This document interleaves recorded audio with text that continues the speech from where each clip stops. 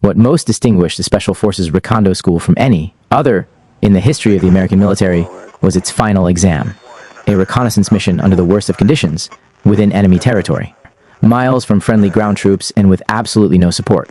To graduate from Recondo School, you had to prove you could blend into the surroundings and gather information about the enemy units right under the enemy's nose. It was a trial by fire, where students were sometimes wounded or even killed. That's how Recondo School got its reputation as the deadliest school on Earth. The conflict in Vietnam called for drastic measures, and among these drastic measures was the establishment of a unique school by the 5th U.S. Special Forces Group in Vietnam.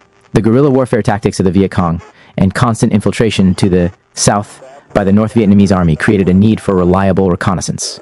To gather this crucial intelligence, small groups of soldiers had to travel deep within enemy territory without detection and without support. The men being rotated into recon units had only minimal stateside training with methods based on conventional tactics. The harsh jungles of Vietnam demanded further training specific to that environment. A school that taught guerrilla warfare was required where the classrooms were. The jungles of Vietnam and the instructors were members of special forces. Given the nature of reconnaissance teams, small 5 to 6 man groups, a weak link on the team could not only jeopardize himself, but his teammates and the mission. Over a few short weeks, students had to be drilled 24/7 to react automatically. When there's no time to think with a what, to Darwin, everything goes wrong process. Welcome to Recondo School, all volunteer, all on the job training, and all brutally real. Almost a year before the Marines hit the beach at Da Nang, Special Forces members were already in southern Vietnam. Activated on May 15, 1964, Project Leaping Lena was created with the purpose of conducting classified long-range recon missions throughout Vietnam. Special Forces detachments were put in charge of training members of the Civilian Irregular Defense Group, or CIDG, and Vietnamese Special Forces in long-range patrolling and recon techniques. These initial recon missions for Special Forces would begin to change the face of the war as the enemy was beginning to lose his advantage of invisibility. To further standardize the demand for recon teams, Project Delta was created from Leaping Lena in October 1964. Project Delta, headed by Major Charlie Beckwith, grew quickly from a single 12-man detachment to a battalion. Size command containing nearly 100 Special Forces personnel and more than 1,200 indigenous soldiers. Special Forces Detachment B-52 was organized into 12 recon teams, 12 CIDG Roadrunner, REAMS, a Chinese Nung Camp Security Company, and a South Vietnamese Airborne Ranger Battalion. By June of the following year, B-52 was given the task of creating a control headquarters to train recon students. An exclusive program, Project Delta was created both as a series of reconnaissance missions and as a training program to keep the Delta teams staffed. Their primary mission was to infiltrate hostile areas inaccessible to conventional units. Delta trained Special Forces members and indigenous fighters in long-range reconnaissance, artillery spotting, intelligence gathering, forward air control, and bomb damage assessment. But more importantly, it taught them how to stay alive. Delta was a success. By 1966, awareness of the program had spread and conventional commanders were constantly asking to send members of their best infantry units in for training.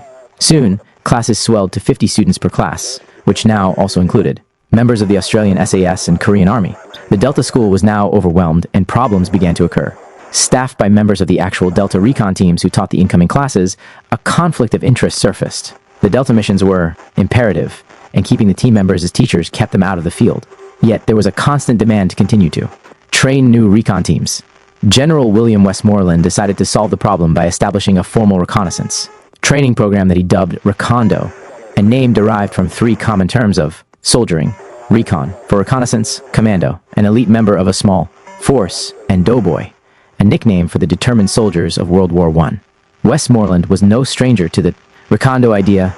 During his command of the 101st Airborne Division in Fort Campbell, Kentucky between 1958 and 1960, Westmoreland had already started a Recondo-type school, since Westmoreland fully backed the Recondo concept, and MACV was already funding Project Delta. The pair was combined to create the MACV Recondo School. He directed Colonel Francis J. Kelly, commander of the 5th Special Forces Group, to establish Recondo School. Kelly, in turn, looked to Project Delta veterans to get the school started. On September 15, 1966, Recondo School was officially opened. The MACV Recondo School was based at the coastal city of Nha Trang, 140, north of Saigon and neighboring the headquarters for the 5th Special Forces Group. Using the Delta model of success, Delta officer in charge Major A. J. Baker Hand selected the cadre. Major Edward Rybat became the first assistant commandant of the school, as the main commandant position was honorarily reserved for the 5th Special Forces Group commander, Colonel Kelly. The Recondo school staff was initially limited to 5 officers and 41 sergeants, with 8 positions being added through the course of the war. The instructors combined qualities of being excellent teachers, recon team advisors, and veterans of the field, at least on their 3rd or 4th tour of duty. All of the teachers were members of the 5th Special Forces Group, and many were veterans of Delta. The staff took their job seriously and were relentless in discovering the type of men who could operate efficiently under the pressure of a reconnaissance mission. The staff was ready to challenge the students as they had never been challenged before. In fact, the school was so challenging that many company commanders who were sending their men in for training attempted to create makeshift pre-Recondo schools to better prepare their men for the challenges ahead. To gain entry into the school, each applicant had to be in peak physical fitness, have served at least 1 month in Vietnam, and still have at least 6 months of their tour left. And as is common practice with participation in extremely hazardous military operations, Recondo School was for volunteers only. Students included troops from the US, Marine Corps, the Royal Thai Army, the Australian SAS, the Korean Army, and the South Vietnamese Army. But chief among the participants in Recondo School were the US Army LRPs, an acronym for Long-Range Reconnaissance Patrols. Some LRPs were Ranger qualified, while others were volunteers who simply learned from the experience of the veteran LRPs while in the field. For the LRPs, they considered Recondo School their finishing school, and given their need to be on the field and the long waitlist of students to enter the school, the LRPs often waited months just to get an opportunity to get a shot at it. The LRPs already had the built-in advantage of being veterans of recon, but many also brought with them bad field habits. Once in Recondo School, students would begin their crash course in the art of reconnaissance, which consists of traveling deep within enemy territory and, in essence, becoming the eyes and ears for the rest of the military. The program lasted 3 weeks with 18-hour workdays beginning. At 4:30 a.m., the failure rate was immense, upward of 50%. The school's capacity was 130 students, with classes of 65 being trained every 2 weeks. The first week consisted of academics, combat intelligence, terrain analysis, map reading, basic photography, the handling of POWs, and basic first aid. Students were also expected to learn the ins, outs, and sounds of every weapon the communists used. Students were taught to anticipate and think like the enemy. Physically, the challenges were immense and sometimes overwhelming. The day would begin with typical PT, physical training, consisting of sit to UPS, pull to ups, and push to UPS. Students were tested on their rappelling techniques, which for most was a review of skills they already possessed, but skills they would still need during helicopter operations. However, unless they were Navy SEALs, most students were not prepared for. The swim test, a grueling 100-meter swim against an ocean current. The worst of the physical tests was the notorious Recondo sandbag run, in which the students were expected to run with their fully loaded rucksacks on their backs. The typical rucksack contained everything they would need in the field: claymore mines, grenades, 16 magazines of ammunition, 6 quarts of water, rations, and communication equipment. It was also common practice for the men to carry military-issued pills to keep them alert, and also to carry a serum to expand their blood in case a team member was wounded and needed to run like hell. All in all, it was 40 to 50 pounds of equipment. Most important to bring was their rifle, commonly the Car -15, as even. Just outside of the Recondo school compound, the enemy was capable of attacking. However, even with all of this equipment, in an almost diabolical idea, instructors forced the students to carry a 40-pound sandbag in their rucksacks, pushing the total weight to now almost 100 pounds on their backs, and they were expected to run. The sandbag runs occurred every day for the first week and became progressively more difficult. By the 7th day, students were expected to run 9 miles in 90 minutes with a 100-pound rucksack. Students who did not complete the sandbag runs or failed any of the academic tests were automatically dropped from the school. As recon soldiers, these men learned the benefits of invisibility since, for small teams, stealth is one of the only advantages in enemy territory. Many of the rules of invisibility seem like common sense when you hear them, but not knowing them in the field can lead to the compromising of the entire team. Rules to keep you alive: never remove your equipment even when you sleep. Tape up every part of your equipment to prevent jingling and rattling. The lightest rattle, especially for metallic objects, can travel hundreds of feet. Always have tape for the mouths of prisoners. It only takes a yell to alert the enemy to your position. Do not use insect repellent because it makes the team traceable. It's a huge sacrifice. You may be eaten alive by the jungle insects, but the Viet Cong doesn't use insect repellent, and neither should the recon teams. For the same reason, soap cannot be used. Captured VC claimed that anticipating French ambushes during the First Indochina Wars was easy because they smelled the soap before they saw the army. Cigarette smoking, a bad habit even for the LRPs, was prohibited. Cigarette smoke can be detected up to 1/4 mile away if wind conditions are right. Heighten your sense of smell. Learn every aroma of the enemy, from body odor to cooking habits. Heighten your sense of hearing. Hear the safety snap of an AK-47 Learn when birds or jungle animals make startling noises. Detect the enemy before he detects you and stay alert. After basic training, the fun really began. Those who survived the first week were able to participate in helicopter and field training exercises conducted on the remote Hantre Island, located 5 miles off the coast of Nha Trang. Here, students would put into practice the techniques learned during the first week of classroom instruction and see how they are immediately applicable. During this section of the training in Recondo School, it was a time to improvise, making sure that recon skills were always updated and that equipment and techniques refined. One such example of Recondo School ingenuity was the invention of the Stabo rig as a means of extracting a soldier. Unlike the Maguire rig, the Stabo rig could be worn as a field harness, belt combination around the body, enabling a soldier to hook up to the extraction ropes while also keeping their hands free. This allowed soldiers to operate radios, use their weapons, or just protect themselves from being dragged through trees. The Stabo rig proved to be one of the most useful inventions for recon teams during the entire Vietnam War. However, as far as training, what distinguished Recondo School from any other school in the history of the American military was the third week, called You Bet Your Life by the students. A third week. If the men weren't so highly trained to survive, you could almost call it a death wish.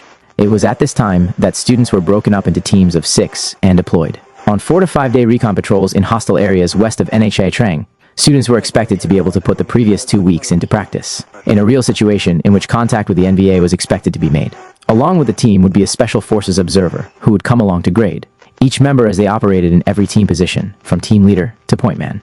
The mission was operated like a typical LRP mission, which included gathering, intelligence, and locating enemy reserves, combat patrols, and command posts. The helicopter was the primary means for insertion and exfiltration. Once on the ground, the recon team normally tried to avoid contact with the enemy. If enemy troops were spotted, the team would try to remain hidden, relying on helicopter gunships or jets to deliver airstrikes. Teams were too small to engage the enemy in a pitched battle. But if it did come down to a firefight, then the team would try to hit hard and fast and then try to exit the area as quickly as possible. The third week of Recondo School was a brutal but necessary initiation to the reality of a combat situation in which the enemy could be anywhere and had the advantage of numbers. The end of Recondo School. The Tet Offensive in 1968 was the first and only temporary closing of Recondo School, though its instructors and some students still operated, this time to defend the area of Nha Trang from North Vietnamese infiltration. For some students, the Tet Offensive was their graduation exam. By 1970, Recondo School had run its course. Before it shut its doors forever, on December 31st, 1970, the MAC-V Recondo School had graduated 3,000 troops. The school was not a substitute for Ranger School, but it served an essential role in improving recon and Ranger operations in Vietnam. In retrospect, it was perhaps the most difficult training school in the world. Graduates proudly wore the distinctive Recondo patch. The downward pointing arrowhead symbolizes the air to ground method of infiltration into enemy territory and the American Indian skills of fieldcraft and survival. The dark pattern with a light background indicates the capability for both day and night operations. The V stood for both valor and Vietnam. But more important, the School from Hell gave its student the skills to outwit a deadly enemy in its own environment. Skills that saved lives in the jungle and laid the groundwork for the future military surveillance operations. North Vietnam, Jiolin, Saludong Ha Quang Tri Hue, Da Nang, Laos, 540 Ha Tan, Dak To, Kontum, Chu Lan, Quang Ngai, Bong Son, Pleiku Un Ke Bin Din, Cheo, Reoki non Cambodia Ben Blech Tui Hoa Yong Ro Ben, Dao Thong Nin Me Hoa Thuok Na, Show I Del Lat Lok Dong Chang Ning, N Uno, Lok Jia Ngia Kamran, Phuoc Bay, LTL Can, Ha, Shao Dok, Tien, Rash Jai, Te Nin, Vin, Long Bin Dong Tam, Bien, Washuan Lak, Saigon, Long, 28, Go, Vi Thang Nhiêu E Sóc Giang, CMO, Do Phu Vin, 40, 80, 100 kilometers, 80, 100 statute miles, Baku,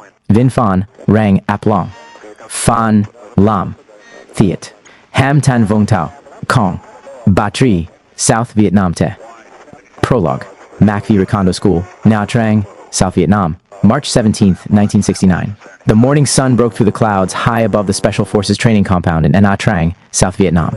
A U.S. Army helicopter came beating in, head on, and with its approach, the roar of its turbines and the clatter of its rotors filled the camp. A yellow smoke grenade popped on the ground below. The pilot locked his ship into a hover. Inside the chopper sat 6 volunteers, each nervously awaiting his turn to rappel to the ground some 90 feet below. The bellyman signaled me to stand in the door. I stood up, faced him, and adjusted my Swiss seat. I grabbed hold of the nylon rappelling rope, and with both my legs shaking, backed toward the open helicopter door. The instructor clipped the steel D-ring from my Swiss seat to the rope. Then it hit me. The realization of what I had gotten myself into, and what I was about to do. Jump out of a helicopter holding nothing more than a damn rope tied to my ass. My arms felt heavy. The sweat collecting under my shirt began to drip and made my skin crawl. I couldn't have released my grip on the rope if I'd wanted to. I tried to remember what I practiced on the ground, but my mind was a blank. I looked over to the guy sitting in line and felt a surge of adrenaline as my body prepared itself for what was about to happen. I took a deep breath and thought, there is no turning back now. No stopping. I gotta piss. As I stepped back, the downdraft from the main rotor blades hit me. It was like walking into a hurricane. Its force was almost unbearable. I was blown down and to the side momentarily, standing on one foot, trying to regain my balance. I was a paratrooper. I'd jumped out of aircraft in flight. I'd repelled towner conditions that should have been scarier than this. And here I was terrified. Look at me, troop. The Special Forces instructor bellowed. Look here. Even over the deafening sound of the swirling blades less than 5 feet from my head, I could still hear the gravelly voiced Green Beret. He was holding on to my web gear and shouting, "Hey, where do you think you're going? I ain't through talking to you." "I'm following you, asshole," I thought to myself, still fighting against the downdraft. I checked my slide and tried to listen to what the instructor was saying. Suddenly, his grip on the rope broke, and I went toppling into the void. The overweight rucksack forced me back and upside down under the hovering helicopter. My feet slammed into the bottom of the chopper with a thud. I was now hanging, head down, 90 feet above the ground. The instructor, a Special Forces sergeant, roared at the top of his lungs, "Come on, troop, shape up.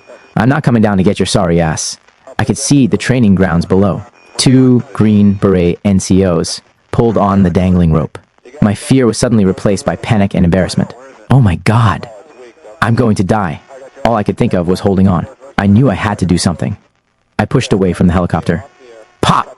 The rope straightened out, and the knot snapped loose. I started a fast slide to earth, this time in an upright position, and landed on my feet. As I untangled myself at the bottom, another instructor barked in, "Order, get down, troop, and give me 30 push-ups." And one for Airborne, and one more for Recondo. Welcome to MACV Recondo School. From the day I arrived, it was, up at 4 in the morning, hard runs that progressively lengthened to 8 miles. On the runs each morning, we had to carry 40-pound sandbags on our backs, our weapons, and everything else we'd need in case we were attacked by the VC before we got back to the compound. Even the streets of Nha Trang weren't safe. 18-hour days were filled with tough physical training and endless hours of map reading, medical training, prisoner handling, memorizing North Vietnamese military tactics, and firing every weapon the communists used. Volunteers came from a variety of reconnaissance units throughout South Vietnam, including those of Thailand, Australia, and Korea.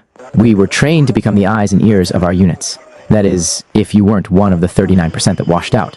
Even the basic things were drummed in. Never remove your equipment, even while sleeping. Our rifles were taped to prevent the slightest rattle. Extra tape was carried on the stock to cover the mouths of any Viet Cong prisoners we might capture. Medical supplies included pills to keep us awake, and a serum that would expand our blood in case we were wounded and had to keep running. No insect repellent was carried on missions because of its scent. The second week consisted of field training on a remote island just off the coast of Nha Trang. Graduation week entailed a reconnaissance mission deep into enemy territory. The cadre was relentless. They didn't want half trained men who could jeopardize a mission on LRP teams. No other school in the history of the military was like it or will be like it again. They may make tougher schools with more physical demands, but they will never be able to duplicate the 5th Special Forces Recondo School in South Vietnam, and the training that provided its graduates with something that we needed in Vietnam: pride, self, confidence, and formal training. One, preserve, protect, and defend. February 1968. The highway to Fort Lewis from the sea, TAC Airport, was covered with a thin film of water that reflected the lights from the oncoming cars. I leaned my head against the cold window. The air smelled clean, like fresh cut wood. The bus ride was long, and I sat in silence. Once we arrived at the base, we were greeted in the parking lot with friendly words from a well-starched drill instructor. "Now get your sorry butts off my bus. Get down and give me push-ups until I get tired." George Ellis, my high school buddy, muttered something obscene. "My way." The fort was quiet except for the echo of the 50 of us counting out push to ups in the rain. The next morning, we shed our civilian clothes for olive, drab fatigues. The pants were too big and the shirts were too stiff. And then, to the barbershop, where zip zip, off came the hair. The next few weeks of basic training were pretty rough. After the first week, our DI finally started to lighten up, even joked around a bit, although he never smiled. We had a theory that the drill instructors never slept. They had a nasty habit of pulling surprise inspections in the middle of the night. We were all sitting in the corner of the large open bay of the 1st Platoon, a company, 1st Battalion, 2D Brigade, building. Dave Smith had just punched Dumpy Dryvold in the arm as our drill instructor. Sergeant Kaufman began his instructions on night watch. Kaufman said, "One of these nights you're going to be walking on fire watch. You'll walk into the latrine, and you might find someone masturbating." Everyone started laughing. "Don't turn the poor guy in. It will embarrass him, it will embarrass you, and it will embarrass the sergeant you turn him into." Everyone was really laughing by now. I raised my hand, then grabbed Ellis and shouted, "Sergeant Kaufman, what if you already caught someone?" Ellis and I had played sports together all through high school and college. We were always playing jokes on each other. "What?" "Not me." Ellis struggled to get free of my grasp. The more Ellis tried to explain, the harder everyone laughed. After basic training, Ellis got a 30-day leave and truck, driving school in Fort Ord, California. I couldn't believe it. My orders were to leave immediately for AIT. "I thought you volunteered for infantry school like we agreed, right? Remember our pact?" I asked Ellis. He shrugged. I couldn't help it. They asked me what I wanted to do, so I put down drive a truck. George was the worst driver in our high school class. The only truck he'd ever driven was his brother's old pickup, and he couldn't park that without hitting something. George left for truck driving school. George stayed in the States and never left California. I headed across the base to report to Company E, 2D Battalion, 3D Advanced Individual Training Brigade. Our company commander was Captain Boudewijn van Pamelen, an ex, Special Forces a team leader. His example encouraged me to volunteer for Airborne. 8 went by quickly, and soon I was on my way to Fort Benning for Airborne training. I walked up to the airline ticket counter and was told I would be flying military standby. The attendant handed back my ticket and told me to go wait in line with the others. I looked in the direction. She indicated and saw what must have been 200 GLS, who looked like they'd been camping in the airport for weeks. I turned back to the ticket salesgirl and asked, "Is there a bar in this place?" We finally boarded the Boeing 707 jet, and I celebrated. My 21st birthday on the long flight to Georgia, I arrived late in the evening, the day before training. I picked up my bag, tossed it over my shoulder, and walked down the hot, dusty road, which led to the only building left with an empty bunk. No sooner had I closed my eyes than I was awakened by a short, squatty staff sergeant who told me to follow him down to the mess hall. I thought I could orient myself to the school, but instead, I was greeted with a work detail. This was one detail I would soon learn to avoid at all cost. KP! Once inside, he introduced me to a 100-pound bag of potatoes and a potato peeler. I learned to never arrive early in the Army again. We began orientation by standing in formation on the open grounds in front of a large, white sign with huge letters that read, "Jump Committee," painted above a set of jump wings. Our instructor was a white-haired, wiry gentleman who introduced himself as Colonel Welch and then spent the next 20 minutes officially welcoming us to jump school. He told us that our training would last 3 weeks, and while we were there, we would observe a few rules. Attendance at all formations was mandatory, and we were to run everywhere we went. Because the training was during the hottest part of Georgia's long summer, we were required every hour to roll through the specially arranged outdoor showers set up at every training station and to take a couple of salt tablets. We soon learned to love those showers and hate the salt tablets. One morning during our second week, we heard that one of the holdovers killed himself. As we ran past the animal farm, the holdover barracks, we could see the outline of his body hanging just inside the doorway. Seeing someone dead made the training take on a more serious tone. Death had suddenly become a reality. Later that night, as we ran back past the animal farm, his body was still hanging there. What possibly could have pushed this guy this far? Was it because he didn't make it through jump school? I wondered how his parents would react and what they'd think when they got word that their son had killed himself. By the 3rd week, we were in great shape. We ran everywhere, even to and from the mess hall. We were now ready for the real training to begin. Down on the airfield, we boarded an old Silver Sea 119. She shook like hell as we taxied down the runway. It took forever for the plane to begin the climb. I became more afraid of the flight than the upcoming jump. They called the C-11-9s flying boxcars. They would take up a plane load of 50 paratroopers, fly us into Alabama, and dump us out over the drop zone. Up in the sky, we sat nervously along both sides of the cargo compartment, waiting to stand, and hook our static lines to one of the 2 cables which ran the length of the plane.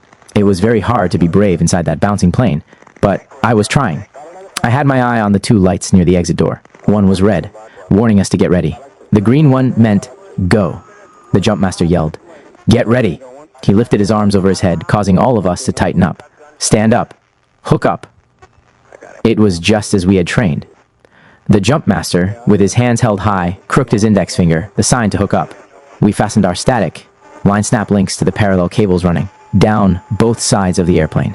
We checked our reserve chutes, then turned and checked the main chute of the guy behind us. "Stand in the door." The jump master screamed. I shuffled to the open door. I was one of the first ones to jump. I tightly grasped the doorway and waited for the tap of the jump master. I leaned back a little to see the red light on the side. A sick feeling washed over me. It was the same one I had when I watched the shower scene from the movie Psycho. I stood, almost paralyzed with fear. But this time, I couldn't go out to the lobby for a Coke. The ground below didn't look real. The green light came on. I tucked in my head, grabbed my reserve, and jumped. A blast of wind blew me back against the side of the plane. I started rolling as I fell. Wham! My main chute opened, partially. I looked up and saw the shroud lines wrapped around each other. The chute was tangled, and I was spinning uncontrollably. I reached up. I couldn't free the tangled mess. Then I remembered the training. Run in place. There wasn't much time before I would have to make a major decision. Cut loose the main or pull the reserve. I had maybe 15 seconds before I would hit the ground. I ran like hell. With a loud pop, my main chute fully deployed. As the wind whistled past me, I looked down. The earth was still coming up too fast. The instructors had explained ground rush to us during training. If you fix your eyes on the ground, you start reaching for it. You involuntarily straighten your legs out. And if you hit that way, it's broken. Leg city. I quickly pulled my head up, looked straight out at the horizon, then pulled down on the front risers. Crunch. I hit with a jarring blow and rolled to the right. I lay on my back, looking up at the sky. I had done it. The 3C-11-9s off in the distance. Flew back to Georgia. "Welcome to Alabama, Private." One of the jump school's cadre watching me hit laughed because I was just lying there talking to the sky. "Yes, you're alive, but you'd better give me 5, troop," he said as he bent over and held out his hand. When I reached out, he grabbed me by the wrist and pulled me to my feet. "Better yet, make it 10. Then, still chuckling to himself, he walked away. I uncoupled my harness, pulled in my chute, and started doing push. UPS. 1 airborne, 2 airborne. Later in the week, after our 5th and last qualifying jump, we all met back at the parade. Ground and Platoon Sergeant Williams, our head instructor, awarded us our jump wings. With a hard blow from his fist, the big NCO hammered the bare metal pins into our chests. My pride quelled the pain. After the formation, a group of us went down to the small soda shop nearby to show off our new blood wings. I told the guys about my high school buddy, Dave Krenig, and how he'd volunteered for the paratroopers back in 1965.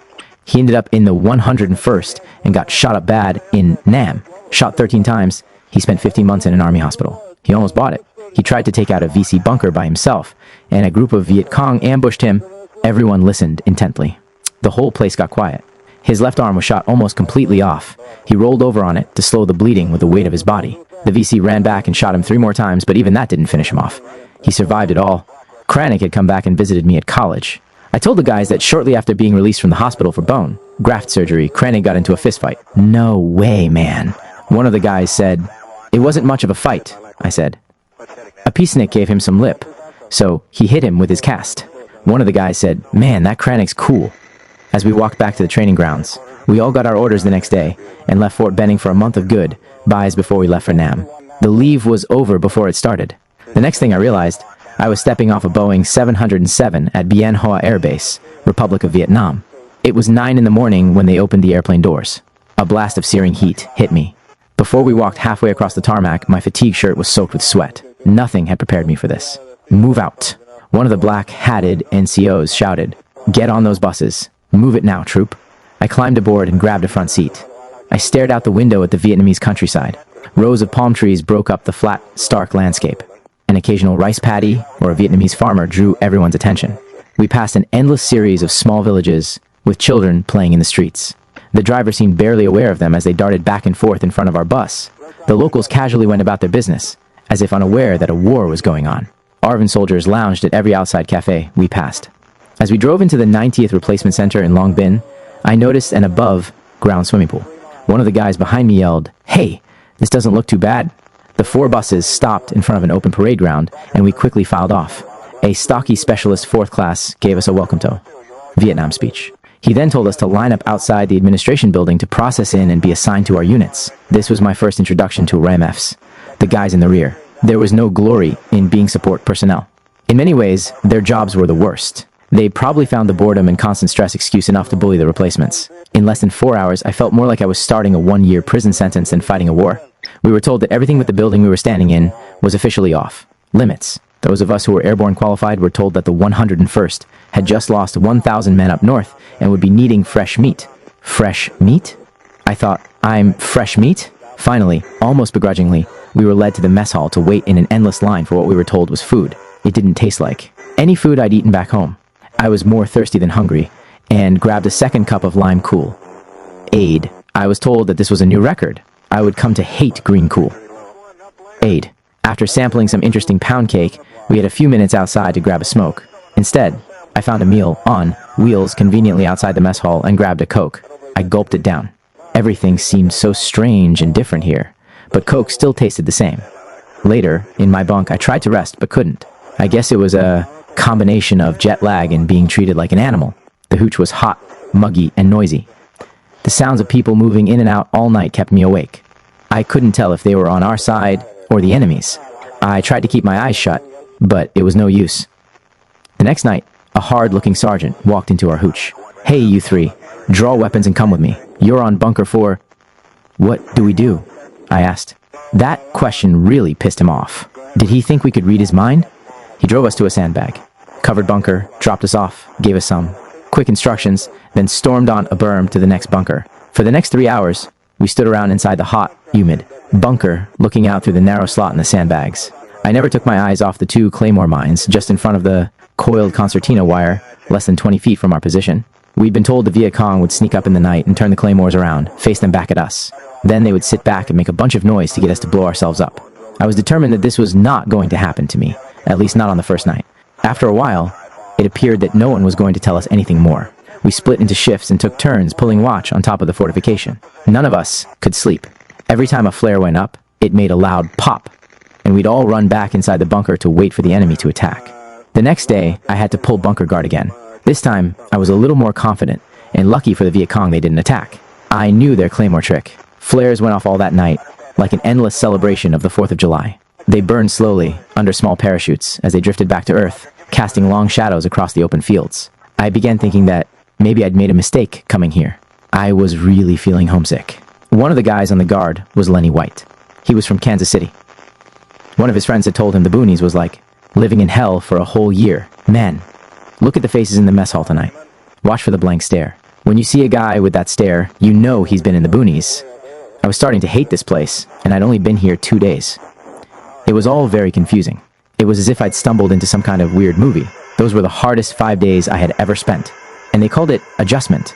CERTS. Soon I received orders for the 101st Airborne Division, which had its rear area nearby. We packed up our gear, jumped into the back of an Army Doosan, half, then drove to Bien Hoa. As we pulled into the flat, dusty Army base, we passed a sign that read, CERTS, Screaming Eagle, Replacement Training School, the 101st Airborne Division. After in processing and completion of a 5-day training program, we would be shipped north to join a combat unit as replacements. The school's mission was to get us ready to survive in real combat. The 101st Airborne Division believed that the treatment a soldier received during this first contact with the division was crucial to his attitude for the remainder of his tour. So the cadre at CERTS was better than the RMFs had been at the 90th replacement. They worked us much harder, but there seemed to be a purpose behind it. My initial processing included a records check, getting paid, and the opportunity to visit one of the many swinging night spots that Vietnam had to offer. And I never even had to leave camp, besides providing time to adjust to the tropical heat the school offered. A refresher course in all the subjects we'd covered back in basic and AIT, we received day and night training under the watchful eyes of hand-picked combat, experienced NCOs. There was a realistic enemy village and a jungle trail, complete with mines and booby traps. There were classes in first aid, field sanitation, and sometimes unscheduled, simulated mortar attacks. Sometimes there were rocket attacks too, and they were not simulated. You had to be on your toes. The second day was hotter than the first, as our group practiced counter-ambush drills. We had just walked past the jungle trail when our black-capped instructor yelled, "Ambush!" I jumped to the side. I hit the ground, then looked up. Dust was flying everywhere. I felt something moving under me and felt a burning pain, like my skin was on fire. I raised my bare forearm to look. Hundreds of half-inch long ants were clinging to the skin on my arm. Fire ants. The shock of feeling and seeing all those nasty-looking insects biting into my flesh sent me jumping back away from the trail. As I tried to remove the remaining ants, the instructor yelled in my ear, "You are dead meat, son. I don't care if you got razor blades up your ass. You don't jump up in an ambush, you cherry. Drop and give me 20 to 5. I was now certain that coming here was not a good idea. That night, we were gathered together to listen to a recruiter for an all-volunteer special operations unit called the LRPs. I was interested, but I didn't know what a LRP was. A guy named Lenny White filled me in. The LRPs are some bad dudes. I knew one in the 173D. They work in 6-man teams behind enemy lines at night. If the NVA caught them, they all got wiped out. The gooks even had a bounty on their heads. They are some bad dudes, he repeated, shaking his head. Bad dudes. We moved into the large conference tent. About 80% of us sat down on the benches in front of the CERTS instructor. A 10 hut. We jumped up. This recruiter looked different. He wore a black baseball cap with a Recondo patch on it. His jump wings were pinned above the patch. His shirt was starched, and he had jump wings and a combat infantry badge, CB, above his left pocket. On the right side of his shirt, he wore another Recondo patch. I wondered what it stood for. Even his jungle boots were polished, though there was not much leather left on them. His look was intense. He didn't have the blank stare of a boonie rat. He looked normal. Well, almost normal. Good afternoon, men. I'm Sergeant Mac Dougal, F Company 58th LRPs. Some of the guys nudged each other. We had already been warned about the LRPs by our CERTS instructor who told us they're the long-range patrol. No support, some way, out crazies. So don't go and volunteer unless you got a death wish. But this guy seemed okay. Like a breath of fresh air in a place that smelled of burned shit. I listened to his spiel. Our unit is better trained. Everyone is a volunteer and a paratrooper. We have the highest body count per man in the division. We work in 6-man teams, and we are as far from friendly ground troops as we can get. Our primary mission is reconnaissance, but occasionally we'll snatch a prisoner or pull an ambush. Everyone laughed at his emphasis on the word occasionally. If you volunteer and qualify, you will get more training and have more privileges than in a line unit. You might even get an extra R&R, plus you won't have to live in the boonies. We just work there.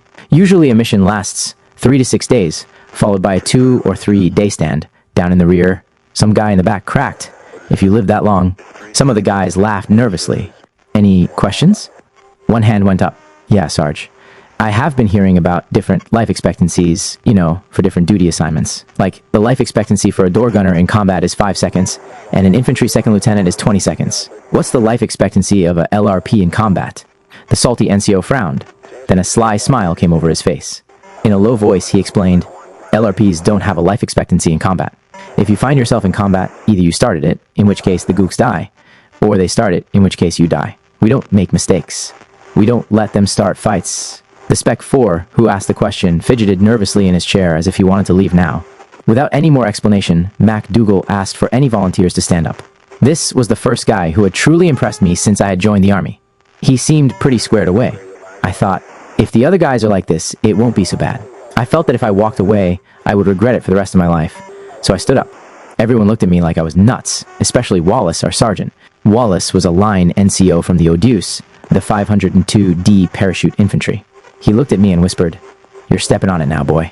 I'm glad it ain't my ass. I've only got 20 to 9 days and a wake up." The next afternoon, I was notified that I'd been accepted. I would be going to the LRPs as a replacement. I would be going up north to Camp Eagle, near the ancient imperial capital of Vietnam, the city of Hue. I was apprehensive about what I'd done. But what the hell? If there were only 6 guys working alone, then everyone would be more careful. Maybe these guys were okay. Besides, it sounded like the kind of unit my dad was in during World War II. In more normal times, these special unit assignments were hard to get. You had to sign up and wait forever to get into them. But this was war, and the lines were a lot shorter. Not many others shared my drive and enthusiasm. But I had something to look forward to now. All that the other ground pounders had to look forward to was humping the boonies for 360 days with a line company. 3 days later, I had my orders to F Company, 58th Infantry, LRP, 101st Airborne Division. Airborne. I wondered what it would be like. I knew I didn't want to be just a ground pounder. I heard that LRPs flew in helicopters everywhere they went, even had choppers specifically assigned to them. It was their mission to gather intelligence for the whole damn division. 2 Cherry. September 1968. The traffic was light as Don Lynch, the LRP company's driver, took me from Fubai Airport to the LRP compound at Camp Eagle. Lynch, who had driven this road 100 times, seemed deeply absorbed in something else as he drove past the endless Vietnamese concession stands. But I tried to take in everything. The roadside buildings made from cardboard and old, flattened soda cans fascinated me. As the scenery rolled by, I tried not to breathe. But the smell of burning fuel oil and human feces was everywhere. I grabbed the underside of my seat with my left hand and held onto my duffel bag with my right.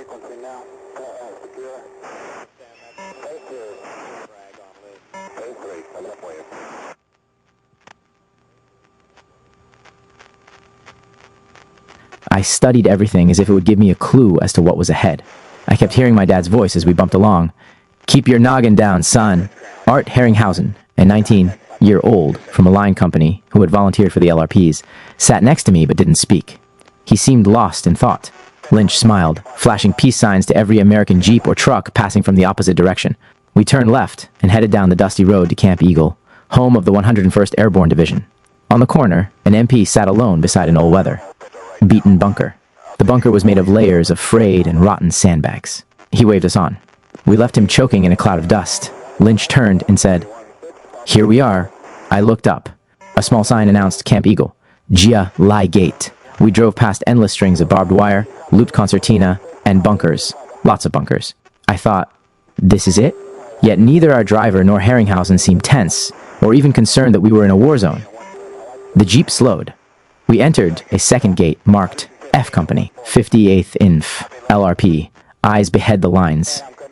It was already difficult to remember what the outside world was like, and I hadn't been here 5 minutes. I was told to report to Sergeant Phil Byron, an E-6 from Killeen, Texas. Byron hadn't lost a man on 25 patrols. Being assigned to his team was the first good news I had heard since I arrived here. I found him in his hooch, sitting on the edge of his cot. He was wearing worn-out tiger fatigues and chewing on a cigar. He was stocky, 5'8", and weighed about 180 pounds. He took out a book of matches, folded back the cover, rolled a match over his thumb, and struck it. "Where are you from, Chambers?" "Corning, California." "Where?" "It's a small town in Northern California." He lit the cigar, blew out the match, then began to show me the sort of gear I'd be carrying. He began a methodical inspection of his equipment, taking out each item and then replacing it so he could find it by feel. He continued to speak. "You've got to find everything quickly in the pitch. Black of a triple, canopy jungle." Byron had just returned from a 6-day mission the day before and was already preparing to go out on his next assignment. 3 days earlier, Byron's team had made contact. Glenn Martinez, his point man, had been on a narrow trail next to the Song Bo. He heard movement and stopped the team. It was on one of those trails that ran along the side of a mountain river. A high sidewall of jungle flanked the trail on both sides. The trail funneled into the team's position and left no place to hide, so they didn't try. In the distance, a lone figure was coming toward them on foot. Everyone froze. He walked closer. The enemy soldier didn't seem to realize they were Americans. He never tried to take his AK-47 from his shoulder. He just looked at Marty and nodded his head as if to say, "Good morning." Without flinching, Martinez emptied a magazine into the NVA soldier. As he fell through the cover and into the stream, Martinez sprayed him again. The enemy soldier never knew what hit him. Byron, shifting his weight on his cot, continued cleaning the moisture from his ammunition.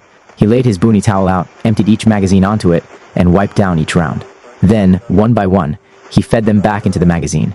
He continued, "Always keep 18 rounds in your magazines, no more. Leave out 2 rounds. It puts less stress on the spring and gives you more snap, less risk of a jam." Sergeant Burnell, a burly E-7, walked into Byron's hooch. He started to tell Byron that he had a new replacement for his team when he noticed me standing next to him. Without looking up, Byron answered, "I know." Burnell turned, then walked out of the hooch without saying another word. Byron was short. He was down to 20 to 9 days and a wake-up. This would probably be his last mission. He stood up, and all of the loose M-16 rounds rolled toward the center of the cot. He grabbed his black baseball cap and headed out the door. Motioning for me to follow, he said, "Come on, I'll show you where you can bunk. Find the mess hall yet?" "Nope." "Where do I go?" "Look behind you." I turned and looked past the row of green mosquito nets to the rear of the hooch. "Just go out the back of the hooch, turn left, and follow the wall down past the next 3 hooches and the TOC. Look up and you'll see the 17th Cav mess tent. You have to go through the barbed wire fence." He continued walking to where I'd bunk. You're going to pull bunker guard tomorrow night. I'll try to put you on a wash detail without any of the heads." I gave him a puzzled look. Heads? I'd never heard that term before. Heads are the pot smokers. He stopped abruptly and looked me in the eye. You don't smoke dope? No way, Sarge. I never tried that stuff. Don't even smoke cigarettes. You don't yet. We got more heads in the company than Vietnam's got mosquitoes. But you hang out with Schwartz, he'll square you away. He paused, then continued. We'll be going out in a few days. I think I'll have you carry a radio. Don't worry, you'll do okay. Just keep your mouth shut, your eyes open, and your head down. Watch what the old guys do. Byron took the time to explain in great detail what was going to happen from the time. We walked down to the chopper pad until we returned from our mission 6 days later. I was to be the artillery radio man. We would be headed for a spooky valley next to a ranger jungle, covered hills, dominated by an obscenely rugged peak known as Nui Ke. Rugged terrain, steep triple, canopy jungle, and an NVA sapper battalion. That's what G-2 suspected would be waiting for us. I carried a radio during AIT, advanced infantry training, and it was a piece of cake. Yet, I was worried that I wouldn't remember my radio procedure. Byron assured me I wouldn't have to talk. He called in all the radio reports himself. My job was to watch, learn, and not make any noise. I was beginning to feel that I had made the right decision about volunteering. We were sitting in the 2D platoon hooch when Jim Schwartz burst in. He also wore camouflage pants, no shirt, and looked as if he hadn't shaved in a week. He was excited that I was here because now he would have someone to call a cherry instead of it being him. Schwartz was thin and wiry and looked a couple of years younger than he really was. He told me he was from Chicago and wanted to know what I thought of the Cubs. He talked nonstop. They never win anything. They get close and blow it. It's lunchtime. Yeah, want to hit the chow line? I had not eaten since dinner back at Surt's, almost 15 hours before. He reached up, grabbed a shirt, and pulled an unopened pack of cigarettes out of its pocket. You smoke? I shook my head. You will. Let's go. Don't drink the green Kool-Aid, it tastes like shit. All the ramps down south get the good stuff. We're the last stop on the food chain. On the way to the mess hall, he proceeded to tell his life story and the stories of everyone in the 2D platoon. As we stood in line, I was beginning to feel a little more at home. This ain't so bad. How was Surt's? Schwartz asked. Terrible. I got stung by a bunch of ants. That's nothing. Wait until you meet Dave Biedron. When he went through Surt's, the Gooks rocketed his hooch on his first night in. Country. He watched 3 guys get blown away. Jesus, I said. Schwartz went on. A 122 rocket came through the top of the tin roof. It hit in the middle of their bunks. I had almost forgotten where I was. Biedron's story immediately brought me back to the war. He asked me how I managed to get on Byron's team. Byron is one of the best team leaders in the company. You lucked out, man. You really lucked out. Do you snore? I don't think so. Good. I don't want to go out with no cherry that snores. Just then, a few more LRPs arrived from out of nowhere. Hey, Schwartz, you got shit. Burning detail tomorrow. Take the new guy and break him in. Ha! Ha! Who was that? That's Glenn. He can be a real asshole. We finished lunch, and for the rest of the afternoon, I sat on my bunk and tried to imagine what the jungle would be like. Every time I heard a chopper fly over, I ran out of the hooch and watched it. I had to suppress my excitement while watching the helicopters. I wanted to wave at everyone that flew over. There was something very rugged about this place, like being in a logging camp. If I could make it here, I could make it anywhere. As I tried to write my first letter home, I was aware of the thumping of a helicopter flying directly over my hooch. Schwartz walked back in. He started telling me what to do if we got rocketed. Here's the rule about the 122mm rockets. If you can hear them, that's good. If you can't, you're dead. That's the rule? What do you mean, if I can't hear them? It means it hit you. We only get rocketed about once or twice a month, so no big deal. What do they sound like? I asked. You'll find out. The Gooks launched them from a no-to-fire and no-fly zone, not far from here. What do you mean no-to-fire, no-to-fly? I asked. You mean like King's X? If you cross your fingers, no one can bother you? It means we can't even go in after the little bastards, even though we know where they are. Ain't that the shits? Yes. I can't believe it. You'll find a lot of things here you won't believe. It don't mean nothing. I spent the rest of the afternoon thinking over what I'd heard and running outside the hooch every time a helicopter flew over. At 1,700 hours, Schwartz appeared like clockwork. Come on. They got hot dogs up at the cab mess. Once again, we walked the path behind the hooches and headed for the chow tent. So far, so good. This wasn't so bad. Until now, all I had to do was listen to the advice of the kid from Chicago. Let's go eat. There's Harris. Have you met him yet? He's going to be walking point on your team. No, I haven't. Schwartz cut me off and proceeded to tell me how he had seen Harris kill 2 dinks with 1 shot. A Midwestern voice came from the table behind us. Come on, Schwartz, said a big guy with the name Linderer on his fatigue shirt. He and some of the other guys had also been listening to Schwartz's stories. One shot? Did you tell the new guy how you captured the entire NVA army on your first mission? Or was it your second? Very funny, Linderer, Schwartz said as he pulled out his second cigarette in as many minutes. This is Chambers. He's another Californian. The big farm boy from Missouri spoke up. Well, that's appropriate. They put you with a 2D platoon. They're all from California. The only thing to ever come out of California was queers and hot rods. I don't see any tailpipes sticking out of your ass, so I guess you'll fit in. How you doing? He stuck out his big hand and introduced himself. Gary Linderer. I'm also in the 2D platoon. But thank God I'm not in that tent full of California faggots. Everyone was laughing, including me. Dave Bedron came over to get in on the fun. He was a big muscular guy from Chicago. Hey man, leave the new cherry alone. Schwartz has him believing he's a team leader. Come on, you guys, Schwartz complained. Hey Schwartz, who's going to win the pennant? The Cubs don't have a chance, man. Linderer asked where I went to school. I told him Shasta College, in Northern California. Just then, Sergeant Burnell walked in. Hey Bernie, we got another Cherry College boy in the second, Bedron said. Burnell paid no attention and walked past everyone, profiling like John Wayne. He's on a fantasy life or beer run, Linderer said. It's as close as they come to orgasm. I tried to see what Burnell looked like. He seemed older than everyone else by about 10 years, and his arms looked like they were covered with open sores. I asked Linderer about Burnell's arms. Cigarette burns. You'll see soon. He plays some game where he puts a lit cigarette between his arm and yours, and the first one to move is a pussy. No one can stand pain like Burnell. Wait till you see him eat a razor blade or a light bulb. What? Linderer nodded. He can take a double-edged razor blade and chew it. That's the truth. Loves light bulbs. Says it gives his turd's body. Schwartz broke into the conversation. 2 weeks ago, Burnell was drunker than shit and was messing with the Cav medic. The medic wants to be a ranger, so he copies Bernie. Bad move. He thinks he can eat razor blades too. So this idiot puts a double-edged razor blade between his teeth and tries to bend it in half. The blade snapped and flew right through the side of his cheek. He didn't even know what happened. The group broke into wild laughter. Hey, you going out with Byron's team in 2 days? Yeah, it was my first chance to speak. Just as I opened my mouth, a thin, young buck sergeant interrupted. Come on, you guys. We gotta get ready. We're supposed to be at the TOC at 0630 for our briefing. As I walked back to the hooch, I realized that these guys were okay. I crawled in my cot and adjusted the mosquito netting. I fell asleep, thinking about the day's events. The next day, Schwartz handed me 3 grenades that had been under Penchansky's bunk. He's on R&R, so use these. Come on, I'll make sure you get a car. What's a car? Man, you don't know shit. It's a commando version of an M-16. But what's wrong with my 16? Nothing. But when you see what this rifle can do, you'll want one. Come on, let's see if there's one left in supply. We headed for the supply tent. Hey, Wiley, said Schwartz. We need a car. 15. You got one? A big smile crossed the supply clerk's face as he reached under the table at the entrance to the supply tent. You mean one of these? Whoa. I'd never seen such a mean-looking weapon. I think I'm in love.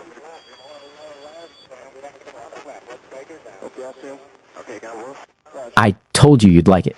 Schwartz was beaming. As we walked back to the hooch, I felt like a kid again, playing Army back. At Fort Berry, when my dad had upgraded my wooden rifle to a double B gun. This was the kind of rifle I had pictured in a commando unit. We went back inside the dimly lit hooch. Tomorrow, we'll sight it and fire it a few times down at the pit so that you can get the feel of it. We've got a 50-gallon drum filled with sand just to test, fire our weapons before we go out on a mission. You gotta keep M well-oiled, man. The humidity is the shits out here. Oh yeah, find yourself a boonie towel and keep it around your neck. It's good to have for everything from wiping down a wet gun, wiping the sweat off your face, and keeping the mosquitoes off your neck. Come here. Schwartz handed me 3 quart plastic canteens. Bring lots of water. You'll need it. Put your poncho liner around the radio like this. Your claymore goes here. Schwartz explained to me how to pack my equipment, punctuated with stories about his last mission. Finally, it was time for us to head down to the TOC for our briefing. A handful of LRPs were already sitting in small groups throughout the TOC. At the front of the room was an unfinished wooden table, piled high with captured guns and an NVA radio. Behind it sat a tough-looking E-6 named Vaughn, Johnny Vaughn. Schwartz and I stood in the back of the room. It reminded me somewhat of football practice with the coach going over the other team's plays. Just then, Zoshak walked in.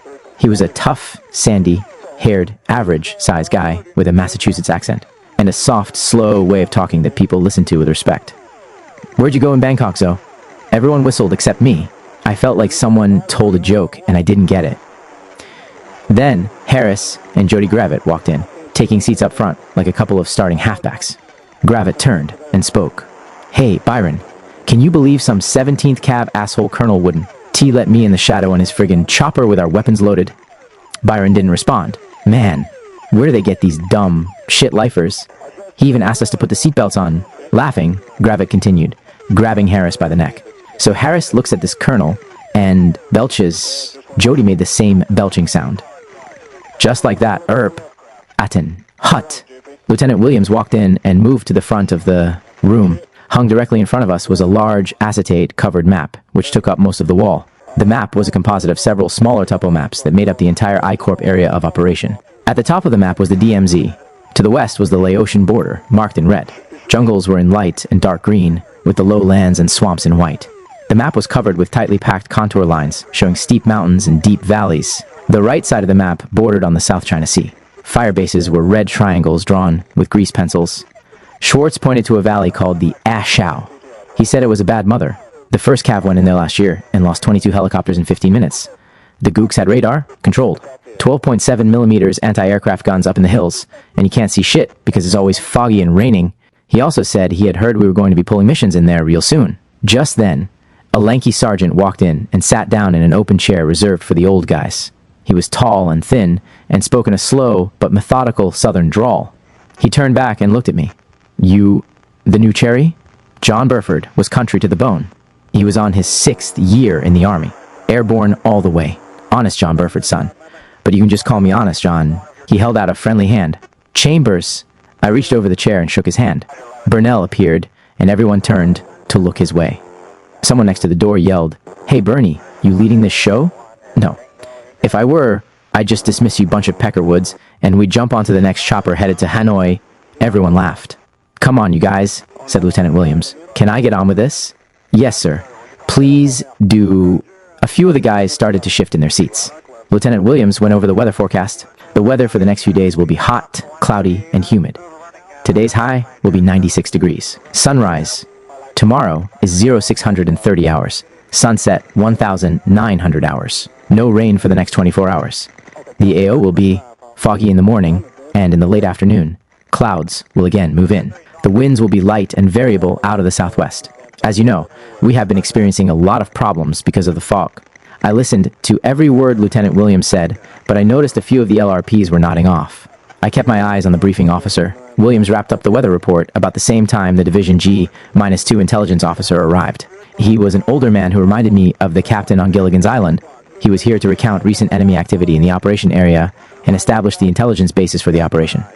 "Good evening, men.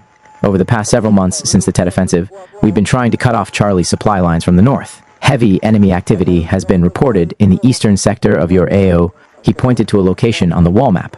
"Your mission will be to monitor traffic on a network of high-speed trails running through your AO. We have reason to believe there is an enemy base camp there. Be at the chopper pad with your gear and ready to go at 1800 hours.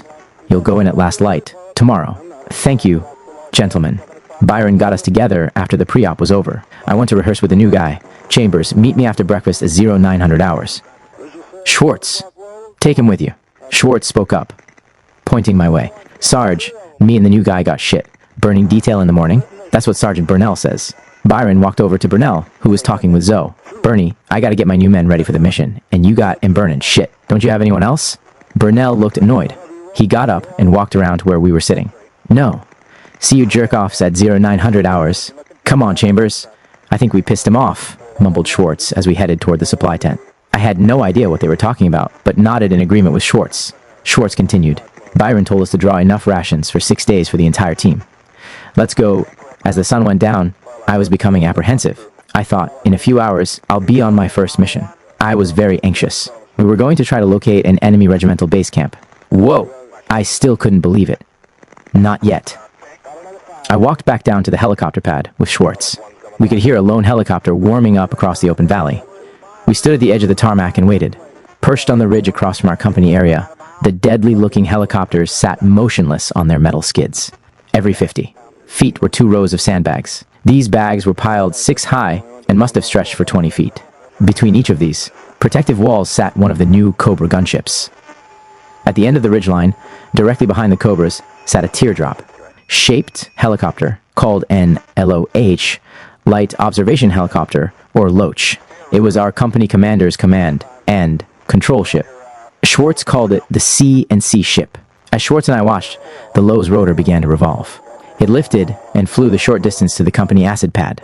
It passed over us, then circled back around and landed within 20 feet of where we stood. The sides of the chopper bore the crossed swords emblem of the cavalry.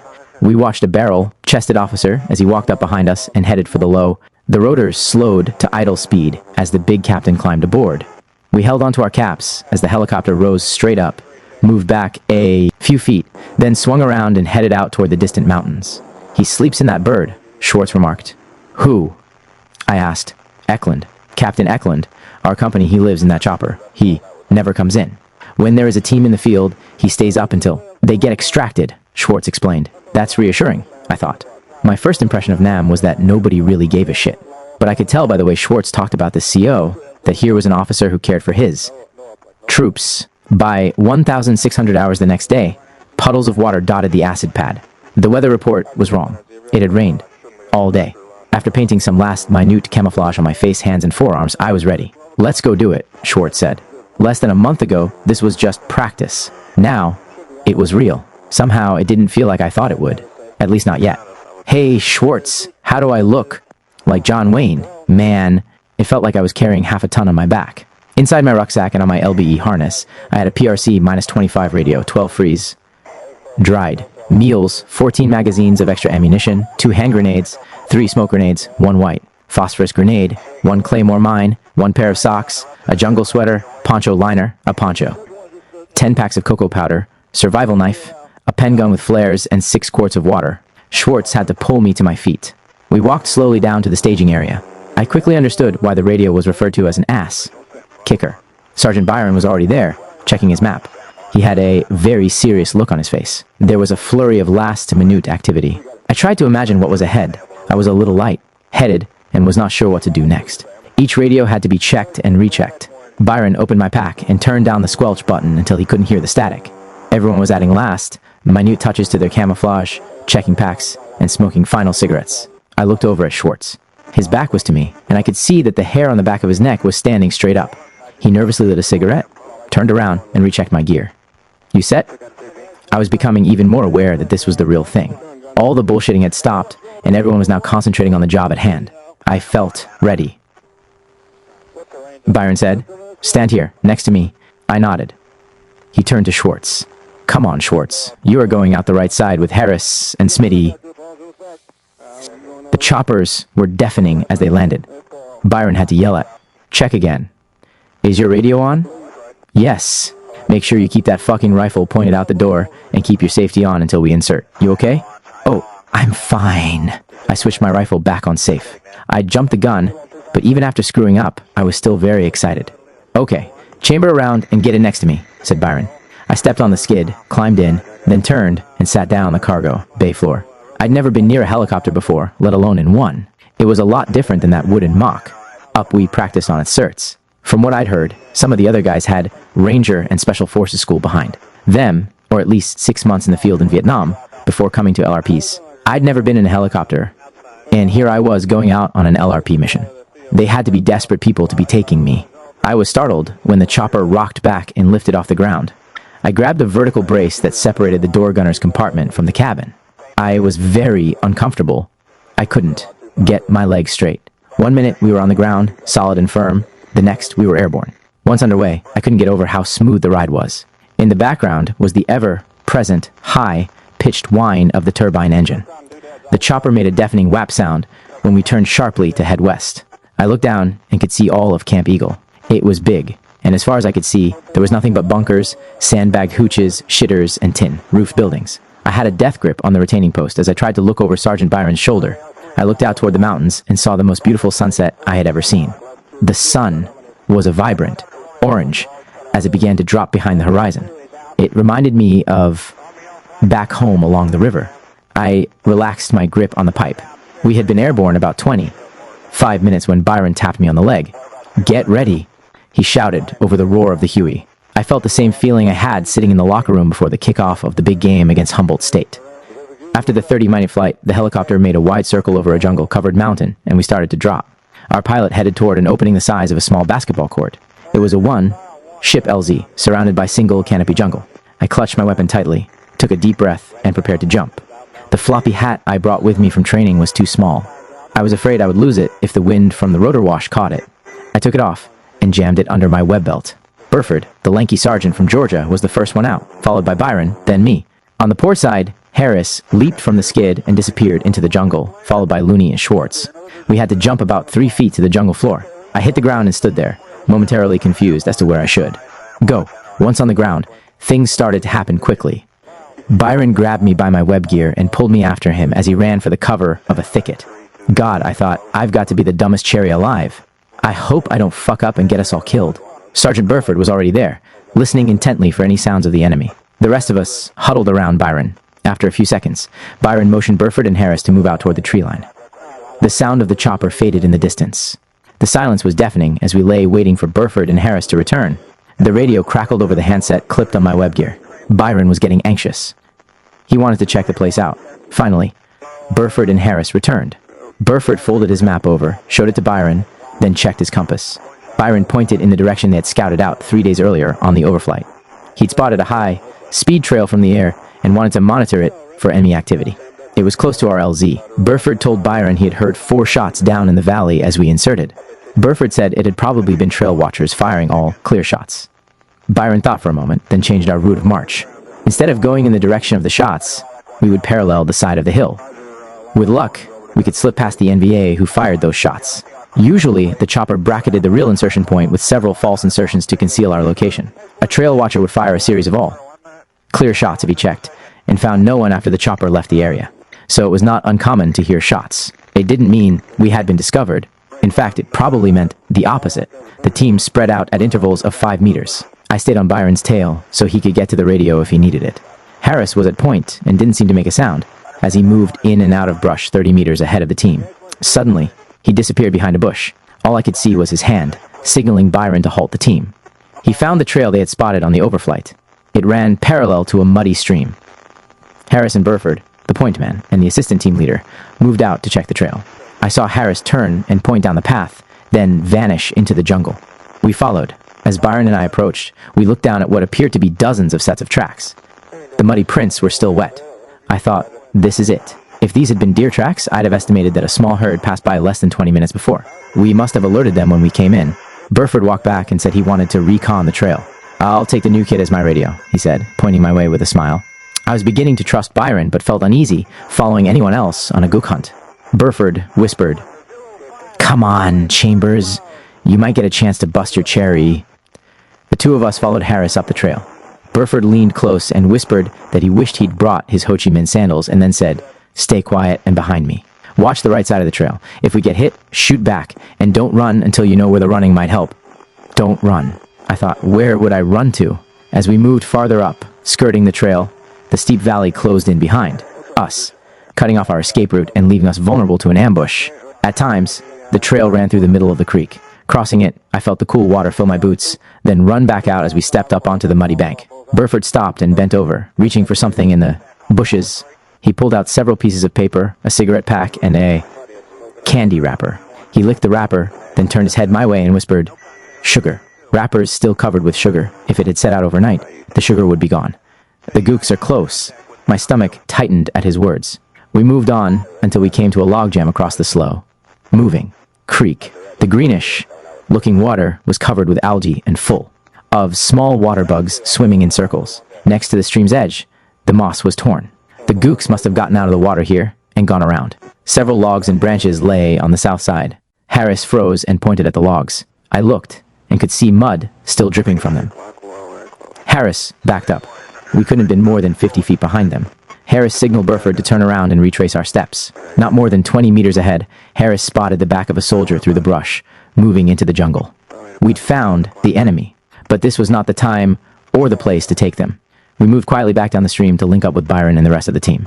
Moving in the stream made us all nervous, but it was quieter and quicker than skirting it. Back with the team, Burford whispered to Byron.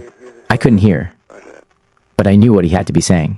"Let's set up off the trail up there and see what comes by." Burford got up and disappeared into a wall of vegetation, leaving. No sign that he'd ever been there. Byron pointed to an opening in the brush just off the edge of the trail.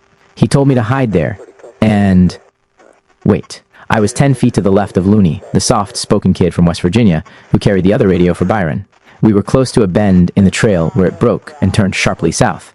Byron couldn't have seen the bend from the direction he'd come. If he'd seen it, he would have noticed how close Looney and I were to the edge of the trail. He would have never put us there. But with us in this position, he would be within reach of both radios. Harris was farther up the trail, next to Burford. He had taken his poncho liner out of his ruck and pulled it over his head. He took out a pack of Camels, tapped the bottom of the pack, then bent over and pulled one of the cigarettes out with his teeth. He lit it under the poncho. I couldn't see anything, but I could smell the smoke of the burning tobacco. Being a non-smoker, I didn't like the smell particularly out here. I hoped the gooks were all smokers and wouldn't notice it. Looney took the radio out of his pack and turned the squelch down to the lowest setting. He had told me earlier that you could still communicate without picking up any white noise. Burford and Harris sat together and whispered between themselves. It was getting dark. I had to piss. I held it as long as I could, thinking we might get into a firefight at any moment. But I couldn't wait any longer. As I stood up to piss, Byron came to full alert. I motioned and pointed to my fly. He shook his head. No. I couldn't hold it, so I sat back down and peed anyway. What the hell? This was a war, and I was trying to be an LRP. I could piss in place if I had to. I could feel the dampness of the ground come through my pants as I sat staring into the jungle. No one talked or moved. I watched the last light of day disappear. I wanted it to hurry and get dark. If the bad guys heard us and they came back, they'd see our boot tracks in the mud. My prayers were answered. It got dark, very suddenly and very dark. I was a real cherry, and this was my first night in the jungle. I sat facing the trail, frozen, afraid to move for most of the night.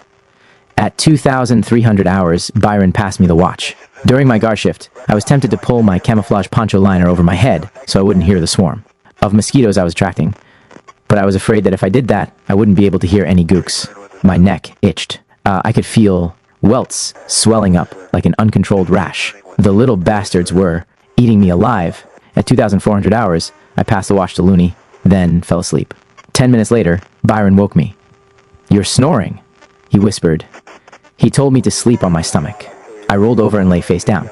I couldn't sleep much. I kept passing in and out of a dreamlike state, but it wasn't really sleep. I thought about the changes in my life.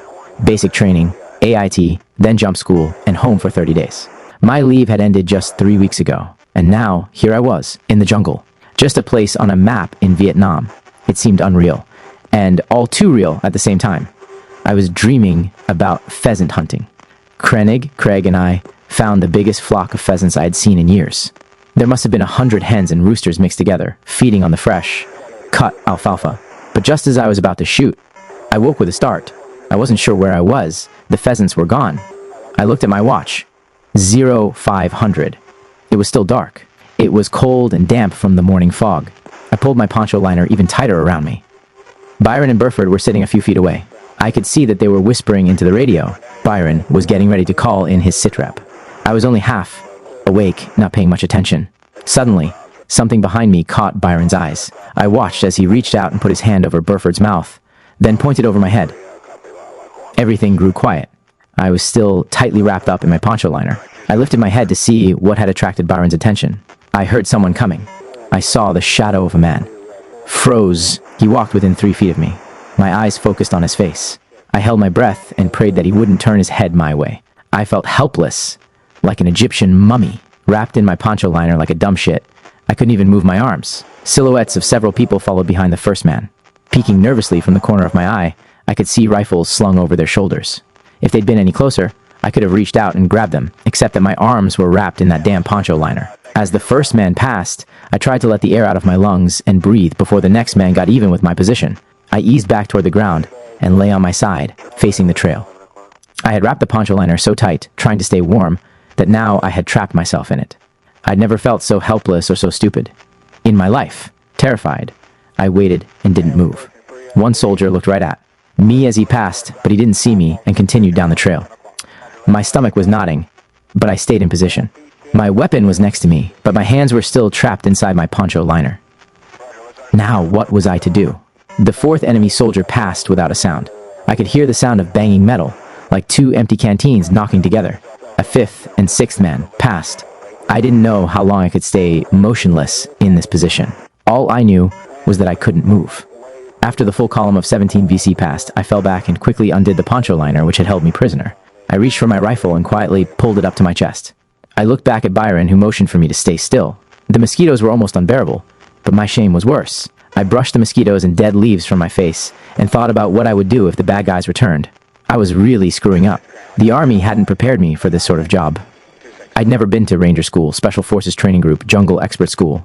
I was a lifer's kid, son of a World War II Alamo Scout, and I was a paratrooper. But I was a 2-year voluntary draftee on a break from college. I wasn't prepared for this, but I'd asked for it, and I was going to have to smarten up. In the middle of the night, I had taken off my boots and had put them next to me at the bottom of my tightly wrapped poncho. No. Boots. No weapon. How dumb can you get? I swore I would never do that again. 30 minutes after the gooks were passed, Byron tapped me on the shoulder. He motioned for me to move quietly back to his position. My boots were still untied, but at least I had something on my feet. He keyed the mic and whispered, 17 Victor Charles headed November Whiskey my position. Do you copy? He described what the enemy was wearing and the weapons they carried. I looked at Looney. He was as white as a ghost, but at least he had the good sense to sleep with his rifle on his chest and his boots on. I think it was me that scared him, not the gooks. We got up and pulled back. We moved into thicker vegetation and set up in a tight defensive perimeter. As we set up, I noticed that Harris had a big smile on his face, and Byron was grinning from ear to ear. I felt pretty cool, too. Maybe I wasn't an incurable screw. Up. I hadn't panicked, and the gooks hadn't seen me. I don't think anyone realized how helpless I had been, all wrapped up in that poncho liner. No one, except maybe Looney. As the sun began to rise, the sounds of jungle birds could be heard all around us. We relaxed a bit. The adrenaline high from our encounter was starting to wear off. Byron whispered, "Good job, kid. You did all right." I told him I had counted 17 gooks. The first ones were carrying AK, 47 seconds, and the rest were packing canteens and something that rattled. I was trying to be cool. I was beginning to believe he had no idea how helpless I'd been, and I was determined to never be so helpless again. Byron radioed the old man and asked him what he wanted us to do. The CO radioed back that he wanted us to watch them for the next few days and see what they were up to. Burford crawled over and whispered to me in his country drawl, saying that I still might get the chance to kill my first gook, but not to rush it or go doing anything rash. I wasn't about to do anything rash. Volunteering for the draft, going airborne infantry, and raising my hand for the LRPs had just about expended my store of rashness. Like clockwork, at 1,800 hours that afternoon, the bad guys came walking back down the trail, but this time there were twice as many. They were talking, and they seemed relaxed and unaware that there was an LRP team anywhere nearby. They walked right by us, but this time we weren't as close to the trail, so it didn't seem as frightening. And this time I had my weapon off safe and my finger on the trigger. As soon as they had passed by us, Byron grabbed the headphone from Looney and reported the size of the enemy element. From the size of the element, he suspected that they had a big base camp back in the jungle, possibly a regimental headquarters. Back at the TOC, Captain Eklund decided to send in 2 heavy teams to pull an ambush and try for a prisoner. Eklund called Byron and told him that he would extract us the next afternoon. We were to lay dog all day and not initiate contact. I overheard Byron talking on the radio. He was going to leave 1 man behind to guide the other teams in. I had this fantasy that it would be me. "Harris, you're staying behind to guide the other teams back in..." "Right, Sarge." Just as we were rising to move out, a dink came running up the trail. He must have spotted us. I looked up just in time to see him leveling his AK-47. I heard a loud click as he switched it off safe. Harris heard it too. Pow! Harris fired a single shot, killing the man instantly. The concussion from the round passing my head left my ears ringing. Second gook appeared down the trail. Harris opened up again and dropped him. I raised my car -15 and was about to open up when Byron grabbed me and pulled me back into the thicket. We ran deeper into the jungle. Byron called in on my radio and told the radio relay team that we had been compromised and were in contact, and I tried to be as cool as the other men, who all covered their security zones and worked as a team, even though they were running. Would have felt like a real dumb shit, except I was too scared. Schwartz broke trail through the bush. Harris and Burford dropped back to protect our rear. I didn't hear any more shots. Byron moved us 50 meters away from where Harris had made the initial contact. And we set up a small perimeter and waited for Burford and Harris to join us. When they were back with us, Byron took the handset from my web gear and held it to his ear. 6. Just broke contact. Moving to PZ. Over. I wondered why he was using this radio now. Was it standard procedure to switch frequency after a contact? And if so, why? Without waiting for a response, Byron tossed the handset back to me, and we continued through the jungle. Burford and Harris had detected a lot of movement on the other side of the trail. The gooks apparently thought we'd broken that direction. Looney's radio crackled, and Byron grabbed the handset. It was Captain Eklund. Byron reported that we had broken contact and had 2 enemy Kias. He turned to Burford and whispered for him to adjust fire from our last position. Burford reached for my handset and switched the frequency to the artillery net. I was glad he knew what he was doing, because I sure didn't. Burford radioed the artillery unit on Firebase Normandy. Looney looked up from his handset and whispered that we had a reaction force coming in soon. We moved out again. "Let's move it," Byron ordered as I stashed the handset in my web gear. As Byron ran past me, he grabbed my web gear and pulled me after him. Without taking my eyes off the trail behind us, I followed. As we reached the edge of an open field, I could hear artillery rounds coming in overhead. About 200 meters back down the stream, I could see puffs of smoke. Seconds later, I could hear the explosion shoo, haka-boom, shoo, haka-boom. Boom. Schwartz, at point, stopped near an open field and passed the word back. Choppers coming in from the west. Looney turned back to me and whispered that it was the reaction force, coming to develop the situation. Schwartz and Looney swept their security zones, and I tried to remember mine. Harris and Burford quickly set out a claymore. Burford took out a 30-second delay fuse and placed it in the mine, but didn't arm it yet. I looked up to see a helicopter overhead, dropping down toward our position. Schwartz popped a smoke, then threw the yellow smoke grenade out into the center of the field. Looney turned back to Byron and told him that the pilots identified yellow smoke, then gave the pilots an affirmative. The first chopper came in fast. It was one of the King's men's ships. I recognized the big ace of spades painted on the nose of the chopper. Schwartz had said they were the best. As it settled in the grass, 6 infantrymen in steel helmets spilled out through the open doors. They formed a line behind us. The guy closest to me was carrying an M-60 machine gun and had a peace sign drawn on his helmet. A second chopper came in, and 6 more troops jumped out and moved quickly over to our position. A stocky sergeant pulled out a map and asked Byron where we had broken contact. As he turned, I noticed a dried human ear on a dirty shoelace around his neck. I could hear other helicopters farther to the north. I figured they were trying to trap the enemy between us. Byron yelled for us to go. I jumped up and ran for the incoming chopper. Byron was running with my radio handset still clenched tightly in his hand. I was just trying to keep up with him. We hopped into the last chopper and headed back for Camp Eagle. Inside the chopper, I couldn't resist letting out a war whoop. Yeah. We were punching each other in the arms, slapping hands, and trying not to fall out the open chopper. 3. November 1968. Sergeant Burnell's jaw was set and his eyes bored straight through me. I stood, feeling very much out of place. Burnell reached into the pocket of his fatigue shirt, took out a cigar, and lit it, blowing smoke into the center of the hooch. Burnell grinned. "Ever fire an M-60, Chambers?" I nodded. "Sure." What did he think I was? A clerk? I wasn't even a cherry anymore, at least in my mind. "Good. You'll be carrying the 60 this trip out." The 101st Airborne Division was conducting operations in coordination with the 1st ARVN Division to provide external defense for the ancient imperial city of Hugh. The operation was called Nevada Eagle, in honor of the home state of the division commanding general, who was generally despised by all those under him, except the clowns who named the operation for him. Nevada Eagle's primary mission was to locate and destroy NVA and VC forces around the city of Hugh. Normally, 6-man LRP teams were used in reconnaissance or small ambushes. But on this mission, we were on a 12-man heavy team. Our target was to find and destroy a radio transmitter that some radio research unit had been monitoring for the past few weeks. Enemy radio activity could only mean one thing: more bad guys moving into our area of operation. Monthly order of battle summaries estimated that North Vietnamese troops infiltrating down into South Vietnam were averaging about 8,000 men, but rumors around camp had twice that many coming down. 5 helicopters were to be used on this mission: a lift ship, a chase ship, 2 Cobras, and a command and control chopper. The pilots and crew were from the 160th Aviation Group, the Black Widows and the Kingsmen. They were an integral part of the company. They were highly respected and deeply appreciated by every member of the outfit, and I would soon find out why. I walked outside the hooch.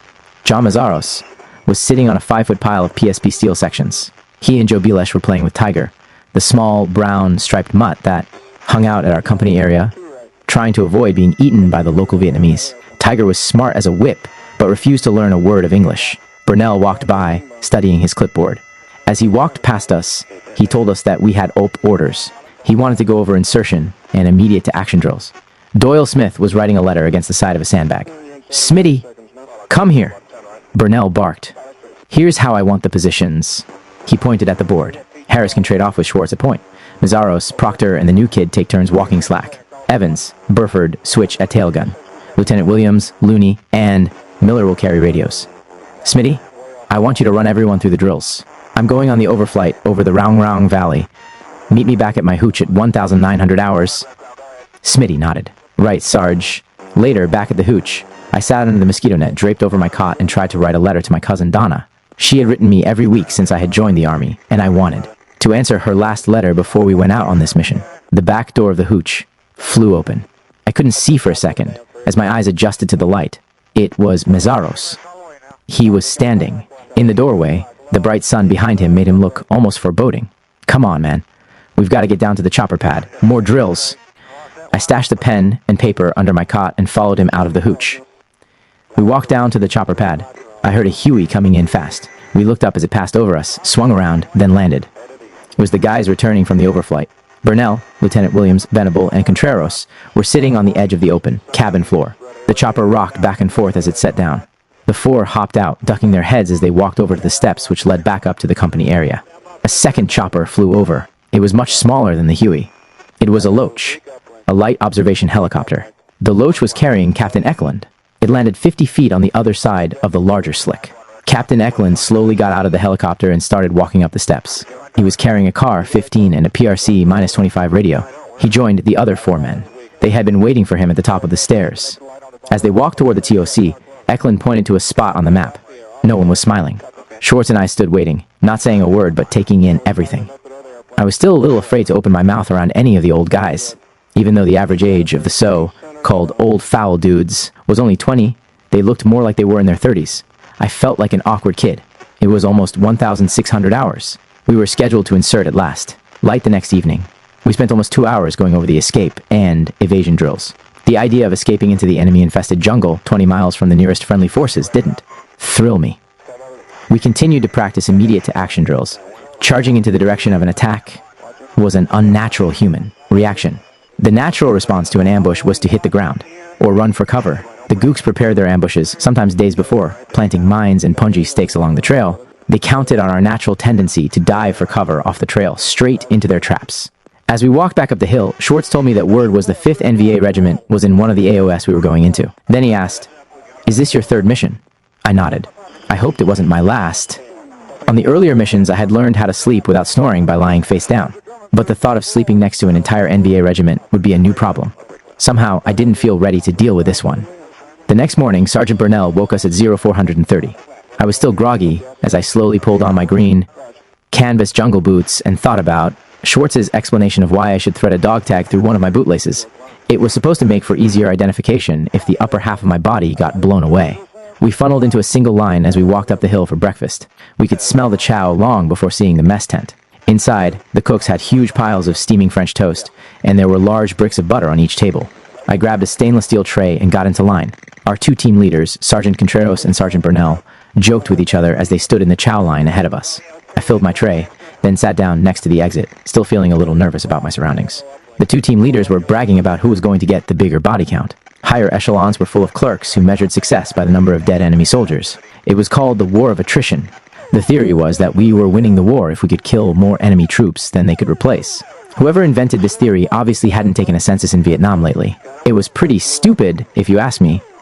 Unfortunately, no one did. The sound of rain beating down on the tin roof merged with the sound of Cobra gunships landing as I finished my coffee. I hurried back to my hooch. The day before, Sergeant Burnell had told us that the new Cobras would be making their debut flying escort for us. It was time. I was getting tense. I would be on the second ship. The 12 of us were going up against 1,800 hardcore NVA regulars. I was wondering how many each one of us would have to kill if we got caught. I leaned over and tapped Schwartz's shoulder. "Jim, if things get bad out there and we get into a firefight, the way I figure it, we're going to have to kill 150 gooks each. Conservatively, if it only takes 3 rounds per gook, I figure we are 500 rounds short. Save my place." I was assigned to carry the M-60 machine gun for the 6 today mission, trading off with Mazaros. I had spent the previous day carrying that heavy gun around while we drilled.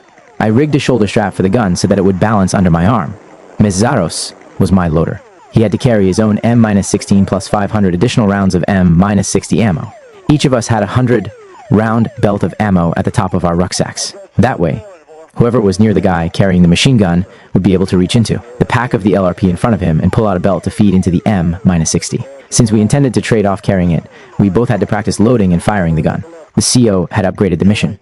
It seemed that there were now closer to 6,000 NVA regulars reported in the area. Hearing this, Mizaros went back for more ammo.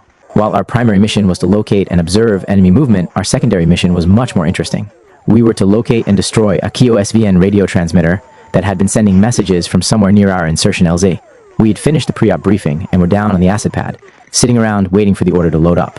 Burnell came, down to the edge of the tarmac and shouted that it was time to go. I slipped into the shoulder straps of my rucksack and extended my hand up to Burford. He grunted as he pulled me to my feet. I reached down and grabbed the heavy machine gun. My gear weighed a ton, and the gun added another 6 pounds. The first ship came in. Sergeant Burnell, the team leader, Lieutenant O.D. Williams, Junior RTO, Sergeant. Snuffy Smith, Rear Security, SP-4C. Jim Boom Boom Evans, Junior Scout, Ken Miller, Artillery RTO, and SP-4C. Jim Stinky Schwartz, Junior Scout, boarded in reverse order of how they were going to get off at the LZ. The rest of us, Sergeant, Honest John Burford, the ATL, SP-4C. Joe Don Looney, the Senior RTO, Sergeant. Bruce Doc Proctor, Medic, John May, Zeus Mazaros, Assistant Gunner, Don the Shadow. Harris, Point Man, and yours truly, the Cherry, headed over to the second ship. I took my time getting into the chopper with the M-60 machine gun. It was a real handful. Behind our chopper was Captain Eklund's C&C ship. He was waiting for Burnell's helicopter to take off. The other heavy team had already been inserted and was already on its mission. The aircraft commanders were going through their pre-deflights. Our pilot, W.T. Grant, looked up and gave Burford the thumbs up sign. Grant had inserted damn near every LRP team at one time or another and had promised us that any place he put in a team, he would come back and get them out again. Just knowing we had pilots like that made me feel better. The high-pitched whine of the turbines began as the rotor blades started their lazy rotation. Keith Hammond and Wiley Holland loaded some last-minute rations aboard the C&C ship for our radio relay team. This time, they were going to be out there as far as we were, with none of our freedom of movement.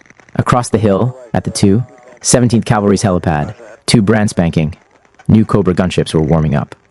They would soon join us on our trip to the Rong Valley. It was the same valley where Ray Zoshak's team had killed an estimated 150 NVA only 2 months earlier. From a distance, the Cobras looked more like futuristic toy models than Army helicopters. I sat behind Burford on the floor of the chopper, next to the door gunner's open compartment.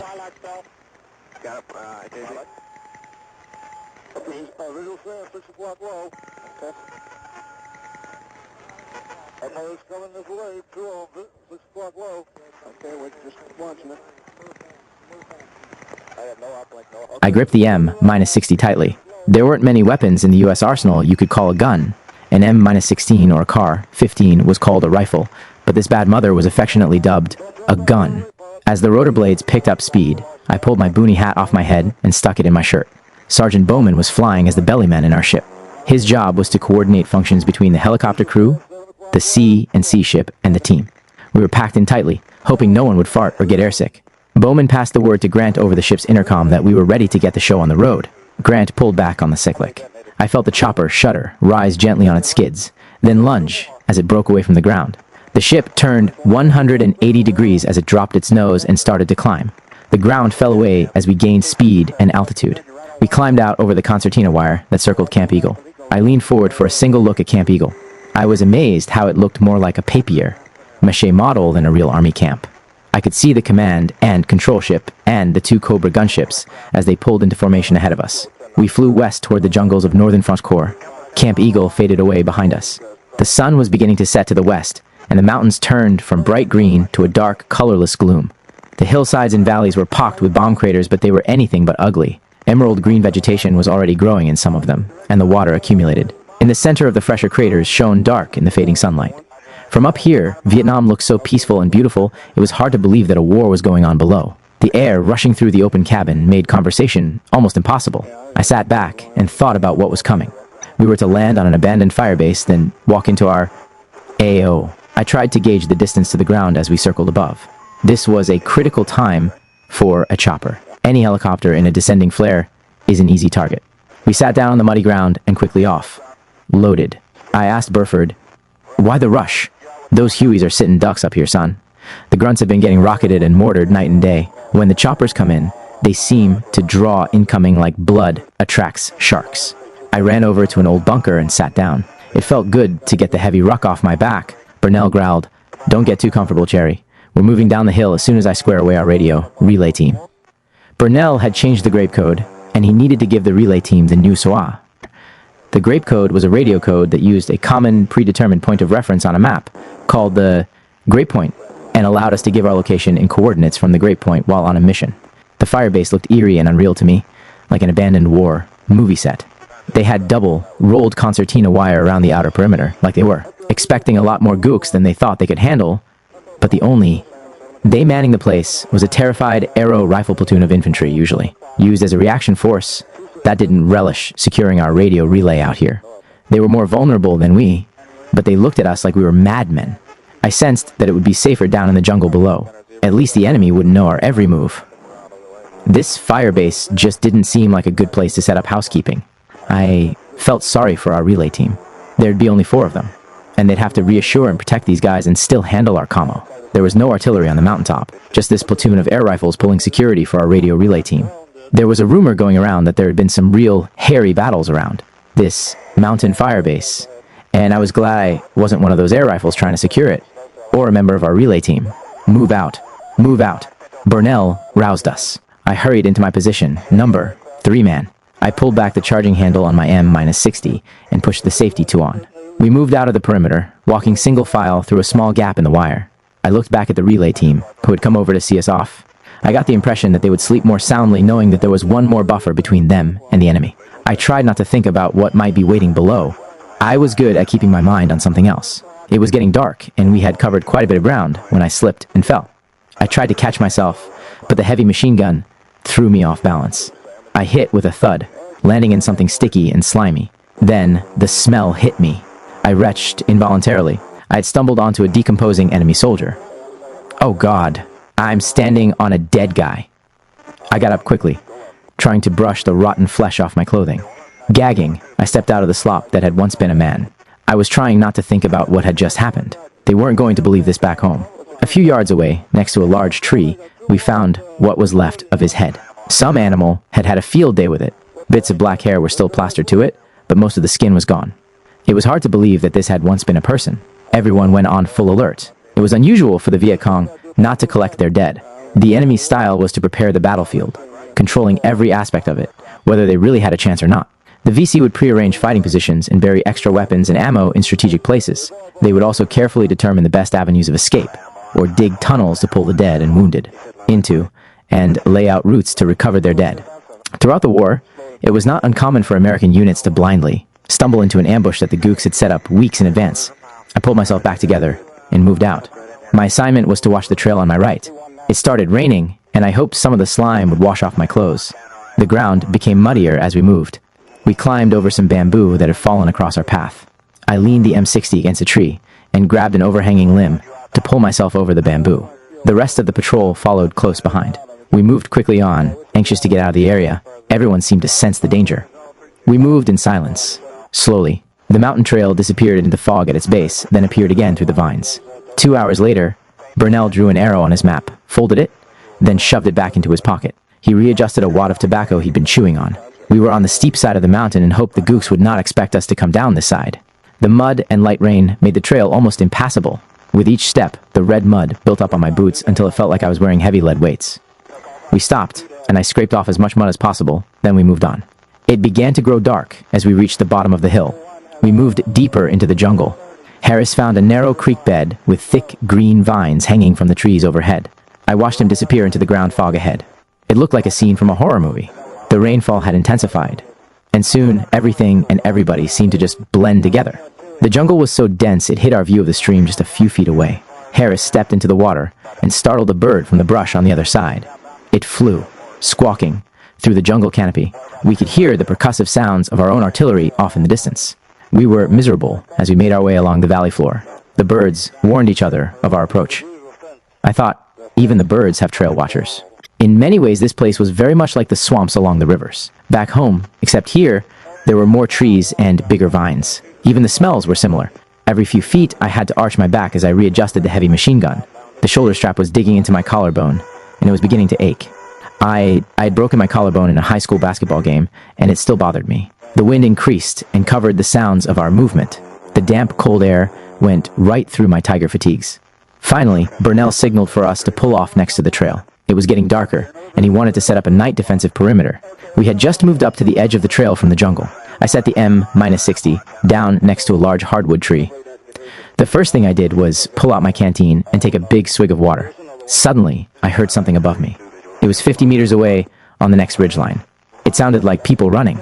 The sound was growing louder. More than one, I thought. The wind blew harder through the leaves over my head, momentarily drowning out the noise on the hill above us. I strained to hear the sound. It was too dark to see. When the wind stopped, the noises became even louder. I stood, looking up the steep trail into the darkness. The clamor had drawn everyone else's attention, too. I looked at Burford, standing motionless next to me with his M-16 at the ready. I rested the M-60 on my gas, mask cover for balance. The sounds moved closer. Something was coming our way. Burford pushed me down. I dropped to the ground, propped myself up on my right elbow, and waited. The enemy wouldn't be able to see us until they were right on top of us. Burnell snapped his fingers softly. I turned back to see what he wanted. He pointed up the hill, then made a fist, meaning hold your fire. I held my breath. It sounded like the entire North Vietnamese army was running down the hill toward us. I was thinking, why were they running? How many of them are there? Is that what an attack sounds like? I pointed the M-60 in the direction of the trail. They were less than 30 feet away. God, it sounds like there must be 100 of them. I wondered what it would feel like to shoot a man. I felt someone move up next to me. I didn't want to take my eyes off of the trail to see who it was. Easy. It was Burford. Even in a whisper, I recognized that unmistakable Georgia drawl, take the ones on the right side of the trail. Hold her low. She's gonna rise on ya a bit. He reached into my ruck, pulled out the 100 round belt of M-60 ammo, and snapped it to the free link. Burford tapped me on the back. I nodded, without taking my eyes off the trail. Here they come, I thought. At 15 feet, they broke trail. I could see a silhouette. I started to pull the trigger when a small deer ran. Out. Not more than 10 feet behind her came two small monkeys racing as fast as they could. They got to my position and hit the skids, turned, and scampered back up the hill. I rolled over on my side and let out my breath. Jesus. They scared the living shit out of me. I whispered to Burford. He was busting a gut, trying not to laugh. He grabbed my wrist and held my arm up in the air for everyone to see, as if I had won the match. I looked back at Schwartz. He grinned and flipped me the victory sign. Mezaros snickered cynically. Holy shit. I almost blew away two monkeys and a pygmy deer. I could have sworn they were dinks. Burford uncoupled the extra belt, folded it over, and put it back in my pack. As he tightened the straps on the back of my ruck, he leaned over and whispered in my ear, "Good job, dude." I held my fire and didn't panic. The OJT on the job training was working. They could never teach you this back in the States. In training, all we did was shoot them up. No one warned me about monkeys chasing deer. I was just getting over the experience when Burford knelt down and whispered that Contreras' team had spotted a large force. A chill went down my spine. LRP teams are not set up to deal with large enemy units, especially at night. Most firefights were over in minutes. Our unit was just too small to withstand a pitched battle with a large enemy force. We monitored Contreras' transmissions. Burnell held up his right hand and with two fingers pointed upward, gave the double up sign then, waved in a circular motion, instructing the team to double up and lie out in a 10-meter circle. Each man faced out like spokes on a wheel, but within arm's reach of each other. Suddenly, gunfire erupted above us. M-60 and M-16 automatic fire tore the night apart. Burford crept up next to me and told me it was only the grunts on the firebase pulling. A mad minute, 60 seconds of automatic fire from the perimeter of the firebase. My entire nervous system was in a spasm. We were all exhausted and worried about the other team. It was raining lightly as I set my M-60 and rucksack on the ground and went about running out 40 feet of detonation cord.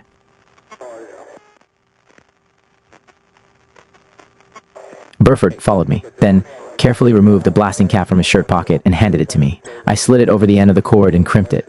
I found a spot on the other side of a stand of bamboo and set up my claymore.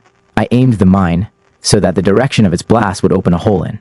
The thick jungle and its backblast would knock down the stand of bamboo. This would serve two purposes. First, anyone in its path would be killed instantly, and second, the blast would cut a large hole in the jungle for us to escape through. I finished preparing the mine, then crawled back, slid my web gear off, and put it where I could quickly pull it back on. I took out a couple of frags and placed them on the ground next to the clacker the firing device for the Claymore mine. Now, everything was in place. Only a few inches from my hands, neatly laid out on my poncho liner. Burnell signaled Looney, the senior radio operator, to contact the relay team on the firebase. He told him to inform them that we were in our NDP and that the situation report, sitrep, was negative, meaning all was quiet. Harris was to take the first watch. At the end of his shift, he would pass his watch to the next man, and so on. Each man would stand guard for 1 hour at a time, then wake up the next man and hand him the watch. This passing of the watch continued around the circle until it arrived back to Harris 6 hours later. The watch would be handed to me at 2,200 hours, then again at 0400 hours. That would be the tough one. Then, like someone took a sledgehammer and knocked a hole in the night sky, the rain began to pour. It came down so heavy that I felt like I was trying to breathe underwater. I was soon soaked to the skin. The jungle was soaked. No one could sleep. Mizaros moved up against me, back in an attempt to preserve some of our body heat. Everyone else paired up too. The temperature must have dropped 20 degrees in 10 minutes. We pulled our guard shifts and tried to catch a few minutes of sleep between the downpours. We kept track of the developments on Contreras' team. It wasn't looking good. During the night, enemy soldiers had come down the trail several times, looking for their team. The next morning, November 20th, the fog came in heavy, like someone had set the jungle valley on fire. I sat in the dense, damp jungle. Anxiety crept over me. Burnell told Burford to take Lieutenant Williams and me out to make an early-to-morning recon of the southern ridgeline. I fell in behind Burford, with Lieutenant Williams following close behind. We took our time, stopping after an hour's patrol. The jungle had opened up around us, and the rain began again. Then the vegetation got so thick again that you couldn't see 5 feet ahead. The gooks could be waiting in ambush anywhere, and we would never know they were there until we walked up on them. We passed an abandoned bunker complex, complete with fighting trenches along one side of the trail. Burford said it looked as if a battalion-sized unit had been here only days before. Burford decided it was not in our best interest to continue up that hill. We backed off and returned to the team. Burford and Burnell had a few words about the likely direction the gooks had taken. I could tell Burnell wanted to find the gooks before Contreras. He wasn't bloodthirsty, just competitive. It was near 0900. I had just finished eating and was concerned about the reports coming in from Contreras' team. They had spotted a couple of enemy patrols the night before, and they seemed to be looking for the team. I had a feeling that something terrible was about to happen. Then Contreras was on the radio, calling in for a medevac for one of his men, who had broken an ankle on their insertion. A few hours later, we heard shots far off in the distance. Then the radio crackled to life. It was Contreras' voice, and we could hear gunfire in the background. He was excited. They had sprung an ambush. They had 9 NVA down and had captured a lot of documents. The CO radioed that the team would be extracted, then reinserted to the south of us. Burnell seemed upset. A muscle jumped on his jaw, and he tried to monitor all 3 radios at once. About half hour later, the CO came back on the air and told Contreras that he could not get the team extracted. All of the division's choppers were committed. Contreras had just radioed back that he was going to move up the ridge to the west when we heard more gunfire coming from the direction of their position. This time, it was a heavy volume of fire that didn't let up. Captain Eklund was told by G-2 to keep our team in position. We monitored the action. We would hear gunshots, then the radio would come alive telling the CO what was going on. All we knew was one of Contreras' men had been hit, and they were trying to get a medevac in for him, but they were having a rough time. Every time we'd hear the distant sounds of our Cobra's miniguns blasting away, everyone would smile and give the thumbs up sign. We were like a bunch of guys at a bar rooting for the home team. Then it got quiet. Too quiet. Contreras' team had sprung an ambush on 10 NVA and only killed 9 of them. If the other enemy soldier escaped, he would be back with reinforcements ricky-tick. Contreras' team stayed near the ambush site, waiting for a reaction force. When they finally decided to move, they were hit from all sides. It was bad, really bad, and there was nothing we could do to help. Their ATL, trying to signal a chopper from outside the perimeter, went down in the initial attack. The team pulled him back inside the perimeter and returned fire. They remained in contact with a reinforced company, size NVA unit for the next 4 hours. Except for the Cobras and Captain Eklund's presence in the Loach, they received no help. We momentarily lost radio contact with them. Burford told me the Cobras had expended their ammo and had to return to Camp Eagle to rearm and take on fuel. Suddenly, we heard 105mm rounds impacting. The team was back on the air again. Burford monitored Contreras' fire mission, then turned and whispered, "They're walking artillery rounds within 50 meters of their perimeter. The gooks must be right on top of them." Another salvo hit, and we had lost radio contact with them a second time. Suddenly, we heard a tremendous explosion from the direction of the team. It had a different sound than the crump of the artillery rounds. Harris hurried back to talk to Burnell, then moved back up to the point position. I tried to hear what was being said. It was obvious that something was dreadfully wrong. I could tell by the way everyone was acting. The explosion we heard sounded like one of those huge Chicom claymores. We were only 5 clicks away from Contreras' team, but in the dense jungle, we were too far. A way to reach them by going overland. We may as well have been in China. Burford sat down next to me. We may have lost Contreras' team. What? I felt only shock. The same feeling in my gut when I'd heard President Kennedy had been assassinated. I felt angry and sad at the same time and totally helpless. Burford left and went back to where Burnell was listening intently to the radio. A terrible sadness overwhelmed me. I could feel my chest tighten. I fought to control my emotions. The rain hid my tears. I could only imagine the worst possible scenario. A few minutes passed, then Burnell stood and said, get up, let's go." He was visibly upset. "We've been ordered back up to top of the hill. We're going to get the team out. Let's go, now."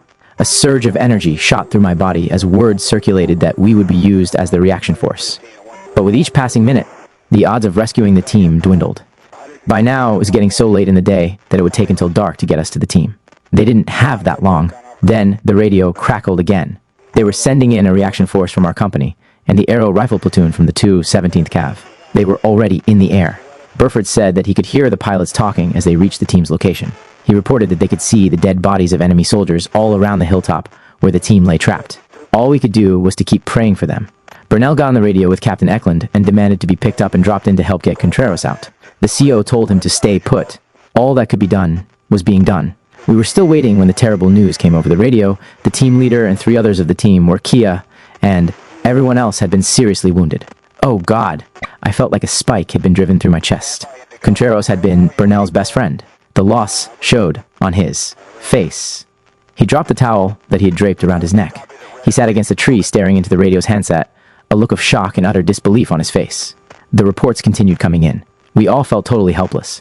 The anger and frustration was clearly visible on the faces of my teammates, who stood waiting, wanting to do something, anything to help our comrades. Our standard procedure was that if a team got in contact, all the other teams in the field would hold their position. That way, the gunships would only have to concentrate on the team in trouble. Hammond, in charge of the radio relay team, had monitored the entire engagement. He told Burford over the radio that the CO had decided to extract us. We had to get back up to the top of the hill in the next 20 minutes. 20 minutes? That was impossible.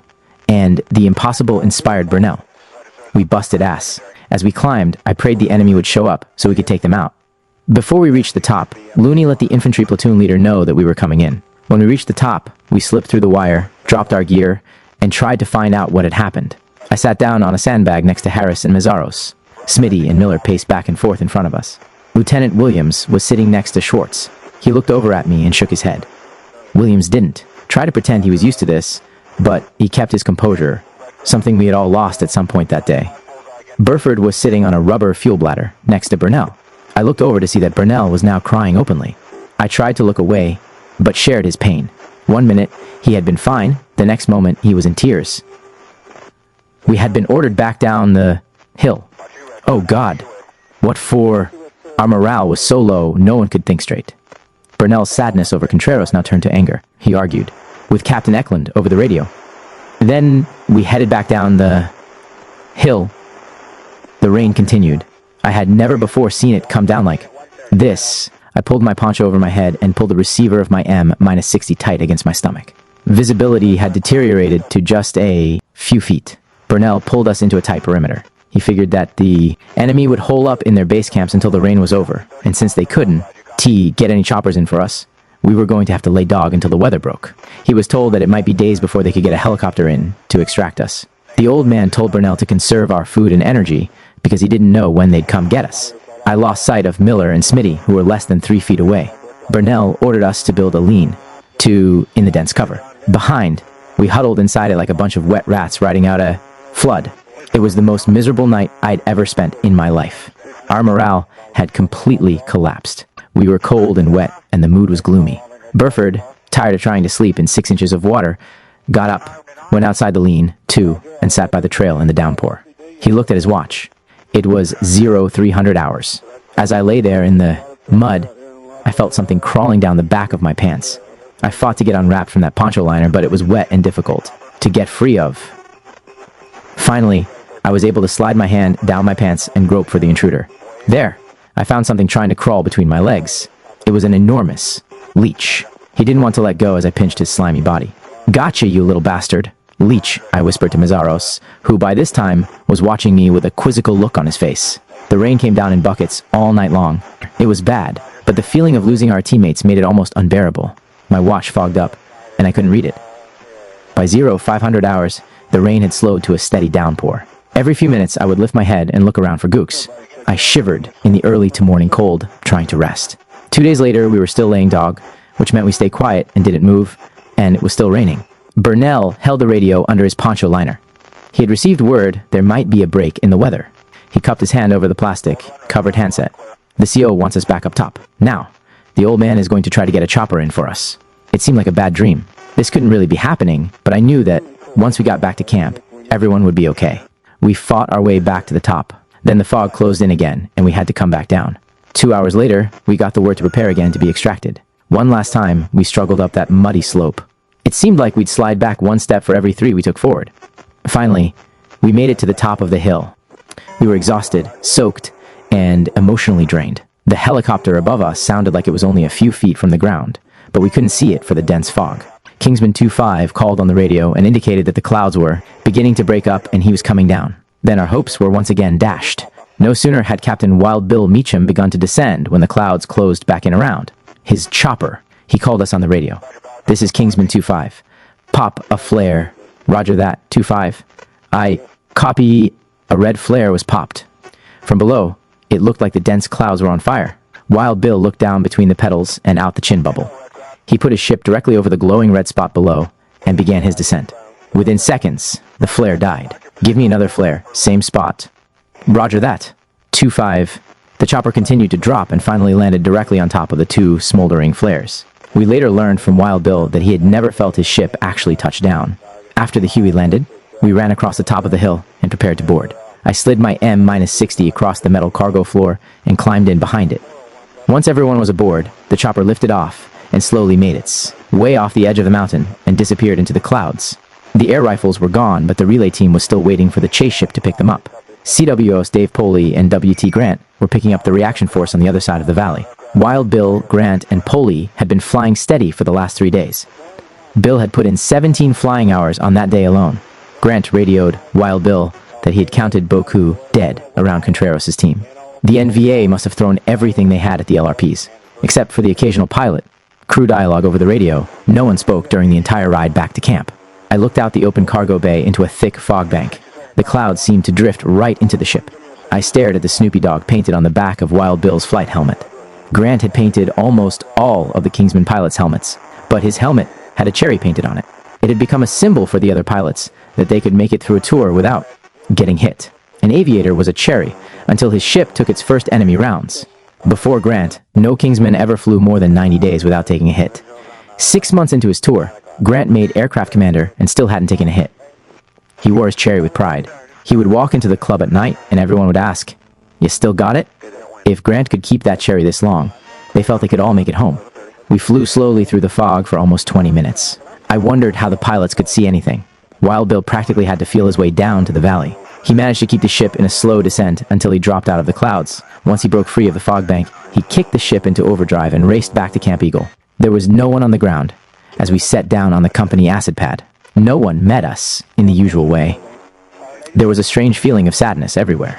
We went directly to the debriefing at the TOC, still wearing our soaking wet clothes. A major and a captain from G-2 were on the way over to conduct the debriefing. The mood was solemn. We crowded into the company TOC. I was next to the door, but could still feel the emotion that permeated the room. Captain Eklund confirmed that Sergeant Contreras, the team leader, Michael Reef, Art Herringhausen, and Terry Clifton were dead. Gary Linderer, Frank Souza, Riley Cox, Jim Bacon, Jim Venable, and Stephen Ciperni had all been seriously wounded. The only one to walk away was Billy Walkabout.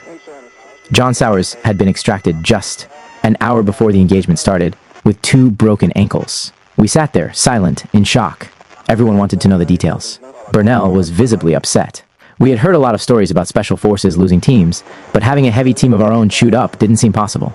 Captain Eklund was on the verge of tears as he told us about the mission. Here's what we think happened.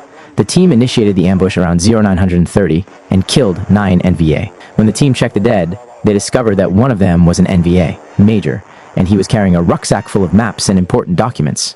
Contreras radioed the intel in, then pulled the team back into a defensive perimeter and called for a reaction force. I tried for an hour to get him one, but I couldn't get any helicopter support from Division. Contreras then decided to move his team to higher ground. He sent his ATL, Jim Venable, out into a clearing to signal my ship with a mirror. The jungle was so thick that I couldn't spot him. The NVA opened up on Venable and hit him 3 times. The rest of the team returned fire, then pulled Venable back into the perimeter. They had to beat back 2 enemy assaults. It seemed as if the enemy had given up trying to take the team by a frontal assault, as they were then receiving only sporadic fire. I told them to hang tight. The Cobras had to return to Eagle to rearm and refuel. My ship was running on fumes, so we had to follow the Cobras. Contreras called an artillery fire for about 40 to 5 minutes until we could get back on station. I managed to get hold of 2 more Cobras, and we all hurried back out to the team. I couldn't get a fix on them at first. Then suddenly I saw a huge, bright flash and a large black cloud of smoke rolling up the knoll. Captain Eklund paused and looked at Burnell. "Bernie, we don't know what it was for sure, but we think it was a Claymore, a 40-pounder. All the Kingsman choppers were tied up in a brigade-sized combat assault, and I couldn't get any help to them for several hours. We finally had to put together our own reaction force from the company. Tercero, Coleman, Guthmeller, Bennett, Fadley, and Bilesh were the first to reach the team. Tercero lead the charge up the hill in nothing but his shorts, shower sandals, and his LBE. Eklund was having a difficult time. He shook his head. I told Contreras to take his team and get out of there. I wanted them to lay dog someplace safer until we could get choppers and reinforcements. But he didn't want to leave the ambush site. Burnell pounded his fist on the tabletop. Damn it. He stared at the after action report. Sergeant Burnell, I know Sergeant Contreras was your friend. I'm sorry. Eklund turned and left. You could have heard a pin drop in the TOC. Just then, the G-2 officers arrived to debrief our team. When it was over, Burford and I walked back to the hooch. It just doesn't make sense, Burford said. If they were repelling every attack, how could the Gooks move a 40-pound Claymore up that hill and not be seen? I think what happened is Contreras called in the artillery a little too close to his own position. But that may have saved the rest of the team. The rest of the team? There wasn't much left. The next morning, I opened one eye, then the other. The hooch looked blurry. I got dressed and went to see what I could do. I wanted to stay busy, feel useful, not sit with the sadness and helplessness of the day before. I walked outside the hooch. The sun was unusually bright. I had to shield my eyes. I walked down to the bathhouse and took a hot shower. That didn't seem to change my mood. Sergeant Smith came over to the hooch later that day. We'll need memorial plaques for their families. The next day, Mazaros and I walked over to a souvenir shop located in the center of Camp Eagle. We found 4 small 8-by-10-inch wood plaques with a short but appropriate eulogy under a metal replica of an American flag for those who fought and died for freedom. We, a grateful country, give thanks. Mazaros looked at the plaques and in a sarcastic tone said, "Grateful country, that's a laugh!" The short, brown-skinned Vietnamese behind the counter handed me one of the plaques. I examined it, then told him where to put the names. You understand? I handed him a paper with the names of the 4 men. He studied the names, then looked up at me. I understand. I do number 1 job. You come back 3 days, okay? The Vietnamese shop owner fidgeted with an order form and wrote down each name. He nodded his head and grinned that patronizing oriental grin as if he had done hundreds of memorial plaques and enjoyed engraving the names of all the dead Americans. As we walked back, I asked Mazaros, how do we know whether or not that Gook is a VC? Mazaros' answer showed his Midwestern, small, town wisdom. Oh, he's definitely a VC, but only after work hours. Mazaros stopped, reached down, and pried loose a stone that had wedged in the sole of his boot. Think about it. He probably lives in Hue or Phu-Bai, right? Right. I readjusted my black baseball cap so the sun was out of my eyes. He probably comes from a big Vietnamese family, with beaucoup ancestors buried from here to Hanoi and every place in between. Right? Well, the odds are that he's related to or is a sympathizer to the VC, right? I never thought about it like that. Mazaros stood back up and examined the stone he had pried loose from his boot. And he probably reports to the local party cell how many plaques he makes each week. That way the enemy gets an accurate body count for their records. It's all very simple. We walked back to the company area, not saying a word. 4 days later, we had a formal ceremony for our men. We set up a memorial altar down on the acid pad with 4 inverted M-16 rifles with bayonets attached, stuck into the ground. In front of each rifle was a pair of jungle boots. The toes had been spit-shined in the Airborne tradition. It was our way of honoring our dead. Just before noon, we formed up, down on the chopper pad, to pay our last respects. The division chaplain was there to conduct the ceremony. We stood at attention as he read the eulogy and said a long prayer. Captain Eklund looked out over our heads toward the mountains as he talked about how much every one of these guys meant to all of us. I had never seen him show any real signs of emotion until now. As he spoke, his eyes welled and his voice cracked. Several times he had to stop, clear his throat, pause to take a deep breath, and try to regain his composure before continuing. His hands were tightly clenched. It was obvious that he was deeply affected by the loss of his men. So were we. The mood of the company continued to deteriorate. The hooch where Contreras' team had lived was completely empty now. It became known as the Ghost Hooch. Mizaros and I were given the assignment of clearing it out, packing up everyone's personal effects and sending them home. Then, almost overnight, 2/3 of the company rotated back home. Since most of the men came to the company together, they left together. Only a few said goodbye to me when they said or Diro said back to the world. I was still considered a cherry. It was a little frightening. One morning I got up to go to chow and everyone was gone.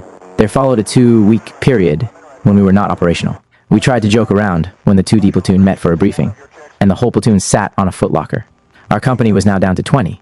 3 guys from a previous operational strength of over 100. I knew it was going to take a period of time to rebuild, and even more. Time for me to gain the experience and skills needed to survive. The responsibility of leadership was being dumped in my lap before I was mentally prepared. Why were my teachers leaving? I felt like I was going from the 3rd grade straight into college. Still, with all my shortcomings, the lack of experience, and the lack of knowledge about my enemy, I had a job to do. I tried not to think about it, but it was always on my mind. This shift in mood and responsibility set the stage for the rest of my tour. The next 7 missions took on a very serious tone. It was never the same after the Contreras mission. 4. The Game Preserve. Christmas had come and gone. Mizaros, Bedrin, and I spent an uneventful Christmas Eve on a night ambush outside of Camp Eagle.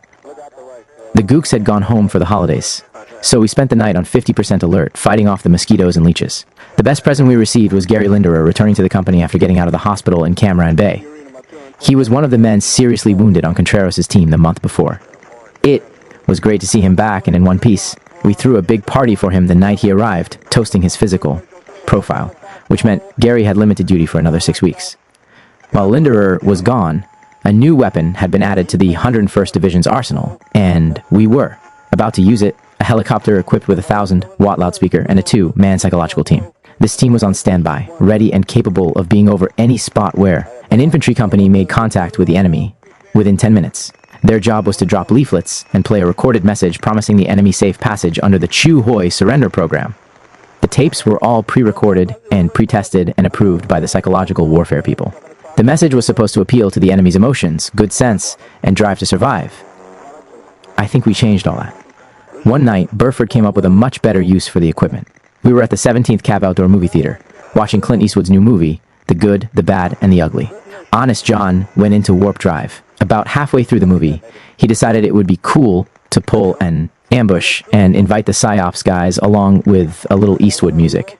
We'll blow the ambush, fire our claymores, then light our cigars, Burford said with a smile. I almost fell off the wooden bench seat, laughing. I thought he was just pulling my pud, but I should have known better. We had a score to settle. As soon as the movie was over, Burford grabbed me, borrowed the movie reel, and walked over to the PsyOps team tent. The guys came unglued. They loved the idea. We proceeded to coordinate an ambush and battle plan, which now included our 2 new friends, Lieutenants Charlie White and Walter Decker. Those 2 second lieutenants, White and Decker, stayed up half the night, taping the theme song from the Eastwood movie onto their equipment. We had planned it so that the main theme song ran repeatedly and would play over and over for an hour straight. The whistling part, oh he, oh huyowa, was the part of the song we wanted. It was written for an ambush. Burford even got Captain Eklund to go along with our movie score ambush. I thought we might make the Guinness Book of Records for the first combat ambush accompanied with music.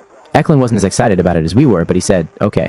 White and Decker monitored our frequency for the next 2 days, on standby like 2 kids on the bench, ready and waiting to be called into a baseball game. 2 days later, we were on the Huey insertion helicopter. I was startled out of a half sleep as the door gunner broke his M-60 machine gun loose from its retainer lock and chambered around. The chopper began to drop rapidly toward the ground. Like a well-choreographed dance, we fell in behind the lead ship, 100 meters back. I could feel my heart pounding as the adrenaline rushed through my body. The CO's command and control chopper banked and passed over us. The 2 Cobra gunships went into a high orbit overhead. They would be in position to make a gun run if we hit a hot LZ. Every muscle in my body tensed. I gripped my weapon even tighter. We touched down, and I rolled out. I ran to the tree line and set up. We sat quietly waiting for the enemy to show up.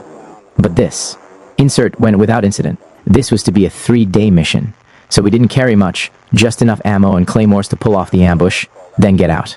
We were going to move back over to the trail where we had made contact the week before. On the mission 5 days earlier, we had found a high-speed trail and had spent 2 days monitoring it. We had counted almost 50 dinks diddy-bopping down the trail, most of whom looked more like VC than NVA regulars. We were looking forward to bagging us a big catch. The trail headed in the direction of 2 villages. We decided to ambush the VC on the morning of the second day. Burford called for the second team, which had been standing by. They inserted at last light and linked up with our team. Snuffy Smith was their team leader. He carried 10 extra claymore mines, and we spent the better part of the evening running a daisy chain that went forever. The gooks were in the habit of moving through in the morning around 0500 hours. But the next day, no gooks. We spent all day waiting. Nothing. Burford was as impatient as a big game hunter who had been skunked, so he decided to take our team and go looking for gooks. Smith's team stayed back with the daisy chain. The afternoon sun cast a dark green hue on the jungle floor as we paralleled the enemy's high-speed trail. I took up point, and we moved the team almost a mile into a valley we affectionately called the Game Preserve. Burford and I broke off from our team to do a 2-man recon. He left the remaining men set up in a tight perimeter at the base of a mountain in a thick clump of trees. We circled wide around an open field and back into the jungle about 100 meters from the team. Burford stopped to check a fresh grave. He had been here weeks earlier and had ambushed a 10-man party of NVA. This must have been one of their casualties. I decided to check out the rest of the area. I had a strange, uneasy feeling that something was about to happen. Something in the thicker brush attracted my attention. I wasn't sure what it was. I crept quietly around the right flank of the trail. I'd gone no more than 5 feet into the jungle when the shadows of human images moved directly in front of me. I froze and blinked my eyes in disbelief. A small man holding chopsticks sat in the graying dimness of the jungle. He was not more than 5 feet away. He appeared to be eating out of a small bag. 10 feet to his right were 2 more men, also sitting on the ground, eating and talking. The horror of it hit me. I realized what I was looking at. Enemy soldiers. For a brief moment, time froze.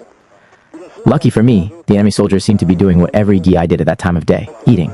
The last thing they expected was an uninvited GI showing up for breakfast. I stood perfectly still, not sure what to do. My instinct told me to run, my training told me to shoot, but my good sense told me to do neither, not yet. I held my fire, and without taking my eyes off the man closest to me, I slowly backed away. As my eyes adjusted to the shadows, I could see more NVA sitting among the trees. They looked like ghosts. It was hard to see, even harder to think. 2 of them looked in my direction. I stopped in mid-step. A strange, cold sensation of dread and terror coursed through my veins.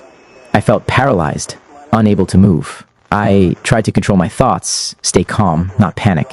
I knew I had to get out of there fast. If I had to deal with them inside their camp, where would I start? I would have to kill them all.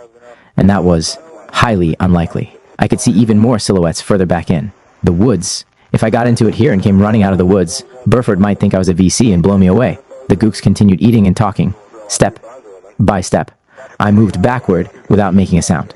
The man closest to me was talking to the others in his squeaky, high-pitched Vietnamese. I was afraid he would hear my heart pounding. I quietly raised my car -15 and pointed it in the direction of the enemy. I couldn't believe it. No one looked up at me. I felt invisible. I wasn't 5 feet from the enemy, and they didn't even see me. Tiger fatigues and camouflage paint kept me concealed. As I moved out of the shadows and into sun, I squinted my eyes until they adjusted. I couldn't see Burford. Just then, he popped out from behind a thicket of trees. He had seen them, too. He took one look at my expression and knew we had a problem. Without a word, we started our withdrawal. The safest thing to do was dive south down the woodline and just lay low. If the gooks spotted us, they could get in around behind us. We had no radio to warn the rest of our team. We had no time to think. We had no choice but to run for it, or we would be cut off from the team. Our only hope was to run across the open field and make it back to our team. I went first. I ran 10 meters, stopped, then turned back and aimed my rifle at the woodline and waited for Burford to pass me. We ran 20 more meters, set up, and repeated the same maneuver, cover and withdraw. We had to run in the open for almost 100 meters. As I ran with my back to the enemy position, I expected at any moment to hear shots and feel the bullets tearing into my back. Then, I wondered if I would even hear the shots. Nothing. I stopped, turned, and waited again for Burford. Still no shots. "Come on, you long-legged Georgia boy," I prayed. "Come on, John." As I got up to run the last 20 meters to the cover, I thought, sitting ducks. We were like one of those duck shoots back in my hometown summer fair. We had left Looney, our senior radio man, Mazaros, our tail gun, and Science, our demolitions man, in a small perimeter about 20 meters wide, behind a cluster of bamboo trees halfway up the ridgeline. Setting up in the gloom of early morning haze, it had seemed like a good place to leave them while Burford and I did a little soft issue recon. But now it seemed like a major mistake. From the cluster of trees where the team waited unsuspectingly, we had a good 50-meter climb to the ridgeline above. The only problem was that there was no cover on either side of them to E and E through. But that wasn't the only obstacle. Our first problem was getting to the trees and rejoining our team. Burford arrived first and immediately told Looney to crank up the radio and get hold of the old man and some gunships, fast. We've seen the bad guys. Burford whispered to Joe Don. I came in behind Burford, sliding on my butt like I was coming into home plate. Then I looked over at Looney. He looked amazingly calm. I must have looked terrified. Looney got upset each time Burford came up with one of these James Bond type recon ideas, but when things actually went down, he was unshakable. Burford asked what I saw in there. I think it was Robin Gook and his band of merry men. His whole band of merry men. I counted at least 10, John. I was going to sit down and have breakfast with them. Then I realized that I had left my plastic spoon in my ruck. Looney twisted the station dial on his radio. He frowned. I can't get any commo. The batteries are dead. Checked them before we left, but they're dead now. Burford took off his pack, tore it open, and hurriedly looked for a new battery, which happened to be at the very bottom of the pack. Finally, he handed the battery to Looney and started repacking his ruck. I crab walked back to see if the gooks were coming out of the wood line yet. Looney attached the new battery and calmly reported in our situation. He told the relay team we had been compromised and that it would be just a matter of minutes before we'd be in contact. We need gunships ASAP. The TOC monitored his transmission, but Looney couldn't pick up their transmission and had to wait for the relay team to pass it back. They announced that Talk thought Looney's voice was too controlled for us to be in contact. Looney started yelling into the horn. What do I have to do to get gunships? Start cussing. We got Boku Gooks less than 50 meters from us, and we have no place to run, assholes. The radio was silent for a moment. Then the relay team came back on and told us to stand by while they went to get the old man. Burford told Looney, Mazaros, and Sons to get their rucks on and get ready to move. Meanwhile, I had buried myself deep in the vines on the other side of the brush, facing the tree line. I was wondering why the gooks hadn't come out yet. Minutes passed, and still no movement in the tree line. I sat there watching, with my back to the brush. The rest of the team was on the other side of the cover in a patch of elephant grass. I stared at that spot where we had left the tree line. It seemed like it had never happened. I could hear Burford and Looney talking as I pushed back inside the cover. It was difficult. The tightly woven vines were almost too thick to pass through without shaking the overhead cover. Just then, Burford stuck his head through a hole in the brush right, next to me. I turned and whispered, I haven't seen shit yet, John. What do you think? They're laying dog, man. They don't know who or what we are. For all they know, we could be a point element of a company. They're just watching. Stay cool. I'll be back. I moved back through the thick vines and tried to get comfortable. Then, the insects got into the act. No matter what was happening, if you stood still long enough in the jungle, the mosquitoes showed up. I tried to keep them out of my ears so I could hear, by cupping my hands behind each ear and aiming them towards the enemy. Position. The sounds coming from the jungle below were amplified. Little bastards, I know you're in there. Suddenly, an enemy soldier walked out into the open elephant grass. He came out, looked at the ground where I had been, then stepped back into the woods. I was almost happy to see him. But then that familiar knot began to grow in the pit of my stomach again. I raised my weapon and aimed it in his direction, waiting to see what he was going to do. Then, 2 more NVA came out. I guess they thought we were woodcutters, or maybe trail watchers that got spooked and ran. They didn't seem to be too alarmed. In a few minutes, several more enemy soldiers left the cover of the jungle and joined them. I tried to get Burford's attention without moving my head, but he was busy on the radio telling Snuffy's team what was going on. My heart was pounding like crazy. They were not more than 50 meters away, 6 enemy talking and pointing straight at us. The leader of the group had a PPK-43 hanging at his side. He's waving his hand like he wants his men to flank us. Burford! I was trying to shout in a whisper. It didn't work.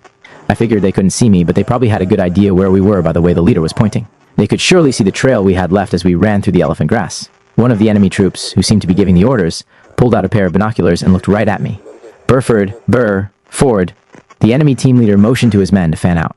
I knew that within minutes we were dead meat if I didn't do something. We would be surrounded and have no place to run. 4 of the soldiers pulled out what appeared to be pieces of an American camouflage cargo parachute, shook off the dust, then placed the material over their heads, and in an instant they became invisible. I lost them. I pushed back through the brush as fast as I could. As I did, a stick snapped off and stuck in my neck. Pain darted down my back. but there was no time to worry about it now. I disappeared inside the vegetation while spotting 2 of the enemy soldiers moving to my right. They were trying to flank us. I finally got Burford's attention. We got beaucoup gooks out there. At least 4 cowboys are flanking us. Burford didn't seem bothered. He turned away from me and gave Looney some last, minute instructions. JD, you take the team to the top of the hill as soon as the shooting starts. He turned back to me. It looks like it's you and me, dude. We're gonna give cover fire for the team and kill us some gooks. You ready? I didn't have time to think about what was going to happen next. We both moved quickly back to my OP, in the dense vines. Burford could now see the enemy soldiers standing less than 30 meters away. Whoa! Burford nudged me and pointed out across the open field with his weapon. Chambers, he whispered calmly. When you find gooks, son, you find a mess of take the bastards on the right. I got the bad guys on the left. On 3, us. I nodded without taking my eyes off the NVA moving in around. 1. I moved up on 1 knee. 2. I started to stand up. 3. We both jumped up and opened fire. I looked straight down the barrel at 4 enemy soldiers who were still in a cluster. I held the automatic weapon low and to the right of my targets. I held my trigger down and watched as the rounds erupted from my rifle. Because I had loaded every 3rd round a tracer, I could see where they were hitting. Dust popped off the enemy soldiers as the rounds stitched them. The first 2 NVA fell in the initial burst. Then the other 2 dropped to the ground. Burford yelled for me to fire at the tree line, which now had opened up on us with small arms fire. White flashes in the green jungle told us that there were more of them. 1 round just missed Burford's head and burned his cheek as it passed between the 2 of us. Mothers, he yelled. I had no time to look. I dropped to my knees and popped out the empty magazine, then flipped the second one in. I emptied the second magazine into the trees across from our position. I could see more flashes coming from the tree line to our right. I caught glimpses of enemy soldiers moving in the jungle. Gooks at 2 o'clock. Burford yelled. Let's go, now. Go, go, go. To your 10 o'clock, I yelled. We put a couple more bursts into the woods. Then I turned to the right. Burford was still firing, with his rifle across his chest. I looked up and saw our guys shooting down at the jungle. All right, I thought, we're gonna make it. Looney and Sans were waving us on. We took off in a dead sprint. After running just 10 meters up the hill, my legs started to tighten and my thighs started to burn. Keep going, Burford yelled. He was almost on top of me.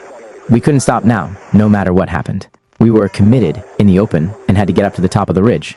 I could hear Looney and Sans firing and yelling at us. They were just above us. Crack, crack, crack! I could see dust flying 20 feet ahead, where rounds aimed at us were hitting the hillside.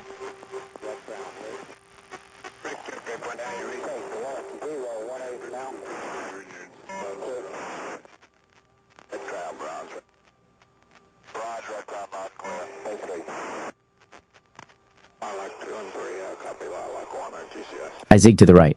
The gooks were shooting, but they probably hadn't been trained to shoot dumb shits running up a hill. Their training was probably more along the lines of sniping at people behind groups of villagers. They weren't used to shooting at running targets while under fire themselves. I tried another zigzag maneuver, but my legs had nothing left in them. I gasped for breath. Each step was a fight. The ridgetop was less than 10 feet away when I slipped and fell forward. Ping, ping. Rounds impacted into the hill just ahead of me. I flattened out. The red, hot barrel of my rifle scorched my hand. Shit. I could see Burford struggling up the open hillside ahead of me. He was trying to stay low.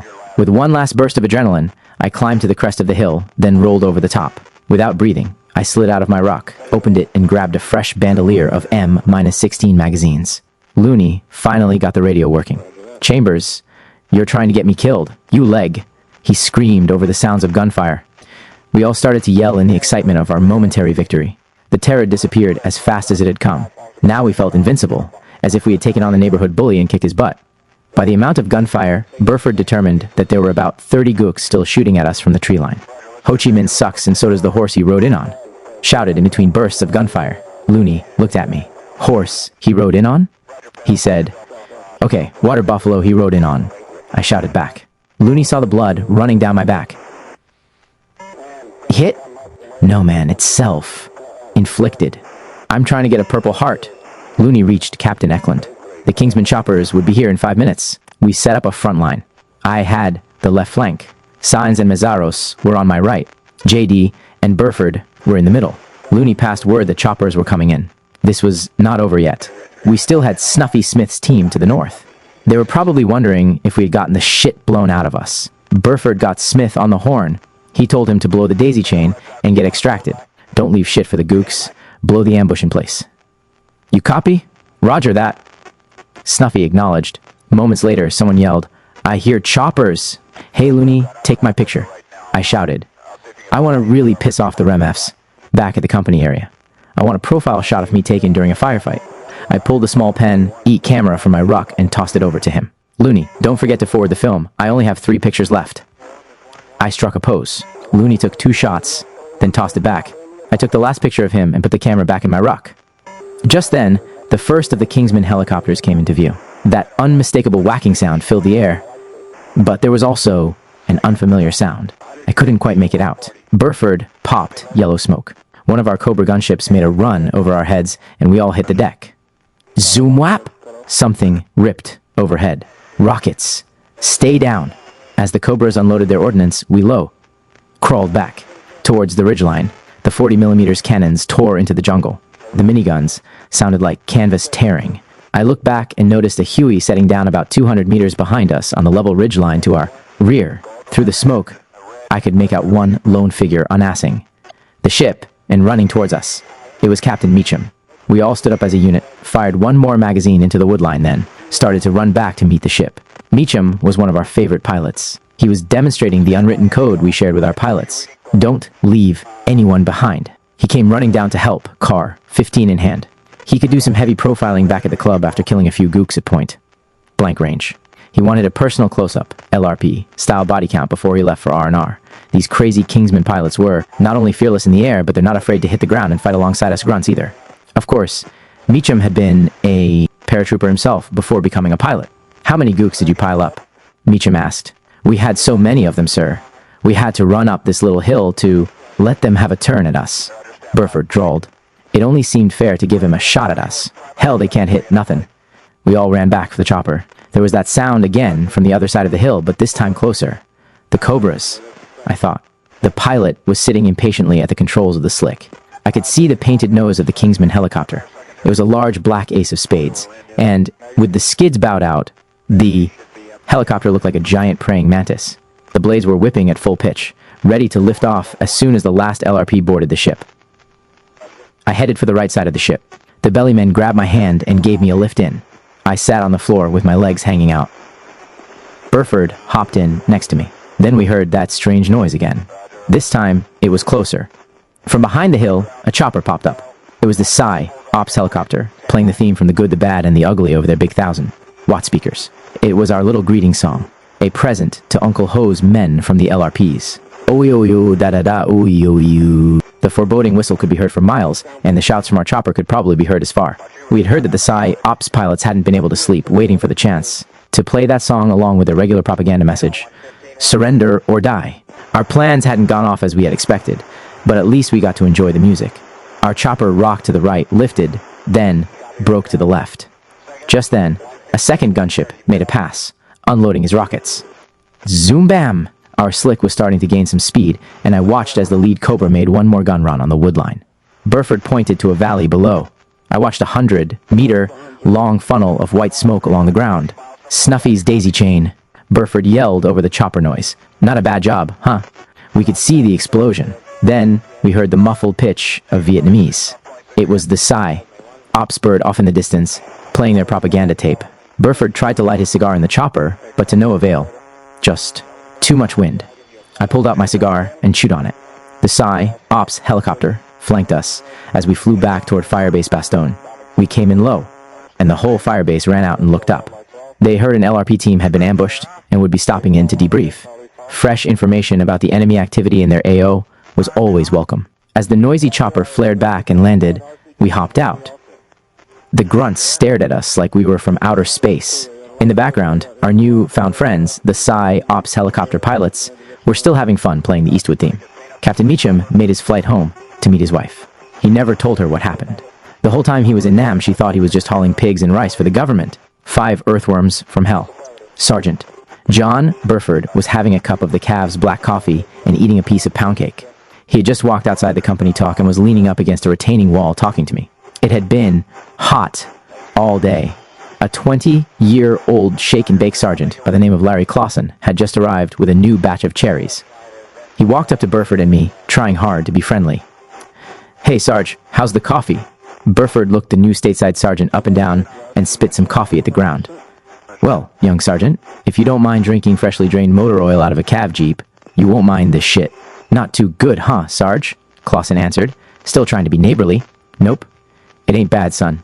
It's just different." A film of perspiration covered Clausen's forehead. His skin was fair, and his hair was powder white, cut almost too short even for an airborne unit. He had 100 questions, but Burford and I weren't up to answering them. We were preoccupied by our upcoming mission. We had received our pre-op orders the day before, and we knew that this was not going to be a typical reconnaissance mission. But then, with Burford, nothing we did was typical. The 101st Airborne Division had changed its tactics. The old reliance on extensive artillery preparation, followed by airstrikes, was out. Under the new concept, a minimum of artillery and air power was to be used, and there was to be a new emphasis on surprise. The idea was simple: keep the gooks from feeling safe in their own backyard, and take away their freedom to travel from point A to point B. The local VC intelligence network knew everything that was going on with most American units. Information was easy for them to get. A flight manifest on a clipboard hanging on a wall. Soldiers talking in barbershops where the local Vietnamese cut our hair. Gooks were everywhere in Camp Eagle, everywhere except the LRP compound. I left Burford talking to Clausen and went down to the acid pad to practice immediate-to-action drills. Burford followed a little later. Burford thought we should set the ambush positions by order of march, rather than the buddy system. "We'll drop off the last two men, Boom Boom and Munoz, at our flank," he said. "Then, drop off 2-1 man positions until we get to Miller. He and Mac Can will set up the other flank. It's not a big change. Let's practice until we have it perfect." We ran through the drill a few more times, then took a break to perform our company duties. We were going in late the next afternoon. I thought about my list of things to do. There was to be a briefing tonight. I had to draw special equipment, go over the overflight, help plot our primary and secondary LZs, our route, and an escape and evasion route. Then I had to get some sleep. That night in our hooch, Burford handed me a few extra LRP patches and a handful of 10-penny nails. "What are these for?" "Calling cards, son. LRP calling cards. Division wants the gooks to know they ain't safe, so we're gonna send them a personal message from the LRPs. Real personal. As a general rule, Special Forces recon teams like to insert at last, light, while Ranger recon teams preferred first, light insertions. This time, we were scheduled to go in at 1,400 hours, 2 in the afternoon. Insertion in the middle of the afternoon was always hairy.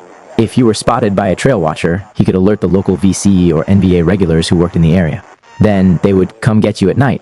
The gooks knew it was almost impossible to get a chopper extraction in the middle of the night. It was a very risky procedure. We were scheduled to take our overflight the morning of our mission, and I wanted to cool off in the shower first. As I walked down to the shower, I watched one of the new Huey H models getting ready to lift off, full of LRPs. The CO, Captain Eklund, was taking him to Cocoa Beach for a much-deserved stand-down, and though he was not a pilot, he was at the controls. I walked inside the small field shower, turned on the water, lathered up, and looking at my signal mirror, I started to shave. Suddenly, I heard a loud crashing sound, followed by an even louder snap. I could hear something flying in my direction, and I hit the floor just as 2 feet of the main rotor blade came slamming into the bathhouse. I didn't move, I just stayed on the floor. I could hear yelling from the helicopter pad below. As I peeked out of my hiding place and looked down the hill, I could see the chopper lying upside down, and fuel and soldiers running everywhere. The pilots were hanging upside down, strapped by their seatbelts in the helicopter. JP-4 jet fuel was gushing out from under the fuselage. I watched in disbelief as one of the pilots began to calmly flip off switches. "Get the pilots out!" Sergeant Johnson shouted. It was a miracle, but everyone got out okay. I was almost a casualty and hadn't even left the shower. Despite all this, we still went on our overflight. On the overflight, we spotted something we'd missed on our mission the week before. It was a new trail, 1 click to the north of our AO. We inserted that afternoon with a 12-man heavy team. After 20 minutes in the air, our chopper banked into a steep descent. Then, as it flared about 5 feet off the ground, we all jumped out and sprinted for the woodline. Looney and Burford were behind me as we crashed into the trees and dropped among the cover. Miller, Sines, and Evans dashed to the other side of the LZ. The chase ship flashed by overhead as the 2 Cobra gunships circled in a high orbit. No one moved, no one spoke. We listened for any telltale sounds that the enemy was around. The rustle of a branch, the snap of a twig, the snap of an AK-47 safety switching to fire, anything that would tell us we weren't alone. After 20 minutes of total silence, we felt our insertion was secure. I reached into my shirt, fished out my floppy hat, and pulled it down on my head. Looney called Miller on the radio, and they quickly joined us. Burford nodded to Looney to release the gunships. We were on our own. I looked up to see the choppers heading back to Eagle. The sound of the rotor blades faded in the distance. The sky was a hazy dark blue, and the temperature felt as if it would soon hit 100 degrees. Looney dialed to the artillery frequency. He asked for a commo check, then flashed Burford a thumbs up. We were ready to move out. Burford's radio was set to the main TOC frequency, and Looney's was on the artillery frequency. Our support was only a radio call. Away. Burford was one of the few team leaders who liked to carry his own radio. He felt it gave him complete control over the situation. His handset hung high on his left shoulder, next to a smoke grenade and a can of serum albumin. He always wore one oversized leather glove on his left hand to protect him from the thorns and razor-sharp blades of grass that could slice exposed flesh to ribbons. I went down on one knee as I checked our compass heading with the map. Then we started to move out. I took my position at point, and Burford stepped in behind me, then Looney, followed by Miller, Sands, and Evans. Our eyes scanned the area as we moved in single file through the jungle. Our camouflage uniforms let us blend into the surrounding vegetation. We had no sooner begun when we found something that caused me to stop and turn back to Burford. I whispered, "Psst. Honest, John, I just found the biggest trail you've ever seen. It was almost 6 feet wide and hard-packed. When we had inserted, we'd failed to spot it, and neither Burford nor I noticed it on the overflight." We stepped away from the trail and moved quickly back into the jungle, trying to leave no sign of our presence. We moved up to the base of the ridgeline and stopped for the night. Burford moved up next to me. He radioed Captain Eklund for permission to extend the mission, to stay longer, but the old man refused, saying that we didn't have enough rations, water, or radio batteries to stay out for 3 days. He advised us to move back to the other trail, pull the ambush as planned, and get out. But John was curious about this trail and wanted to take full advantage of it. We had just pulled in our perimeter and started our night watch. I was next to John Mazaros when I noticed Burford headed our way. "How would you two like to do a little night gook hunting?" Burford smiled a broad country smile. Mazaros and I sat there, waiting for him to say that he was only kidding. "What you got up your sleeve? Honest, John?" Mazaros asked, hoping he wouldn't answer. "Well, son." John reached up, grasped his watch, which was fastened to his fatigue pocket, looked at the illuminated dial, then looked back at Mazaros. "The gooks probably have a trail watcher not too far down the path. I'm thinking about lerping on down there." He pointed down the pitch. Black trail. It was almost 100 hours. "Let's see if we can catch us a dinka snoozin'. You've been wanting to use that new K bar. Well, this is it." We reluctantly agreed, hoping Burford was just testing us. We prepared to take off. Burford would carry his M-16, and Mazaros would carry the silenced Swedish K submachine gun we'd brought along. I was to carry my car, 15 slung, and my K bar in hand. I was to find the enemy trail watcher and cut his throat. As we prepared to move out, Mazaros turned and grabbed me by the shirt. "Why did you say we'll go?" I was still trying to act like I wasn't afraid. "No sweat, May, Zeus. I've seen this in the movies 100 times. "Right, the movies. You ain't never grabbed someone in the middle of the night. What if you miss? Cut your own hands off instead. Just piss him off, and he shoots me." We had been trained to take a man down with one hand and run our knife into a kidney with the other hand. But this was for real, and this was at night. I thought over how I would do it. It was like being sent downfield to catch a pass in the dark. But what if I missed altogether? It seemed like a good idea an hour ago, but now it seemed pretty dumb.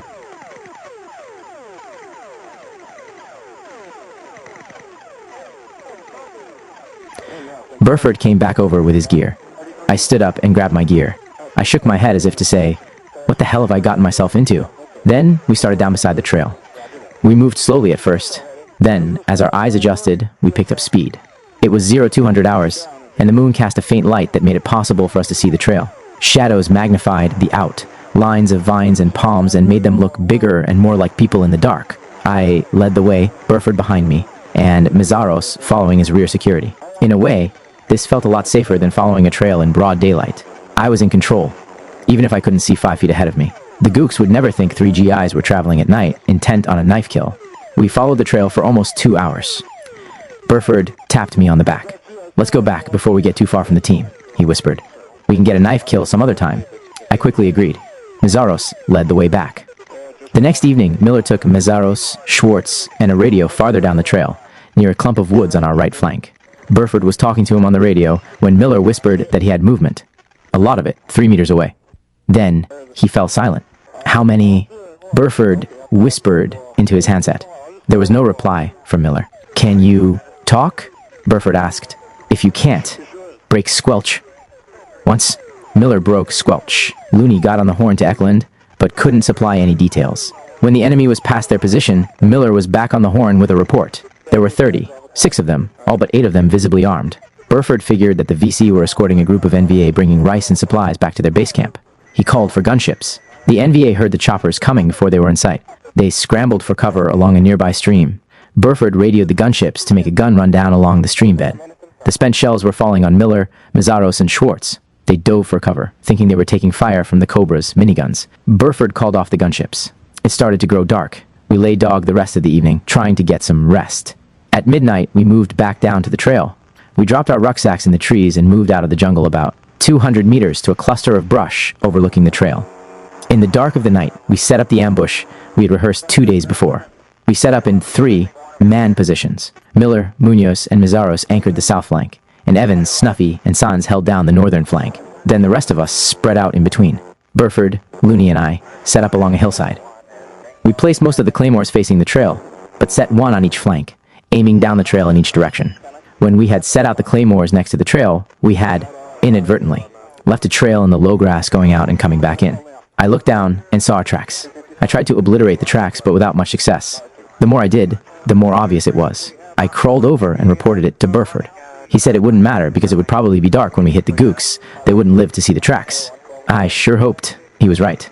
It was dark, and I could see them. We got in position and remained there the rest of the night. We stayed on 100% alert. Our plan was to wait for the gooks to walk by around 0500 hours, then ambush them. Because it would still be dark, they probably wouldn't see us or our path. At least, that's what we hoped. I had found some brush to hide behind and felt that it would give me good concealment for the morning ambush. But as the darkness gave way to false dawn, my cluster of brush transformed into a very small patch of vegetation that didn't really hide anything except my ass. An early morning mist rose from the jungle floor. I could smell the moisture in the air. I couldn't move to better cover, so I tried to stay low to the ground. Still, no gooks. Unnoticed, black-clad figures were walking toward our team's position. They were VC, and their job was to protect a group of rice porters. The NVA would soon meet them in the wood line, then lead them back to their base, camp area, somewhere in the game preserve, and the rice might even go as far as the Ashau Valley. What we didn't know was that today they had changed their schedule and were moving later than usual. These black-clad figures were making their way down the trail toward our position. We sensed something had gone wrong. It was getting later in the morning, and the enemy hadn't shown. Captain Eklund had decided to send out 2 Cobra gunships at first light without telling Burford. He felt that it would be better to have them close if we needed them. But the gooks heard the gunships off in the distance and started running down the trail toward us. Burford sat up, took one last look up and down the trail, then told Looney that the gooks obviously weren't coming today. But as he spoke, almost as if on cue, the first enemy soldier ran into our kill zone. I caught a flash of movement in my peripheral vision. As the VC ran by, he spotted me sitting in the open on the side of the hill. He must have realized he was in a kill zone because he ran another 15 feet and jumped into the large bomb crater in front of Burford's position and started screaming in Vietnamese. Burford reached over and squeezed his firing device, blowing his first claymore. Wham! Boom! I felt the blast as it tore a path down the trail and mowed down the vegetation below. I looked up and watched 3 enemy soldiers come to a complete stop directly in front of me. Burford's blast sent debris raining down just in front of them. Trying not to take my eyes off the surprised enemy soldiers, I fumbled with my clacker. The electrical firing device had a wire clip. That was wedged under the handle to prevent misfiring. With both hands shaking, I flipped back the clip and squeezed on the handle. A jolt of electric current traveled through the wire and set off a blasting cap in the mine. The detonation touched off the C-4 plastic explosive, which sent a hail of 700 steel ball bearings roaring out, killing everything in their way. The 3 VC simply disappeared, almost as if they had been vaporized in the blast of my claymore. The sounds of wailing and crying came from inside the crater. The poor gook, hoping to hide there, was in unspeakable pain. I grabbed my second firing device and squeezed it. Wham boom! I felt it before I heard it. I was blown back from the blast of my own claymore. I had no cover to protect me from its backblast. The explosion drove debris into my face. I wiped at my eyes and groped blindly for the car -15 laying at my feet. Crack! Crack! Small to arms fire erupted from the right flank. I returned fire, getting off a short burst before my bolt locked open. A double feed. Shit! I tore at the duct tape that held my cleaning rod to the barrel. I took the rod, jammed it down the barrel, kicking out the double feed. I dropped the old magazine and jammed home a fresh one. I saw the bright flash of another claymore detonation. Wham boom! To my right, I could see 2 VC running back up the trail. Crack! Crack! Crack! A line of green tracers zipped past, just missing me on the left. I now had VC on both sides of me. I knew I had to get off that hillside fast because there was no cover around me, just small vines and bushes. I dropped flat as the tracers blew over my head. I could hear Burford returning fire toward the wood line. The NVA had come down to meet the supply party and had arrived just in time to see us blow the ambush. We had set up our ambush right where they were to meet the supply party. Now we had North Vietnamese on the left flank and Viet Cong on the right. There I was, silhouetted on the hillside like a practice target. Ping! A round hit next to my left foot. I rolled over on my right side and tried to low crawl towards some cover. Dirt, dust, and black smoke filled my lungs as I crawled down to the trail. I could see the body of a dead VC about 15 feet to my left. I turned back to look for Burford. He was up and firing at the gooks in the crater, then ran down past the dead VC on the trail. Suddenly, I heard more shots from up the trail behind Miller, on the left flank. We were surrounded. Miller, Mazaros, and Cyans were in a firefight with 6 NVA who had not been caught in the ambush. Boom, boom. Evans was trying to pick off the gook porters that had just dropped all their gear and were starting to run back home. One of the VC had stopped and was firing back at us. He was down on the lower end of the trail. Burford yelled at Looney, "Get 6 and tell him we're in heavy contact." Burford called to the VC in the bomb crater to surrender. "Chihoy! Give up or die, motherfucker!" No answer. Then a head rose out of the crater, a pale face streaked with mud. His eyes were wild as he looked straight at John, then over at me. Burford aimed his rifle, but the gook ducked back in the crater. As I pulled my rifle up to shoot, I noticed something out of the corner of my eye. It was the dead VC who had been lying in the trail. He was reaching for his rocket launcher and was directly behind Burford. I had low crawled to less than 6 feet from him. He turned and saw me. Without thinking, I clicked my selector switch from auto to semi-eye, fired 1 round into his head. The round tore through his left cheek. His head slammed backward into the mud. A large gaping hole opened up in the back of his head, where the tracer exited. Burford jumped straight into the air, turned and looked back at me. When he saw what had happened, he grinned. We could hear the slapping sound of running feet on the wet ground. Burford spun around to follow the sound. I saw more movement to the side. The VC had climbed out of the bomb crater and was running down the trail. The enemy soldier was hauling ass. Burford put his rifle on semi-auto and took a country. Boy aim. He fired 5 times right at him. The gook never stopped. He ran right past Miller. The VC was close enough to kiss as he passed him, but Miller was busy firing at 3 more NVA up the trail. He never even noticed as the gook flew by. The enemy soldier disappeared where the trail made a bend to the right. Miller followed him through a thicket of bamboo and found him slumped up against a tree. He had 2 holes in his chest and 1 in his neck. Burford had hit him all right, but like a wounded animal on the run, he hadn't stopped. Burford sat down, looked both ways, then duck walked back to the dead soldier. He poked him with his rifle, then reached down and searched him. He quickly found something. His damp pockets were stuffed with maps and papers. I heard Burford yell for me to check the crater. I got up and slowly moved forward. I expected to catch a bullet with each step I took. I was still scared as hell. 2 more steps, and I was there. I peered over the edge and spotted a row of twisted bodies lying in a bloody heap in the mud below. An old woman, a young man, and the 2 uniformed soldiers. The young man's face was white and drained of color. The woman was a twisted, lifeless mass of bony flesh. She had a stunned expression on her face. Her bloody black silk clothing made her look even more grotesque. None of us had seen her before, but we probably wouldn't have hesitated to shoot her if we had. She was with this crew, and she wasn't an innocent civilian, at least not by our lights.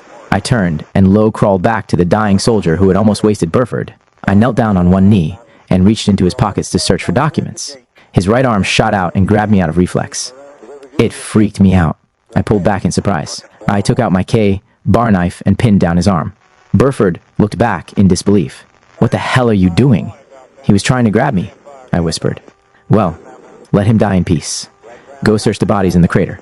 I didn't want to go back to that crater, but I forced myself to do it. I checked each dead soldier, but found nothing.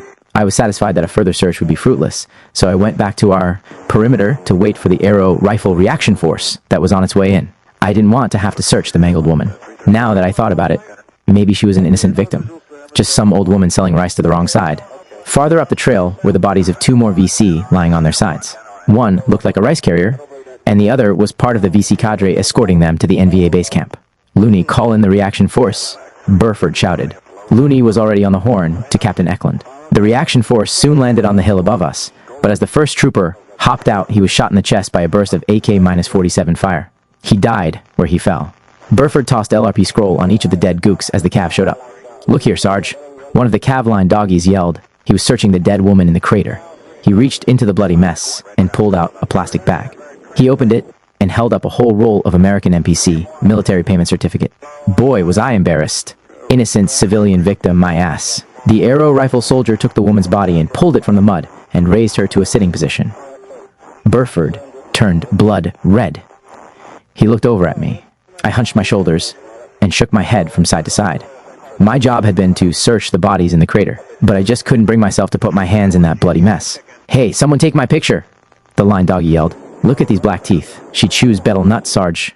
Mizaros, Miller, and I exchanged glances.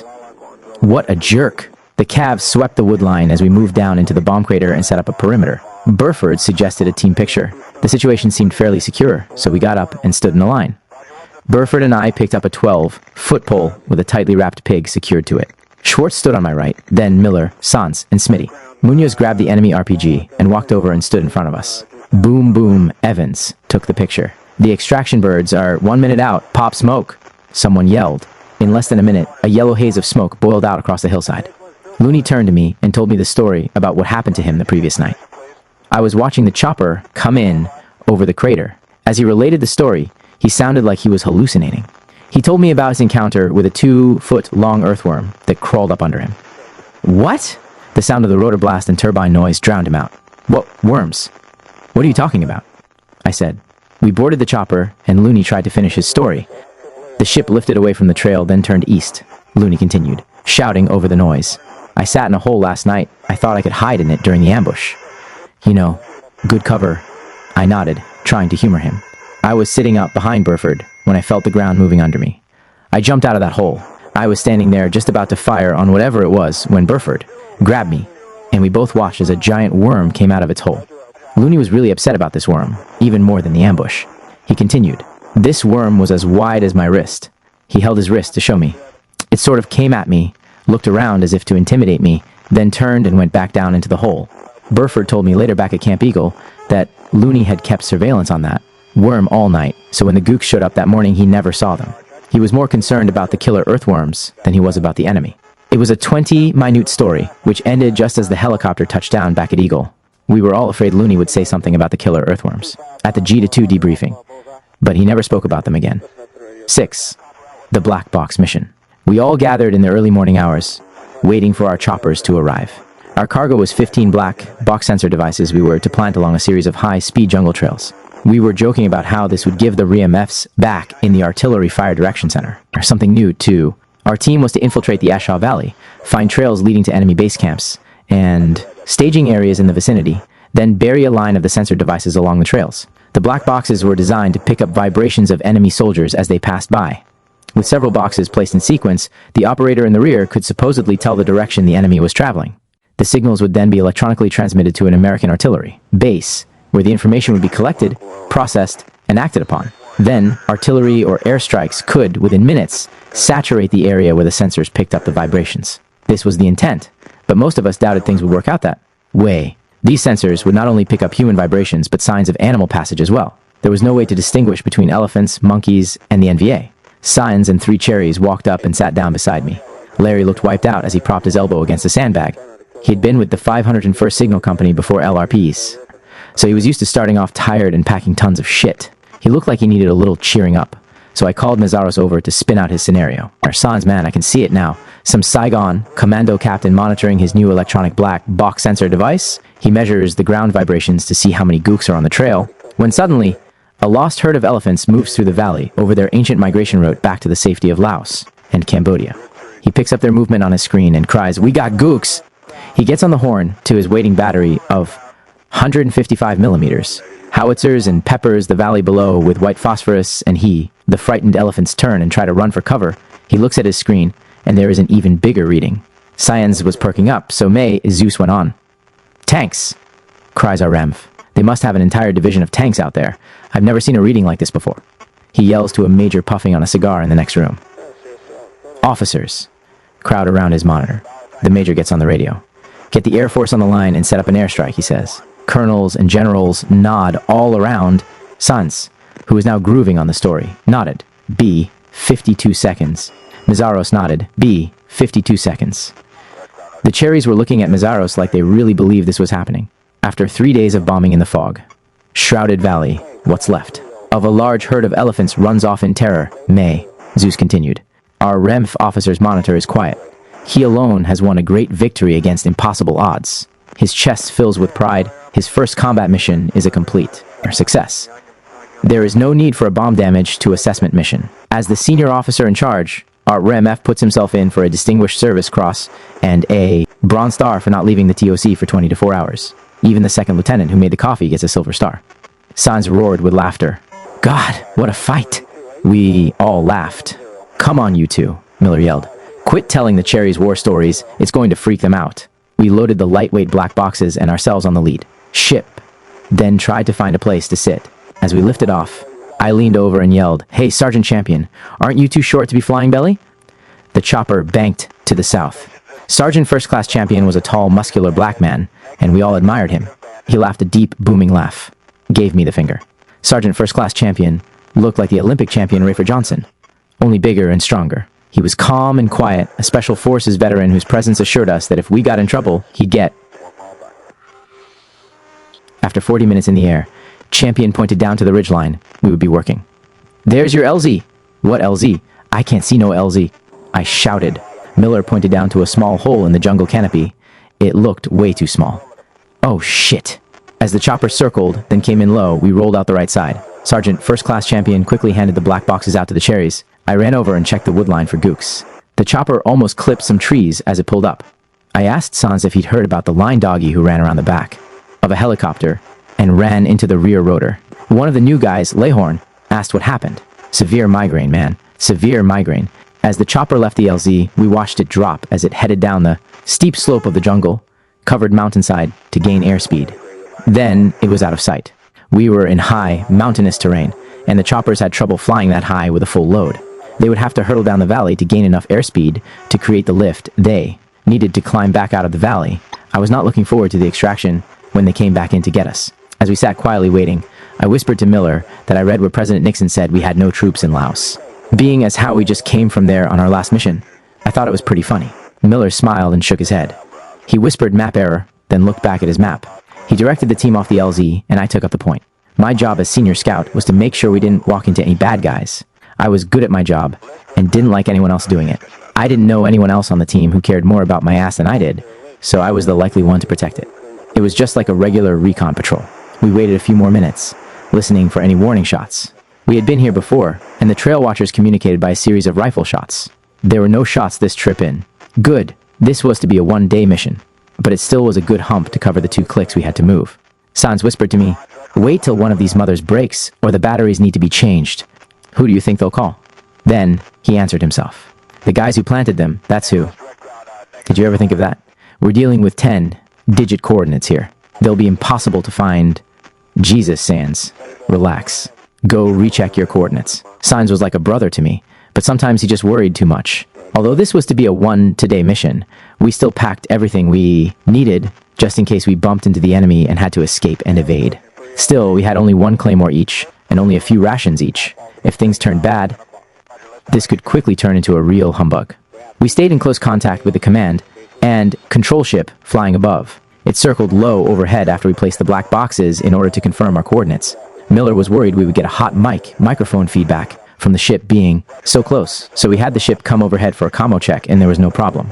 As soon as we had our commo check, Miller had the ship move off a ways. He didn't want it directly overhead, advertising our presence. A Cobra gunship also orbited nearby, in case we got in serious trouble and needed help quickly. It was good to know it was there, but we didn't want it coming too close unless we needed it. During a break, I whispered to Miller that missions like this one meant the end of the infantryman, as we knew him. Miller frowned and asked what I meant. This is the wave of the future. Robots and machines. It just doesn't seem fair. I mean, I was just starting to enjoy ambushing dinks, and now some asshole in the Pentagon wants to run everything by some remote control box. It sort of takes the fun out of the whole fucking war. Miller chuckled. He and I had gotten real close, and there were times I thought we could almost read each other's minds. Our resident psychologist, Peterson, called it pair bonding. You seem to hang out with one particular friend. I was serving as Miller's assistant team leader and point man this mission, and we were friends. With the choppers nearby, it was tempting to feel safe. We had to keep reminding ourselves where we were. This wasn't like working for the power company. We were in Mr. Charlie's backyard. Finally, we found a trail junction. Miller stopped the team and placed signs and the 3 new cherries on security. I got out my K-bar and started digging. We planted one of the boxes, then the others in its series. Each box cost Uncle Sam the price of a new Rolls Royce, and there were 3 to a series. After burying the boxes, we pulled the safety pin from the self-destruct device and very carefully covered them until only the thin green wire antennas were visible, just barely visible even to us. Then, we camouflaged the excavation with leaves and transplanted vegetation. The ground cover was thick near the ground, so it would be impossible for the NVA to spot the short antenna. It would be pure luck for the enemy to stumble across one of them. I marked the coordinates, 10-digit coordinates on my map. The command and control chopper came in overhead. The pilot spun his tail boom around and hovered directly over the treetops until the old man got a fix on us. None of us liked having the helicopter right overhead, where it could give our position away. The slick settled down as if he were sitting on top of the tree. Even 50 meters away, we could feel the rotor blast come through the trees, and it felt good. We verified our coordinates and moved on to the next spot. It looked as though a good number of enemy troops had walked down this trail in the past few days. We put in our next series along the cross trail first. We were all expecting an encounter with the enemy, but we were in luck, and so were they. By 1,700 hours, the last box was in the ground, and it was time to head back to Camp Eagle. Miller had one of the cherries, a sharp Guamanian kid named Mac Can, call for extraction. Sergeant First Class Champion would be flying Bellyman again, and the bird would be picking up at 1,745 hours. The command and control ship and Cobra were gone, and we were alone. 3 vets and 3 cherries, deep in the enemy rear. Miller and Sands and I were very pleased with our cherries. They were holding up well and doing their jobs like they'd been doing this sort of thing for months. When we reached the LZ, we set up a circular defense perimeter around it and lay quietly waiting for the choppers. Maybe things would get easier now. Maybe the sensors would set the stage for a new type of high-to-tech warfare, where the combat soldier would no longer be needed. Perhaps we were the last of the gladiators. But then, someone still had to go out and place them where they would get the job done. Miller was breaking Mac-Can in on the radio, and Mac-Can was taking right to it. He acknowledged a transmission, then whispered that our extraction ship was inbound. We got inbound choppers. Role, the co-pilot, came in over the radio speaker. "This is Kingsman 1-8. Pop smoke. I will identify." Over. Miller pulled a yellow smoke grenade from his web gear and tossed it out in the center of the clearing. The dirty yellow smoke hugged the ground as it poured from the canister until a light breeze caught it and lifted it up through the jungle canopy. "This is Kingsman 1-8. I got yellow smoke." "Roger, yellow smoke," Mac-Can answered. The mountains began to cool as the hot afternoon sun set low in the west. Mr. Roach brought his chopper in from the south. Both sides of the ridgetop broke off sharply to the valley floor some 1,000 feet below. As Roach held the Huey in a hover a foot or two above the ground, we sprinted through the rotor wash and climbed up onto the chopper floor. Sergeant Champion, the Bellyman, announced over the intercom that we were all on board. Roach pulled pitch, and the helicopter started to lift. The Huey had just cleared the ridge when the engine suddenly stopped. We had no way of knowing it at the time, but we had just taken an enemy hit, and the bullet had lodged in the fuel control unit, FCU. A loud warning buzzer started beeping like crazy.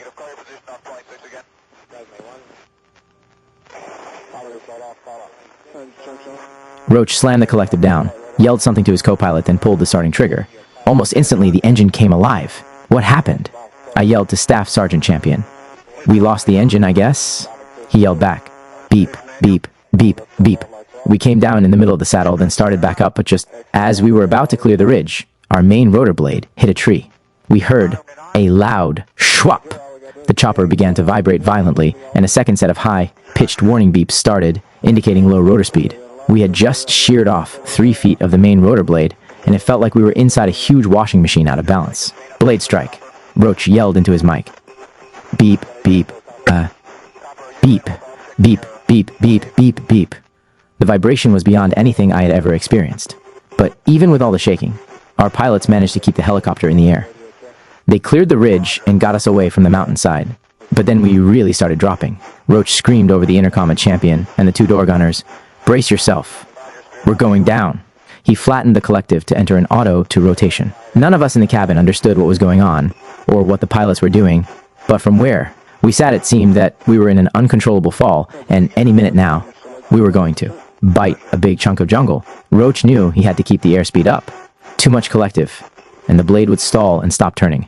Too little, and we would come down too fast. This was the cherry mission for Lawhorn, Mac Can, and Thomasand. It looked as if it might be their last. They looked as terrified as I felt. I looked back at them and yelled, "All right!" the way members of the Polar Bear Club yelled as they jumped into sub-freezing water. They thought I was giving emergency instructions. They looked shocked. I hoped that it might ease their tension. It didn't. I was seated next to the open door. Champion grabbed hold of my pack and pulled me in tight to keep me from bouncing out when we hit. I grabbed the back of the crewman's seat and braced myself. We were now falling like a brick, and the vibrations made the ship feel like it was coming apart. I turned my head to see what Miller and the rest of the team were doing. With their striped faces, they looked like frightened tiger cubs huddled in a cave. The co-pilot, Roll, was calling over the radio. "Mayday! Mayday!" The ground was coming up fast. 200 feet, 100 feet. As we got to 50 feet, Roach pulled back the stick, then jerked up on the collective as he nosed forward. The rotor blades bit hard into air, and it seemed to slow us down. A little. Kabam! We hit hard and bounced up in the air, then down again with a thud.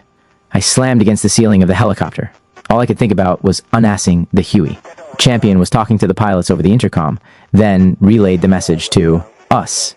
Pilot says, "Don't leave the ship until the main stops turning." What? Everyone hear me. Champion repeated the message in a deep, booming voice. The pilots, afraid the main will disengage. We waited anxiously until the rotors stopped turning. I looked out. We were in the middle of a large valley with a narrow tree line less than 20 meters to our 3 o'clock.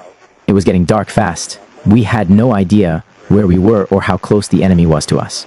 Mr. Roach unbuckled his seatbelt with one hand and tried to work the electric circuit breakers to cut power to the downed bird with the other. Miller tapped on his window. "Come on, sir.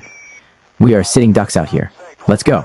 The ship's radio didn't work. Miller got on our prick -25 radio and called the old man. Roach unsnapped his holster and pulled out his .45 automatic. "Sir, follow Champion to the woodline," Miller shouted. The door gunners were unlatching their M60s as we fanned out to pull security. Chambers, 12 o'clock, 50 meters, go. I ran out about 50 meters and set up security on my side of the perimeter. I thought about what had just happened. My God, we had just survived a chopper crash. I tried to get my mind back on the present situation. It was starting to get dark, and a dense ground fog was rolling in. Champion kept the chopper crew from clustering up. They were not used to being on the ground in Charlie's backyard. He then directed the crew to set up along our small perimeter. We were at all 4 points of the compass encircling the downed chopper. Since we were in the open, we could only crouch in the elephant grass and wait. One of the Black Widow helicopters picked up the Mayday call on its way to Firebase Evans. After about 30 minutes, the Huey landed and picked up the flight crew of our downed chopper. As the ship lifted away, I watched the right side door gunner manning his M-60. He was scanning the distant tree line to the east, ready to suppress any unusual movement. The CO radioed and told us that we would have to stay in and secure the crash site until a Chinook arrived on the scene to salvage the Huey. Half an hour passed, then an hour. Time dragged, and the waiting was starting to make me a little nervous. A Cobra appeared overhead, and I felt a little more at ease. We would be a choice target for any local NVA with a mortar tube. We were sitting ducks. Finally, the CH-47 showed up. A CH-47, or Chinook, was a big twin. Rotor, cargo helicopter, affectionately called a shit hook. I was on Firebase Bastogne once when a Chinook landed. It's 130. MPH rotor wash blew 3 guys over. I grabbed my boonie hat and shoved it inside my shirt. The ship hovered overhead, while Miller and Champion rigged the lift harness and hooked the cable to the downed Huey. The Chinook lifted the crippled bird up like a toy airplane hanging from a string. We tightened our perimeter and waited another 20 minutes for a slick to extract us. Finally, Miller shouted, "We got a bird coming in. Pop smoke." "Roger that." I had found a large thigh bone of some dead animal and stuck it in my web gear as a souvenir of the mission. A lone Kingsman Slick touched down in the clearing. We ran for the open doors and scrambled in. The ride back was much better than the one that had deposited us here. The helicopter was cranked up and traveling about 110 knots, barely 50 feet above the trees. It was pitch black now, and we could see the lights of Hue off in the distance. As we flew over the city, we could see people moving through the streets. By the time we arrived at Eagle, it was nearly 2,300 hours. The acid pad was completely dark when we sat down, but there, waiting to greet, US was Jeff Ignacio, who everyone called Pineapple because he came from Hawaii. It was good to know someone cared. "Hey, you guys gotta go see Lieutenant Williams. You missed getting paid." "You gotta be joking, Pineapple," said Miller. He shook his head and shrugged, then lit a cigarette. I guess the guys didn't have any idea what we had just been through. "Oh, well," said Miller. "Let's go get paid." Sans caught up to us. "Did you say get laid?" "No, but that's certainly not a bad idea." Miller's eyes lit up. Up at the TOC, First Lieutenant Williams sat behind Top Walker's desk. He had just finished a cup of Top's Panther, piss coffee, which had been brewed on a hot plate 13 hours ago. Top must make this coffee with napalm and JP -4. Lieutenant Williams smiled. Well, you guys okay? I heard you had a little problem on the way in. You might say we got sidetracked, sir. We all laughed. Lieutenant Williams then told us about this experimental claymore the Army was developing and how one of his buddies had just completed a field test. These were the latest in SCI, Phi toys that the R&D boys had concocted. They could be fired by a wireless remote control device, but they were designed by people who had never been in combat. In order to detonate the mine, you had to hold the remote firing device in direct line of sight to it. Great for a desert, but we were fighting a war in jungles clogged with vines, shrubs, and trees. The next problem was the range of the remote control device and the placement of the operator. Lieutenant Williams' buddy told him that you had to be directly behind the mine and no more than 20 feet away. This might sound great in some Pentagon R&D department, but those people had obviously never fired a claymore in combat. The backblast alone from that type of mine exploding that close would kill you if you didn't get shot first, standing up and trying to get a line of sight on the device. Williams related the story as he counted out our pay in MPC, military payment certificates. I picked up my money, recounted it, and took $10 out. I put the rest back in my envelope and gave it back to the lieutenant to put in the company safe. Thank you, sir, Miller said. He took $20 instead of his normal 10. It must have been Saenz' comment about getting laid. Hey, you guys sure you were not hurt?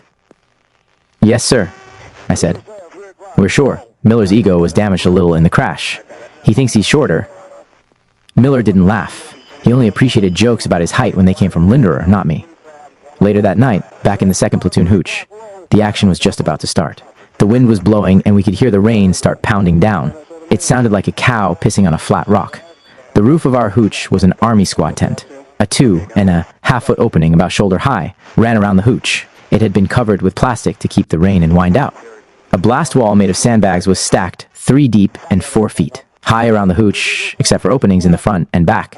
A few feet across each doorway stood 350-gallon drums, filled with sand and topped with a couple more layers of bags.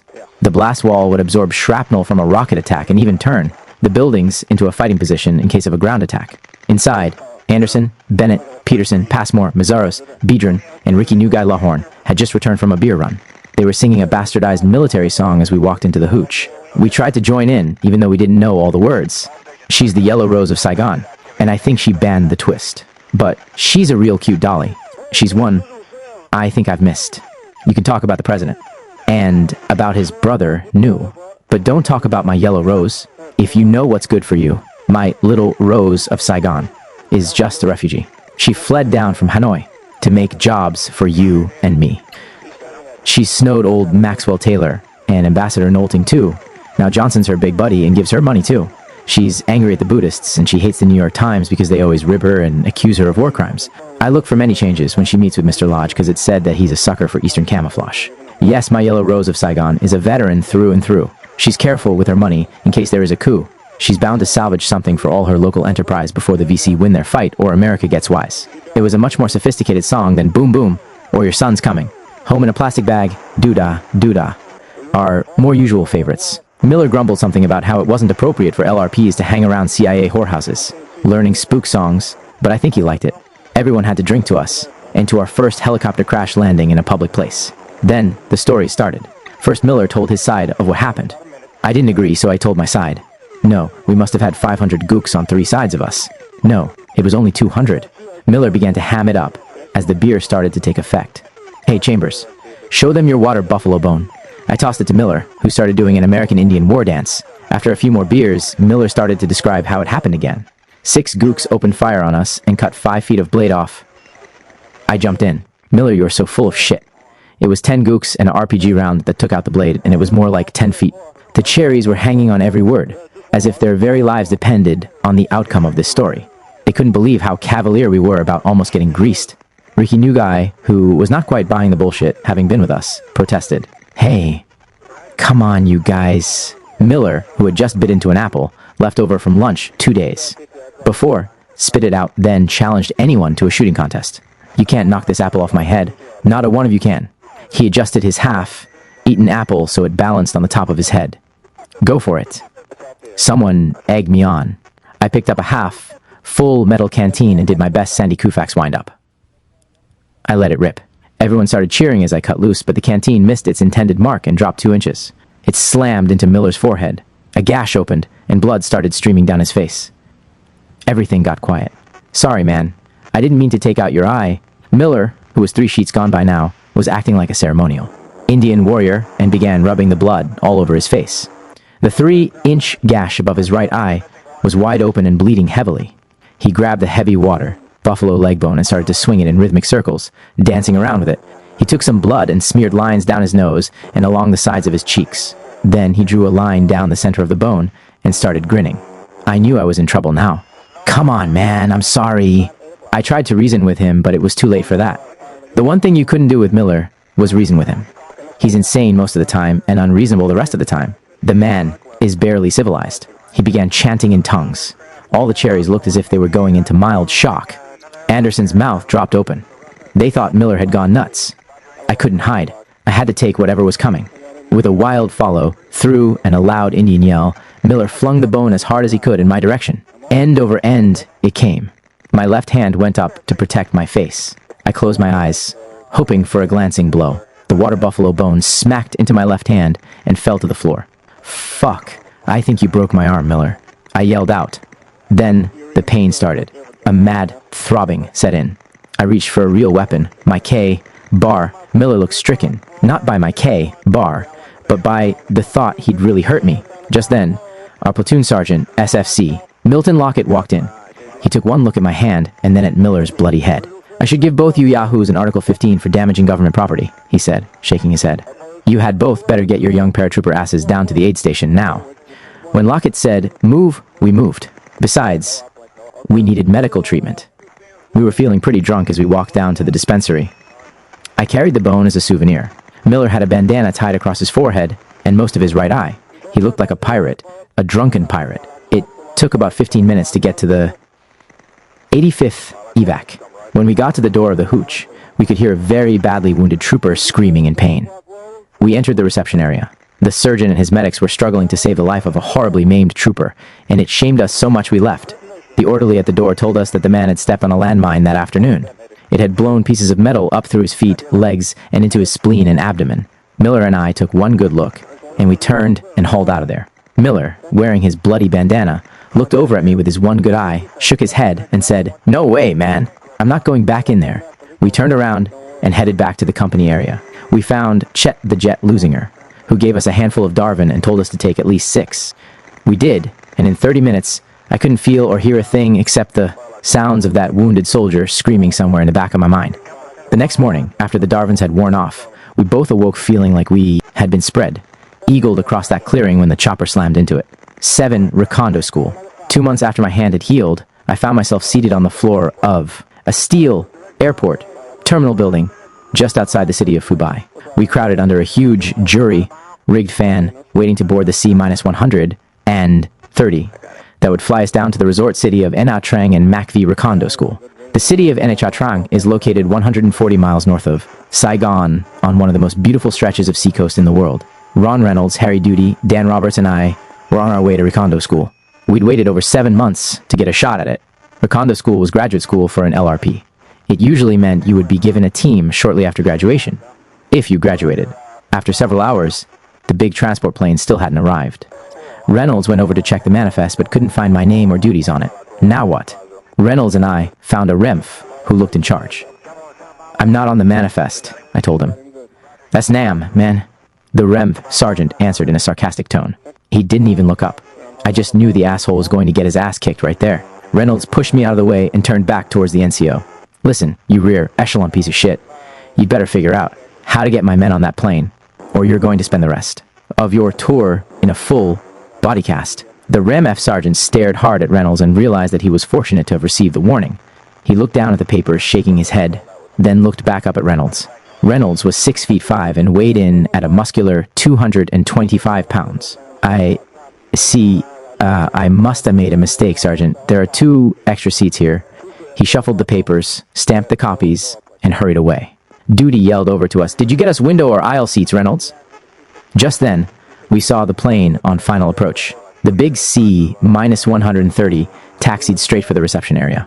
At the last moment, the pilot gunned his left engine and swung the big plane almost completely around. The large cargo ramp in the rear of the plane lowered, and I could see the gaggle of American soldiers. We watched as they deplaned, a contingent of fresh new troops. As they walked down the ramp and onto the hot tarmac, their eyes flashed as they took in their surroundings.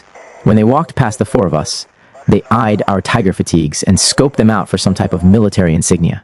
As the last of the green troops stepped off the plane, Duty yelled, "62 in the wake, up!" "Duty, you're such an asshole," said Reynolds. "Leave the cherries alone. Let's get on board." Duty had shattered my vision of the cool, confident LRPs heading out on a new adventure. Duty had a way of making a unique situation seem quite ordinary. We were too elite to go harassing cherries. That was the way Legs and REMFs made themselves feel superior. We were supposed to be too hard, core and cool to even care how many days we had remaining in country. We climbed in, and everyone bitched as we tried to get comfortable on the plane's hard cargo floor. We slid under the safety straps that were lying across the metal floor. We sat there with our knees drawn up like a bunch of first graders, waiting to hear a fairy tale. The floor was as hard as a metal cargo floor could get. Duty did a poor impression of a stewardess. "Fasten your seatbelts, please. Coffee, tea, or clap." It wasn't that funny. Duty had a previous tour as an LRP for the 1st Infantry Division, the big red one. He had a way of embarrassing us. The plane started down the runway, banging, bouncing, and gaining speed, then climbed heavily away from the tarmac.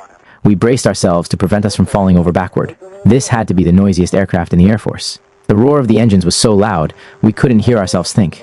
As the big plane banked to the east, I got that old familiar knot in the bottom of my stomach. I enjoyed jumping, but I hated to fly. An hour passed.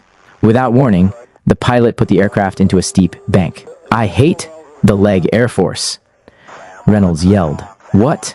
I shouted back. The combination of the plane's unexpected drop and Reynolds yelling in my ear scared the shit out of me. Man, I was half asleep.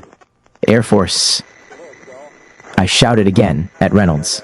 Air Force assholes never tell you shit. They think we're just cargo on the floor. We touched down minutes later. As the noisy plane taxied up to the concrete apron, the large cargo bay door dropped as we attempted to stand. The effort was next to impossible since we were all suffering from numb ass syndrome. Some Air Force general must have worked overtime figuring out that by removing the seats and putting long cargo straps across the floor of the C-130 Hercules, you could get 25% more cargo, space, or some bullshit like that. It never made any sense to us. The plane had over 425 square feet of floor space, which could easily seat 50. 5 troopers with full combat gear. Take out the seats, and it would hold 60. I hated Air Force generals, but almost as soon as I stepped off the plane, I decided that I liked NHA Trang. The city of NHA Trang's central location made it logistically ideal for training special op personnel from all over South Vietnam. It was headquarters to 5th Special Forces Group, Airborne, which also had subordinate units spread all over the country. It was a beautiful Saturday afternoon as we rolled into town. We were on our own until Sunday morning. We decided to see the city and try to get laid. We hurriedly flagged down a pedicab.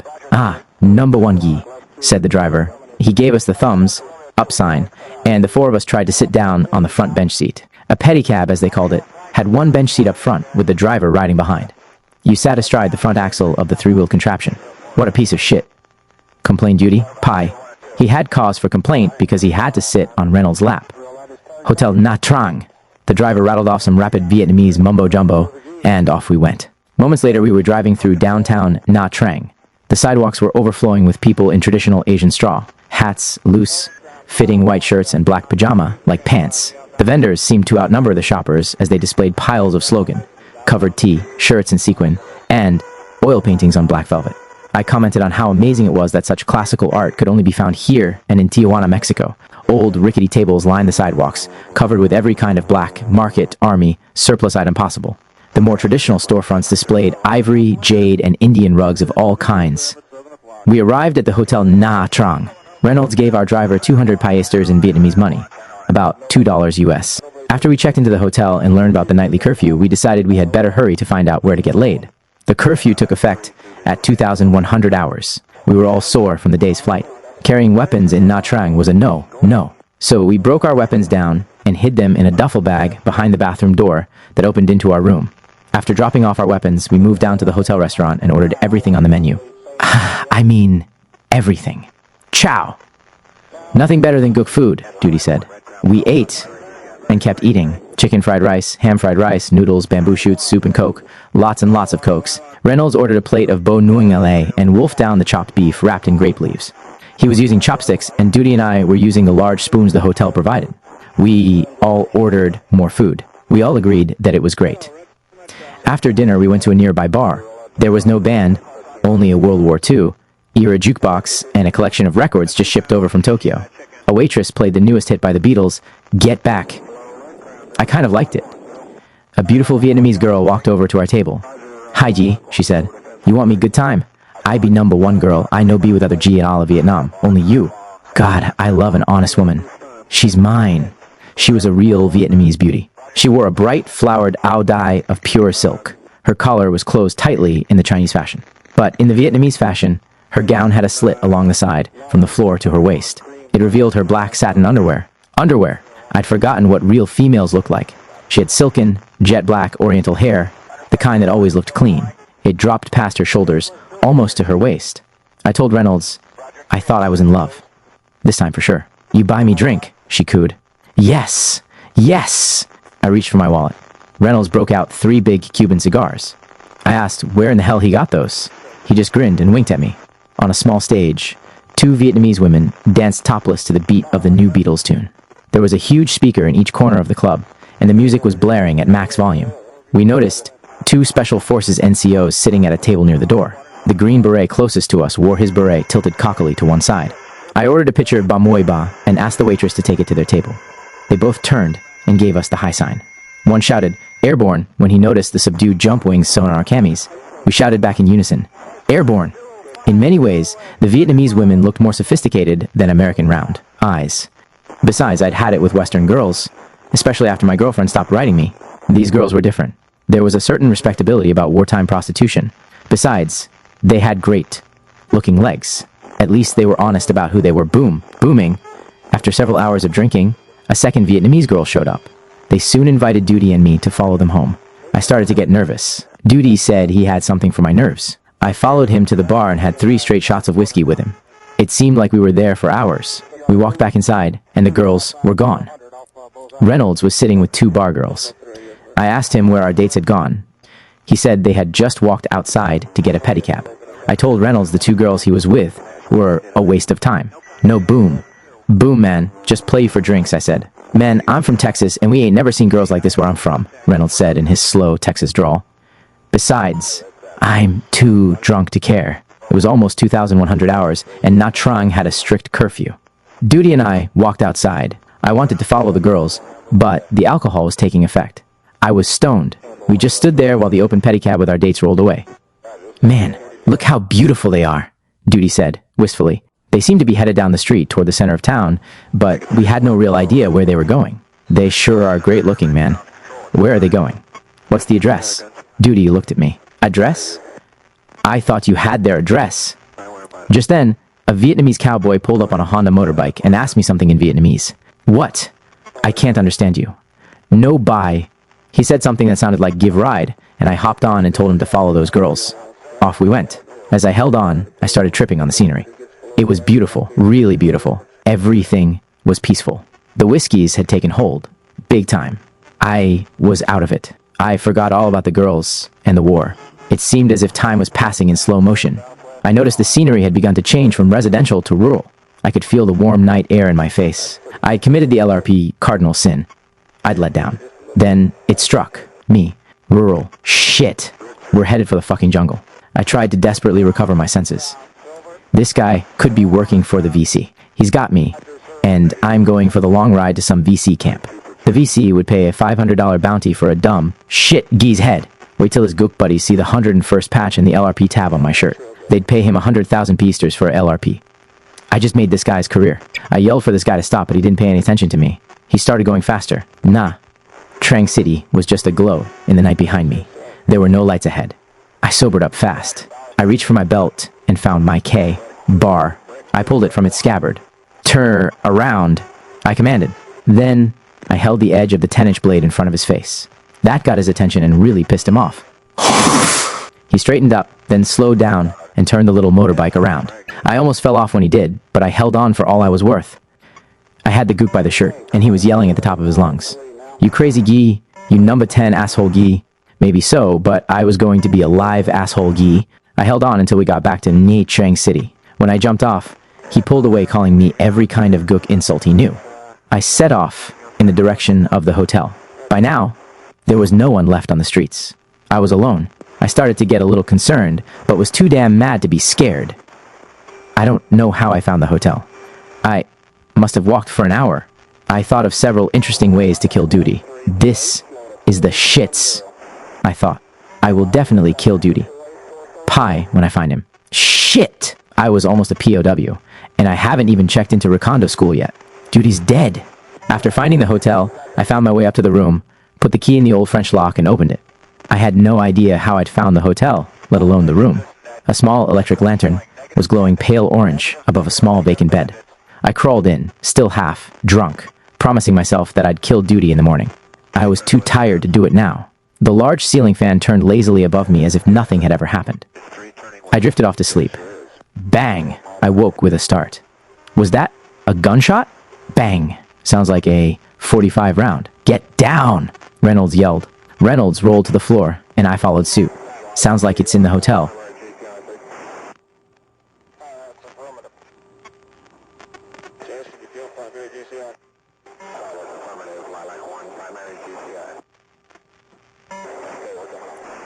I low-crawled over for our weapons.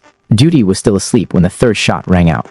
It sounded as if it were in the room next door. We were all lying motionless on the floor. Soon there was a knock at our door, and someone hollered, "Military police!"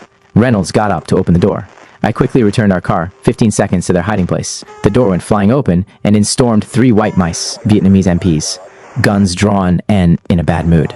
They had us line up against the hotel. Room wall. In walked the captain of the mice. Tuan was sewn on his breast pocket. "You are Americans 101st? "Yes, sir," we said in unison. "Do you have guns?" "Oh, no, sir." I pushed the bathroom door back to hide the exposed car. 15 seconds. As the nasty-looking group walked right past them. "Wake up. Wake that man up." Captain Tuan ordered. Duty, get up. We're about to go to jail." Duty woke up in a daze. He got out of bed and stood next to us as the gooks looked around the room. Duty, still half drunk, walked into the bathroom. He started to close the door behind him. I thought, "Duty, no. Don't shut the door. The rifles are behind it." As he pulled the door shut, he saw the 4 rifles through the crack of the door frame. He quickly pushed the door back and walked over to us. The 3 MPs looked puzzled by all this activity, but never spotted the weapons. Since Reynolds was the senior-ranking NCO, he was questioned by the captain. Outside the room, while the 3 Arven MPs stood guard over us. They searched our rucksacks, found some C-4, det cord, a lot of M, 16 magazines, and some leftover gook food. "Where are your rifles?" The Vietnamese captain demanded. "We checked them in at MacV Recondo school this morning," said Reynolds as he walked back into the room. "What happened? What did he tell you?" I asked. "Somebody shot a whore down the hall. They thought it was us. They were looking for guns." "What? I hate this place." After the MPs left, we tried to sleep, but couldn't. I would have felt safer back at Camp Eagle. Or even out in the jungle. We checked into the Recondo school at 0800 hours and compared stories with Dan Roberts, who'd just showed up. "Us. Where you been, man?" I asked as he walked up to the 3 of getting laid. "How'd you guys do?" He asked. "Just great. We all got laid," I lied. As we stood in loose formation that first morning, the whole compound was buzzing with rumors about the Special Forces camp up in the Central Highlands that got hit the night before. Dan told us he had heard that as many as 10 Soviet-made tanks and at least a battalion of hard-core NVA troops hit the camp before dawn. The SF advisors and their Montagnard minions had kicked some ass while driving back the assault. He told us that they even destroyed several of the Russian light tanks. The SF advisors had suffered some pretty heavy casualties themselves. He told us that he had heard that we might be used as a reaction force to relieve the camp if they needed one.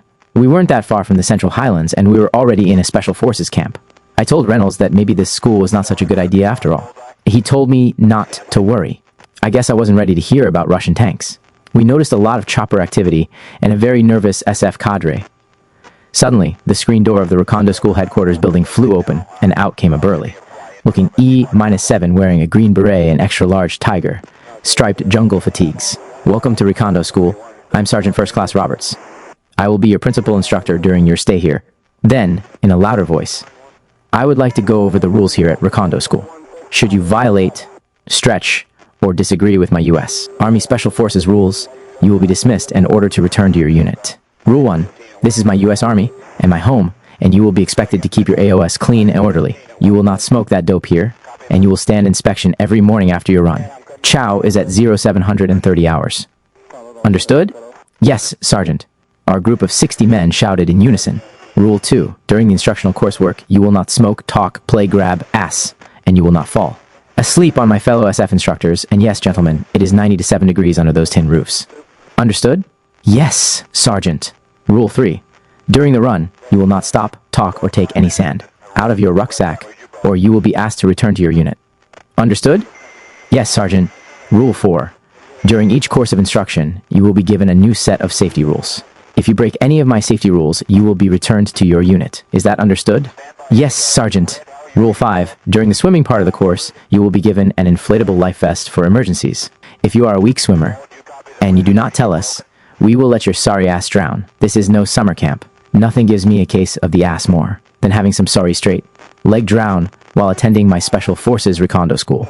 I have to fill out 6 forms in triplicate, and I hate forms. Do you understand? Yes, Sergeant.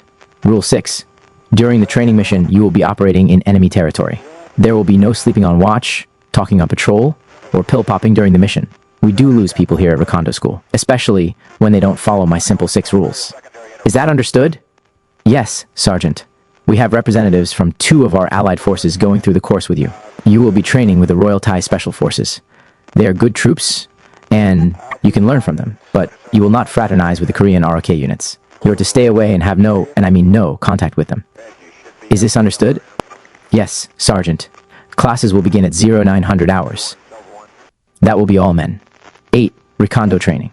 Ron Reynolds, Harry Duty, Dan Roberts, and I sat in the classroom second row. The assistant commandant walked into the formal training building, a plywood structure with a sheet, metal roof. He made his way toward our classroom. 10. Hut! Someone called out. We stood at attention as the young major walked to the front of the room. At ease, men. Take seats. He wore his beret at a rakish angle but took it off and stuffed it into the side pocket of his jungle fatigues. He had to walk around a large, varnished table in the center of the room. An oversized MACV Recondo school patch was painted on its surface. The room was set up classroom style, with a walkway down the center. I didn't notice the Koreans or the Thais. I mouthed the words to Reynolds. Where are the gooks? He put his finger to his mouth. Shh. The Special Forces major stopped and turned to face us. He was short and stocky, about 5 foot nothing. Directly behind him was a dark green curtain. Another huge Recondo emblem was painted on it. There was also a Special Forces patch. He walked over to the 3-foot logo, as if he were inspecting every detail. To his right, Allied flags hung from varnished flagpoles. The United States, Australia, South Korea, Republic of Vietnam, and the Kingdom of Thailand were represented. I'm Major Bob Lunday, Assistant Commandant of the 5th Special Forces Recondo School. I want to welcome each of you. I would like to familiarize you with the mission, standards for selection, and the program of instruction that we adhere to here at MACV Recondo School. We were all listening. First, I would like to give you a brief explanation as to how the school was established and why Special Forces is conducting the training. In September 1965, Detachment B-52 of the 5th Special Forces Group, ABN, known as Project Delta, began a unit training program on long-range reconnaissance patrol techniques. This program was initiated for the purpose of training Project Delta replacement personnel. The conventional U.S. forces in country learned of this training program and requested that they be allowed to send selected personnel to attend these courses. As its potential value became apparent to major unit commanders, interest in reconnaissance training progressively developed. The major glanced at the 4 of us seated in the second row. We all wore the 101st Screaming Eagle patch on our left shoulder. Then he continued. The school started with 10 troopers from the 1st Brigade, 100, and 1st Airborne Division in September of 1965. In mid-1966, General Westmoreland directed that a study be made of the long-range reconnaissance patrol capabilities of U.S. units in Vietnam. As a result of the study, General Westmoreland directed that a 3-week program of instruction on long-to-range reconnaissance patrolling would be conducted, and that the instruction would be based upon the Project Delta concept of operation. The 5th Special Forces Group was asked to organize and conduct the school, and the commanding officer of the 5th Group was designated as the commandant. The school was officially opened by General Westmoreland on September 15, 1966. The title given the school, Recondo, was coined by General Westmoreland and is a derivative of 3 terms long. Associated with soldiering, reconnaissance, commando, and doughboy, I couldn't help frowning. Doughboy. The mission of the school is to train selected personnel from LRP combat units in specialized techniques and skills necessary to conduct successful long, range reconnaissance operations in South Vietnam. The school presently has an authorized cadre strength of 6 officers and 48 enlisted men. In addition, 1 Australian and 3 South Korean liaison personnel are assigned duty as staff members at the Recondo school. We also have assigned, as school and support troops, 1 quasi-military CIDG, Civilian Irregular Defense Group, company. This unit is used for camp security and as an immediate reaction force. During the combat to operation phase of the student training program, the standards for student selection are set forth in USRV, United States Army Republic of Vietnam, Regulation 350-2. We consider the proper selection of personnel the most critical aspect of the long-to-range reconnaissance patrolling program. By direction of the USRV commander, no person is accepted for the training at this installation except a volunteer. In General Westmoreland's words, a Recondo must be skilled, smart, tough, confident, and courageous. We assume that you, as a volunteer, are smart, tough, and courageous. Before you arrive at the school, and these traits will be tested. The other 2 traits, skill and confidence, you will develop throughout the training program. The program of instruction for the school lasts 20 days and consists of 260 hours. The capacity for each class is 65 students. Quotas are allocated to all free world military forces in Vietnam, based upon their requirements and requests. The first week of training consists of academic subjects taught in the classroom and adjoining outdoor training areas. During the second week, practical exercises in helicopter operations are conducted in conjunction with a 4-day field-to-training exercise on Hontre Island, located 5 miles off the coast. This field-to-training exercise enables you to put into practice those techniques learned during the first week of your classroom instruction. During the third and final week, you are deployed as 6-man teams on 4 to 5-day reconnaissance patrols in hostile areas west of Nha Trang. You will be given a standard airborne physical to training test the second day of this course. This will give you and the cadre an indication of your physical condition. In addition, you are given a confidence test on the 40-foot tower. This consists of climbing a rope ladder without equipment and descending a 40-foot knotted rope. This test is to mentally prepare you for rappelling, rope, ladder, and emergency. To extraction training involving helicopters during the second week. Also, in conjunction with small craft training, a swimming test is administered. I started to squirm in my seat. He had mentioned my Achilles heel, swimming. 2 summers ago, I almost drowned trying to surf the waves in Hawaii. I barely made it back to shore after getting caught in a riptide. I could swim, but I wasn't exactly a candidate for the underwater demolition team. Daily PT begins at 0430. You will do 8 repetitions of Army Drill 1 and start the course by running a 2-mile road march with equipment consisting of a 40-pound pack, patrol harness, and individual weapon. The runs get progressively longer each day. On the 7th day, you conduct a 9-mile run with equipment in 90 minutes. The second week continues with Army Drill 1 and road runs. When this course was originally established, we used to also administer a map to reading. Examination on the first day, and those who failed were returned to their units. The percentage of failures was so high that instruction on map reading was increased to 15 hours of study prior to being tested. Those students who then fail receive additional instruction during the second week. Those students who pass are used as assistant instructors during this additional examination. Basic first aid, survival, medicines and drugs, life, saving steps, treating special wounds, and the use of the albumin, blood, expander unit will be taught to you. You will also be taught how to give both muscular and intravenous injections. I had heard about this part of the course. I grabbed my arm as if I had just gotten an injection and could feel the pain of the 2-inch needle. During the communications part of the course, we teach characteristics and operation of the PRC-25, HT1, and URC-10 radios. You will become familiar with field, expedient, and aircraft antenna SOI, and message writing, communications procedures, and guidance of aircraft. Intelligence training will consist of combat, intelligence principles, terrain analysis, basic photography, handling of POWs, captured documents and equipment, and VC military organization, operations, and tactics. You will learn special forces patrolling techniques.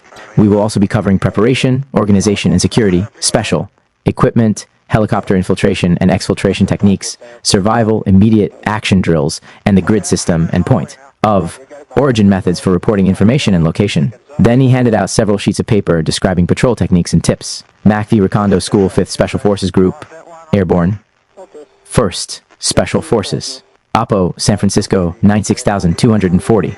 Patrol techniques and patrol tips handout 707-1. Patrol planning steps. 1. Plan use of time.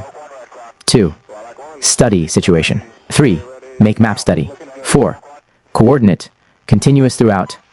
5. Select men, weapons, and equipment. 6. Issue Warning Order 7. Make reconnaissance 8. Complete detail plans 9. Issue Patrol Order 10. Inspect and rehearse 11. Brief back. The Major continued.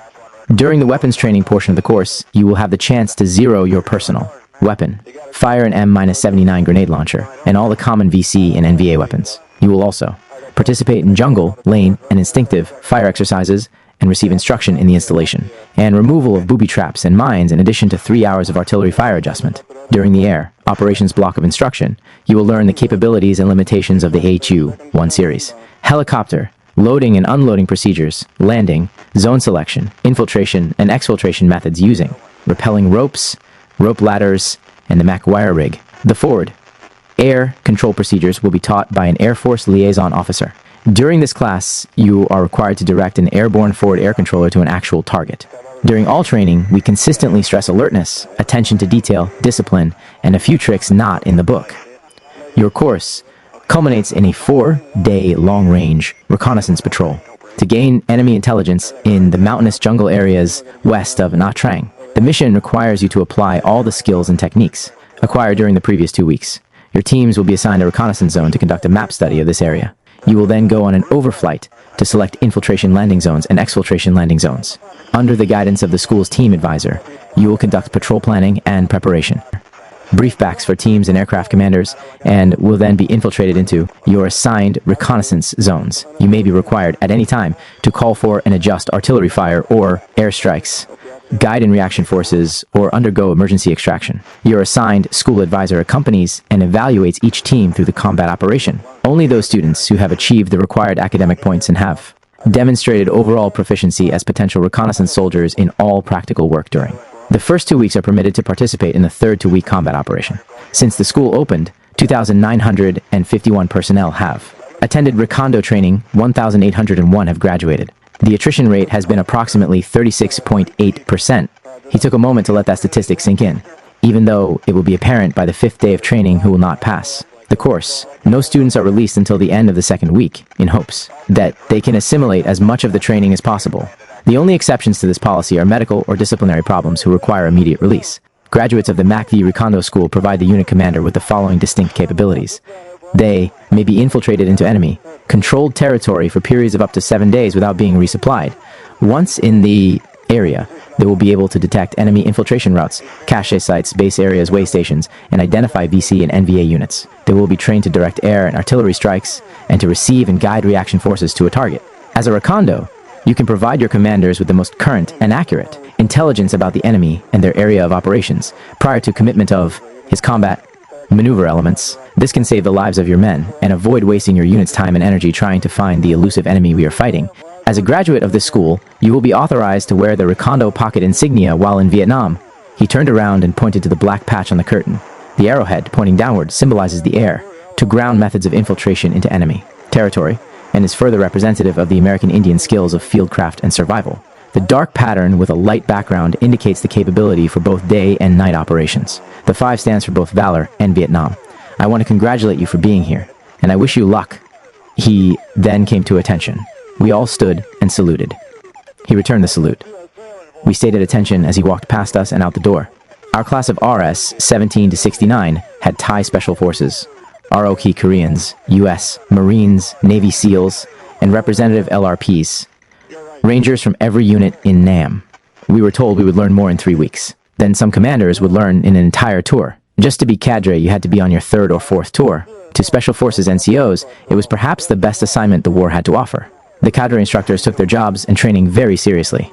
The school was designed to instruct and share the years of experience these Special Forces NCOs had acquired, and they were totally committed to sharing their experience. Still, Recondo School, with its non-stop training crammed into 3 weeks, was the best kept secret training school the Army had. I looked at my watch. It was 0330 hours. The first full day of Recondo School. Get up, hit it, outside, for PT. A burly, red-headed NCO named Franklin stood in the PT pit and led us in the exercises. He looked more like a miniature version of Charles Atlas than a Special Forces instructor. After he was through with us, he had us line up, grab our gear, and get ready to race each other through the streets of Nha Trang. The runs were killers, each one longer than the first, building up to the torturous 9-miler. Each one was with full combat gear, rifle, 6 quarts of water, 16 magazines, and one small additional item, a measured 40-pound sandbag, placed in the rucksack. I was still trying to catch my breath after the exercises when I saw Sergeant Franklin head for the main gate to start the run. I stood next to Reynolds and Roberts. My heart was pumping so fast I felt like a jackrabbit. Every time I competed, I felt this way. "Go!" Franklin shouted. We all started to sprint through the gate, down the gravel road, and past the bunker that guarded the Special Forces compound, then outside and down the isolated road that led to the city of Nha Trang. As I moved in behind Roberts, I could feel my heavy rucksack shifting on my back as we turned and headed down the main street. There was not a soul on the streets, as if we were running in a ghost town. Mnue and Samnuek, my new Thai friends, blew past us like we were standing still. I knew they were good, but I had no idea how fast they were. I finished, exhausted and gasping for air. I had thought that I could stay with the leaders the whole distance, but no way. I finished in the middle of the pack. A sure way to recognize a Recondo graduate was by the burn marks under his armpits and on his lower back. Running with that 40-pound rucksack wore the skin right off. I thought the run would never end, and this only the beginning. What I was really worried about was the swim the next day, especially after a 3-mile run down to the beach. We would have to swim against the current out to a raft approximately 100 meters offshore, swim around it, and return without resting on the raft. If you failed, you washed out of the school. On the morning before the dreaded swim, we had finished PT in our run, and I was walking to the chow line when someone grabbed my hand. It was Amnue, the Thai Special Forces sergeant I had befriended in the Kamo class. I looked down, and he was holding my hand like I was his girlfriend. I jerked it away, and he looked at me funny. Reynolds, who was behind me, said, "He's okay, man. You are his friend, and that's how these people show friendship. It doesn't mean he's queer." I think I hurt his feelings, and I felt bad, but no one had warned me about these different customs. Finally, the day of the swim test arrived. I knew what was coming. If I could just get through this part, everything would be great. I had faked being brave in jump school, but soon I'd be facing my biggest fear, drowning. "I want to be an airborne ranger," we sang as we ran. Hell, I was an airborne ranger. If I could only keep my mind off this swimming, I could probably even believe it. Before long, we'd run to the beach, and I could see the ocean. "Take your boots off and line up," ordered one of the instructors. "You will swim in groups of 4. As soon as one group gets out to the raft, the next group jumps in." I watched as the first group put on deflated life vests. This vest is only used if you get into trouble. Yeah, right, I thought. If I get into trouble, I'll just stop and blow it up. This was getting scary to me now. The stupid vest had to be blown up, but only if you were drowning. Forget it, I wasn't going to use it. I'd just drown without it, rather than with it. I saw the first guys take forever just to get to the raft. It looked like they took 3 strokes forward, and the current pulled them back too. I wondered if I should tell someone I don't think I can make it. We stood in line at the foot of the shore. It was our turn. Go! I ran out as far as I could, then dove out flat and coasted for a few feet. The other 3 guys were already ahead of me, but I didn't care. I was already tired, and I had barely traveled 10 yards. I lay on my side and did a kickstroke. It was working, but I was taking too long. I could hear the instructor yell at me to get going. I started swimming, one arm over my head, then the next. I lifted my head and tried to breathe. Salt water filled my mouth. I looked back and couldn't see the beach. Then I saw it was only 20 feet to the raft and safety. I reached out and started to stroke again. 10 feet, I'm almost there. My legs were cramped and my arms felt as if they were rubber. The raft!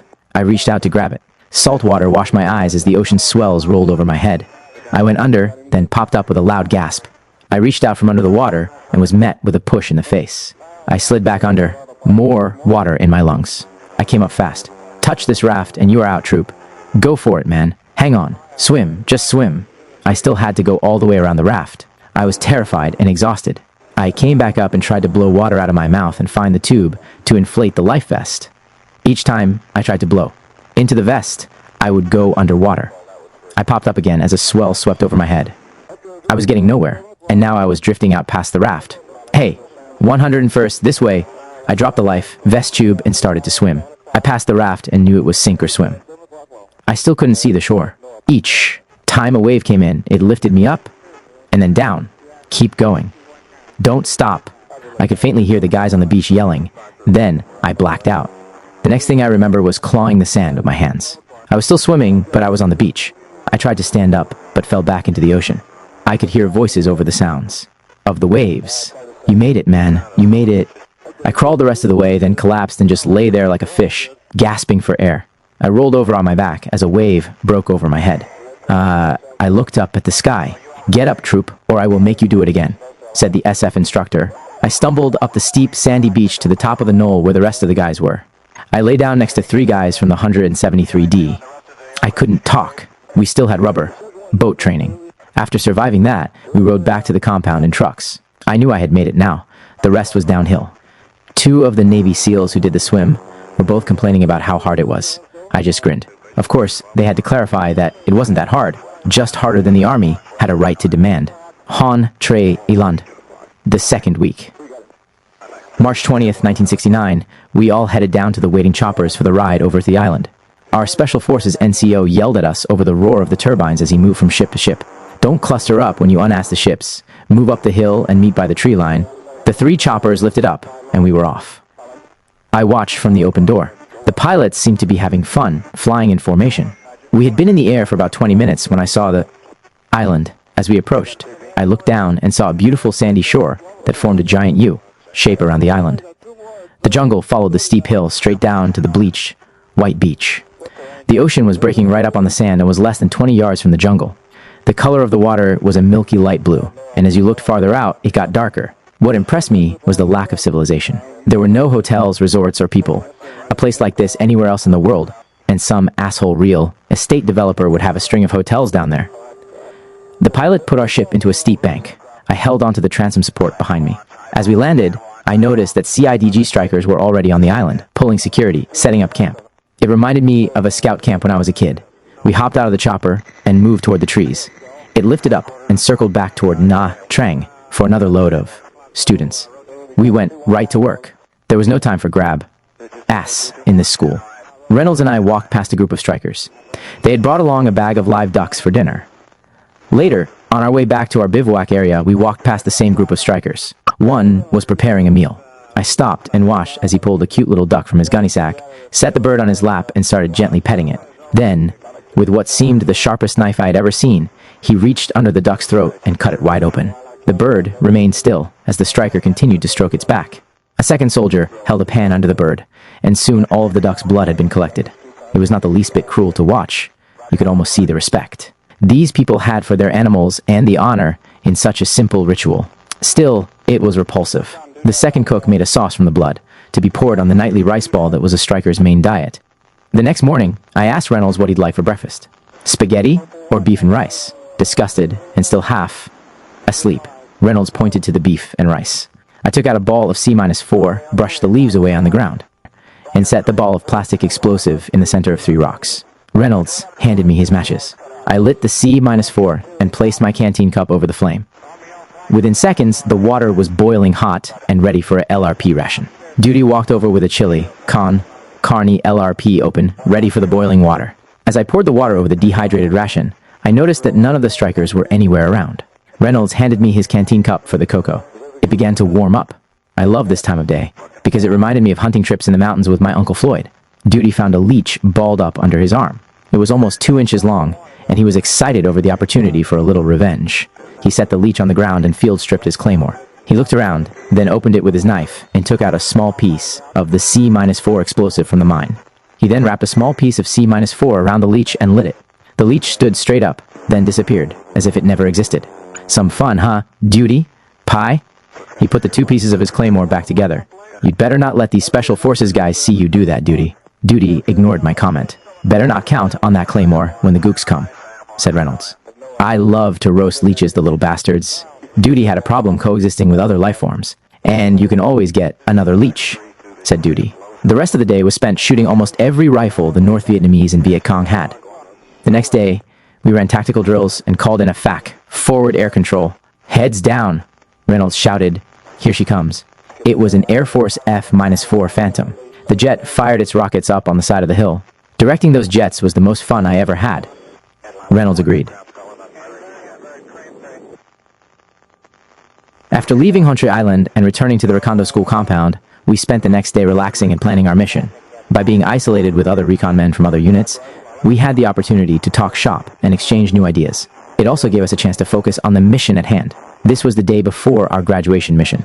We tried to relax and take a few pictures. The mood was lighthearted. I had pictures taken with my team, and our Special Forces instructors, and my new Thai friends. The day ended with a trip into town. I almost missed the trucks when they came to pick us up. I ran out of the hooch and grabbed one of the last seats in the waiting deuce, and, half. One of the cocky Marines wasn't so lucky. He saw there was no room in any of our trucks, so he walked over to the Rock Korean's truck. Reynolds told me to watch. Watch what? Just watch. The young Marine climbed up into the back of the truck with 8 Korean ARC Marines all sitting at perfect attention. He sat down as the horrified soldiers watched. Just then, a ROK sergeant came around to the back of the truck and started shouting in Korean and motioning for him to get out. He's in the sergeant's seat.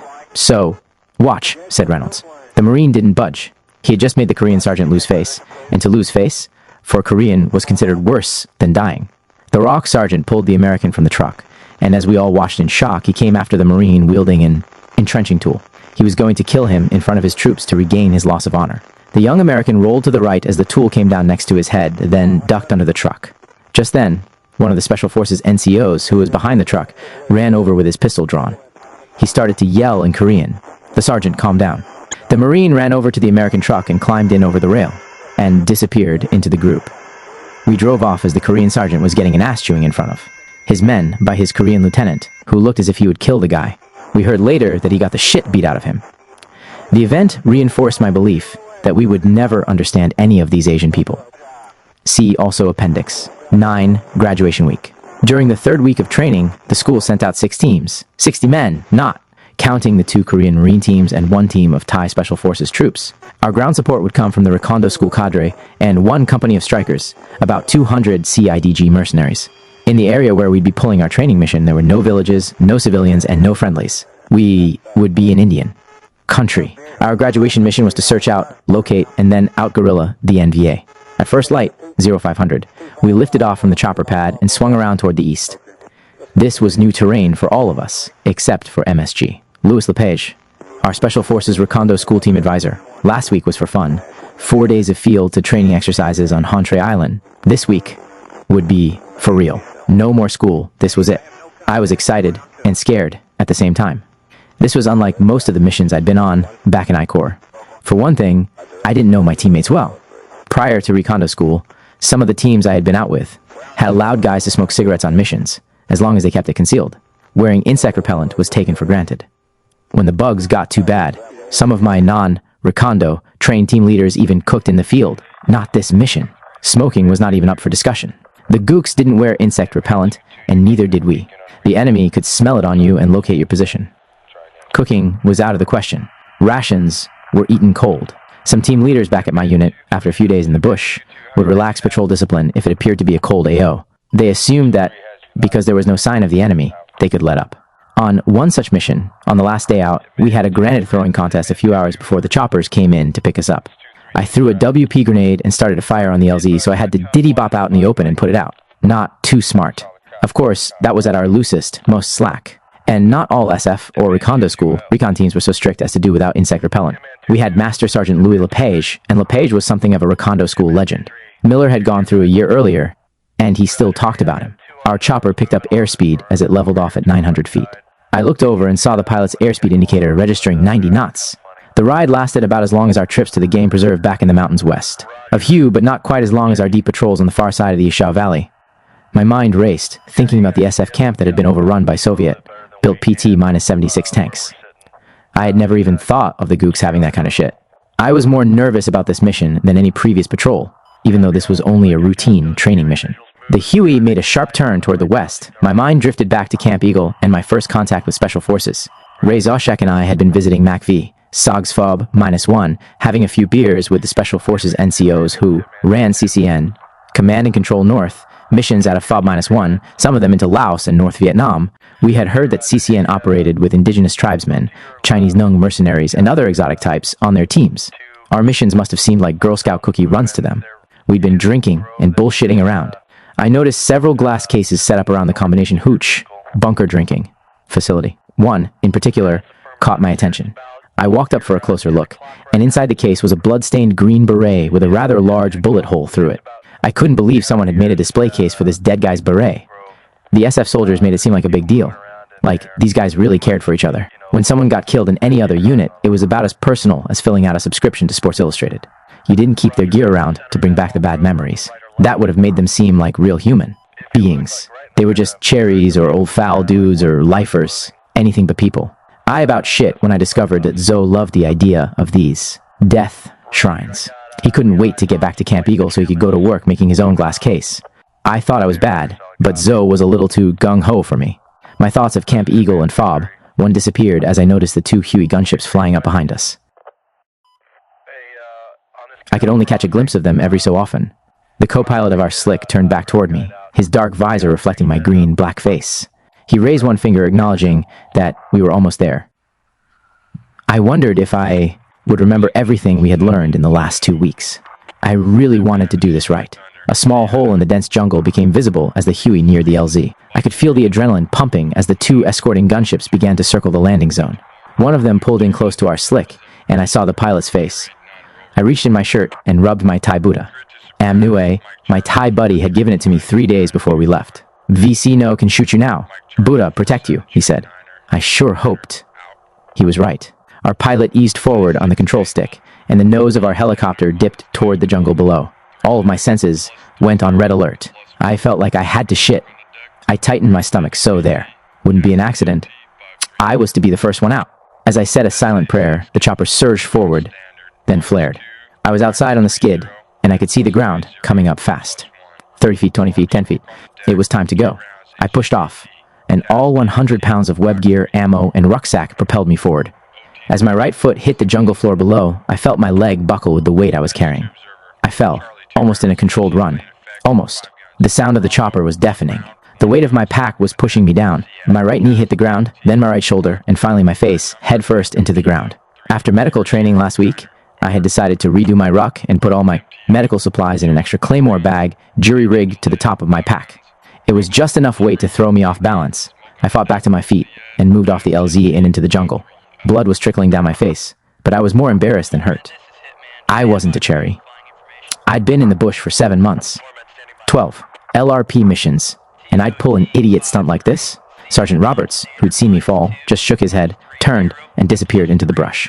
Within seconds, the helicopter was gone, and it became deathly.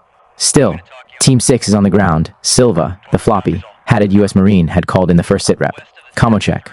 Over buzz. The sound of static filled the silence between communication. Buzz. Roger that. Lima Charlie out.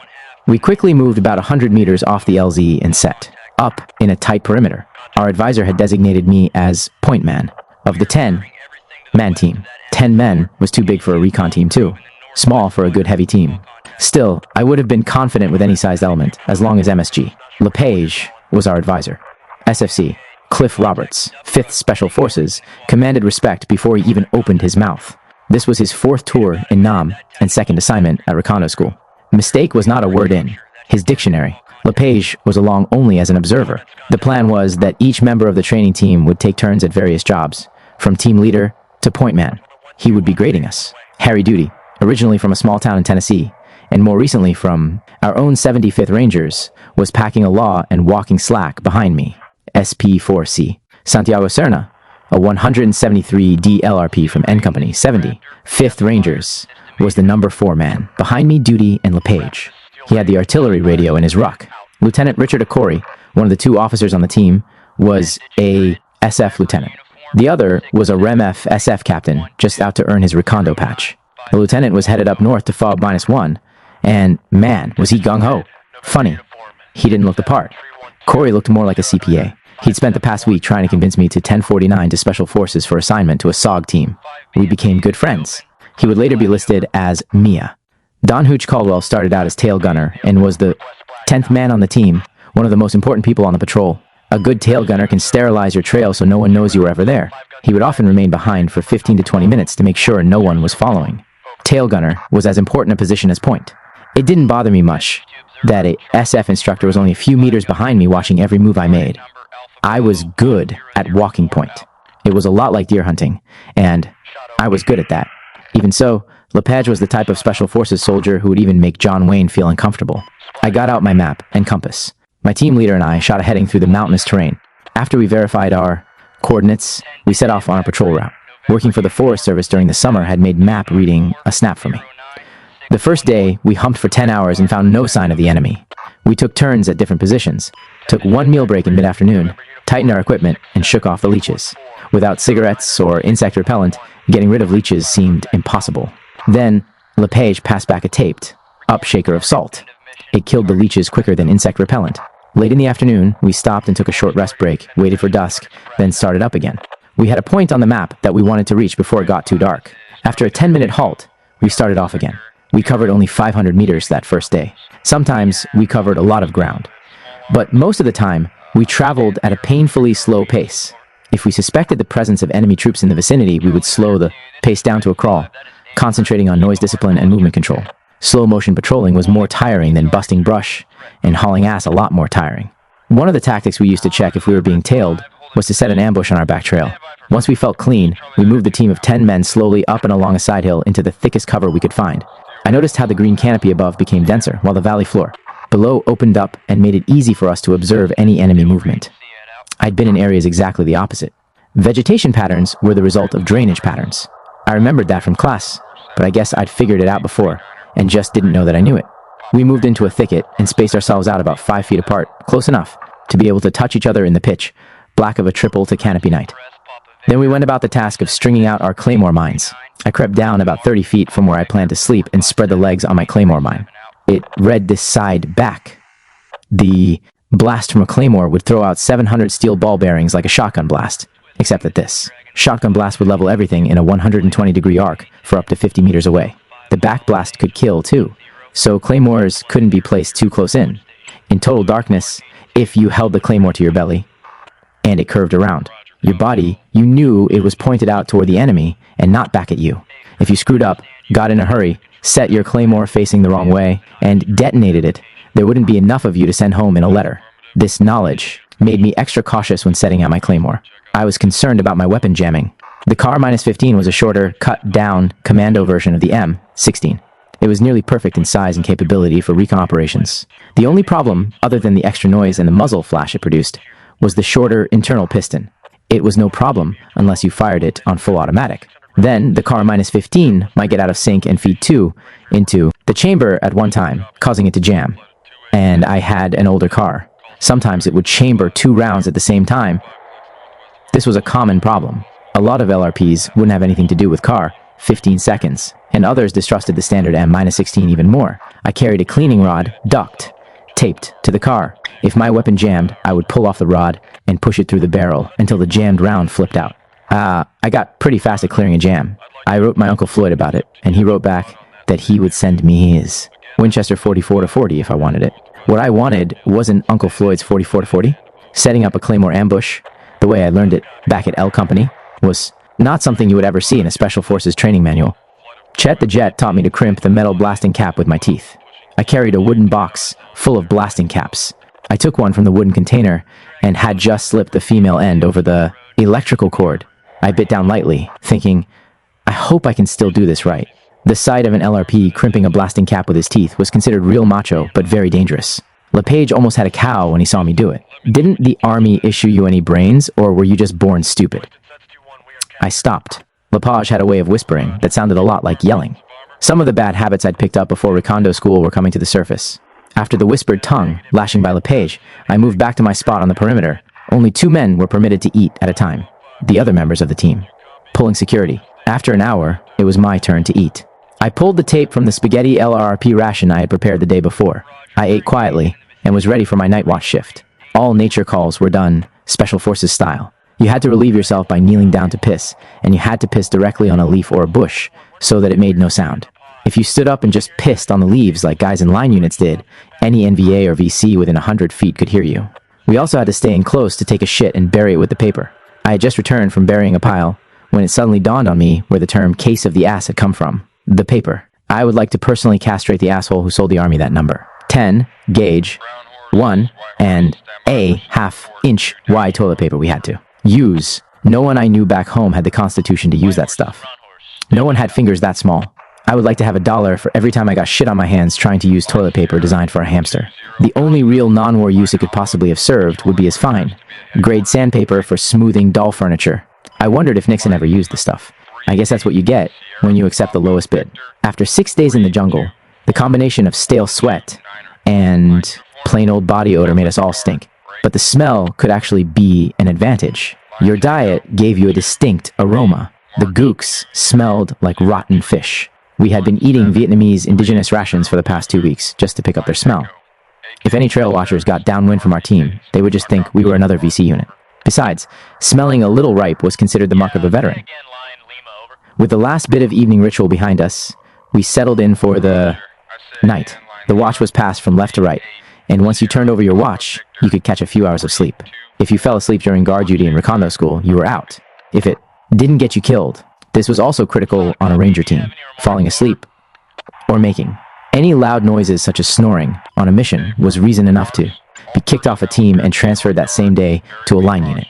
Caldwell, a shake and bake sergeant from the 173D Airborne, was about 5 feet to my right. Duty was 5 feet to my left. I had set up my sleeping spot on a narrow animal trail so I could stretch out. I was 20 meters above the main trail and as far away from Sergeant LePage as I could get. To complicate matters, we were sleeping on the side of a hill. From this position, we could monitor the trail throughout the night and still remain undetected. Since we were such a large team, we only had to pull 2 1-hour shifts instead of the usual 3 shifts that a smaller ranger team had to pull. My first watch started at 2,200 and lasted until 2,400 hours. My next shift was 6 hours later. It would become a real test of endurance just to stay alert after 13 hours of humping the jungle with 100 pounds of water, ammo, hand grenades, and other explosives on my back. Fortunately, I was used to it. There were advantages and disadvantages to being on a ranger team before you came to Recondo school. You already had a lot of jungle smarts. You could function under all kinds of conditions, and you had highly developed methods of keeping yourself awake, such as jabbing yourself in the leg with your knife and planting sharp rocks under your ass. The disadvantages were the bad habits you'd picked up. A G is basically lazy, so you learned how to do things the easiest way. The purpose of Special Forces Recondo School was to teach you to be better than your enemy. This meant taking advantage of his weaknesses and not allowing yourself to become complacent. Recondo School stressed things like not using insect repellent, even if the mosquitoes were driving you crazy, and not traveling down open trails.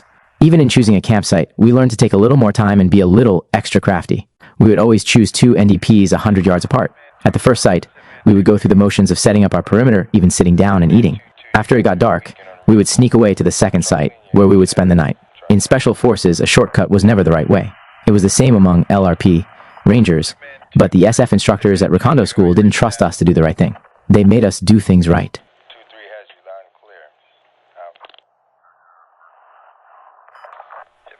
During my first watch, I found myself thinking of old girlfriends, wild parties, and all the good times I'd had back home.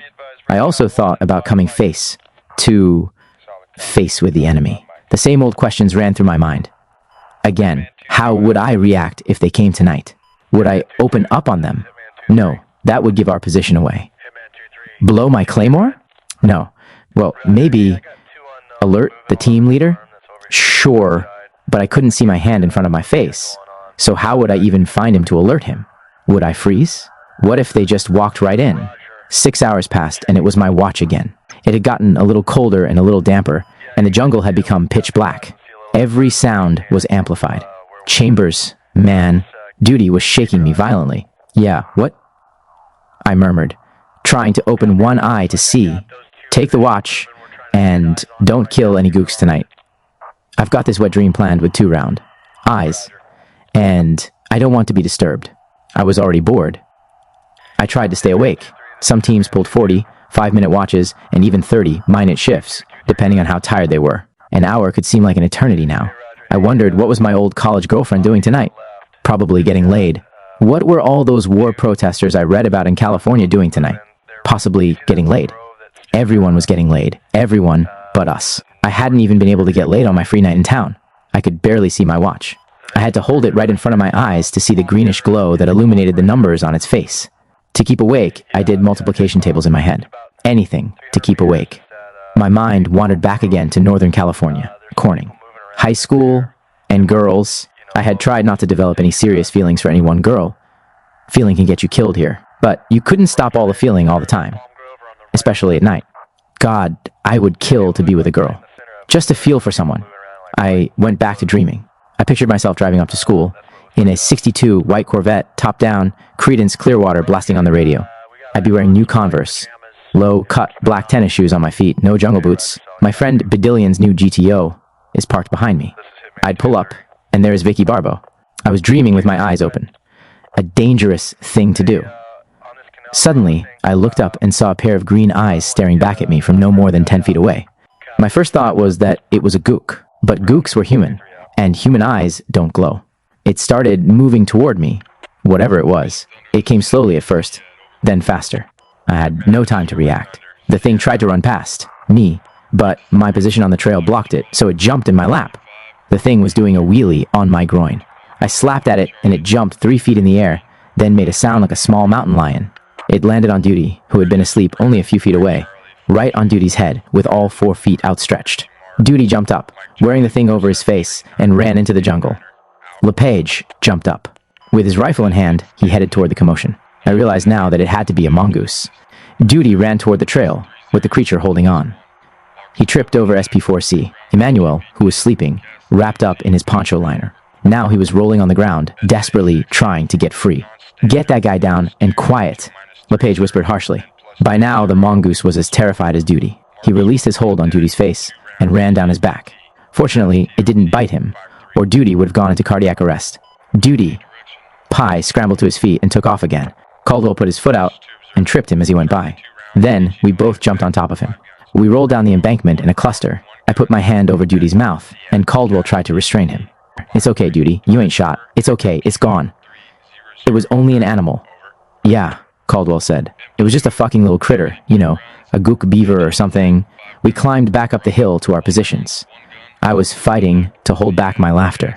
"Chambers, this is your fault," Duty whispered. "What are you talking about?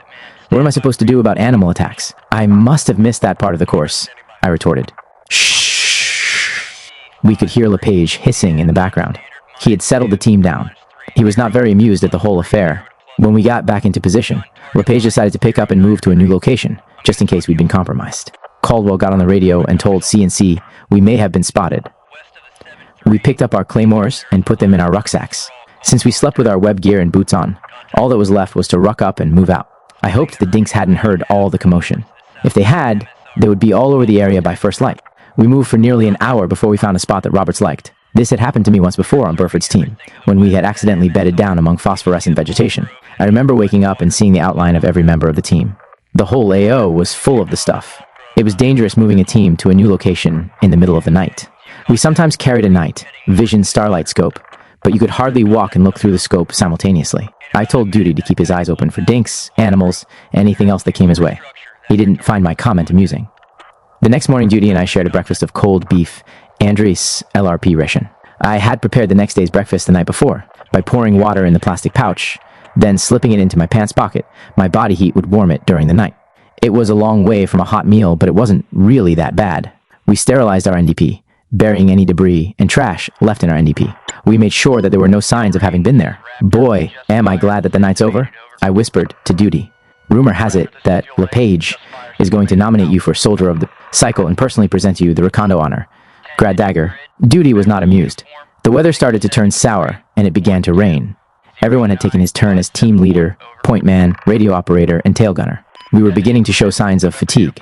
There were more frequent short water stops and rest halts. The 3 weeks of non-stop training in the intense heat had taken its toll. We found a high-speed trail and decided to parallel it to see where it led.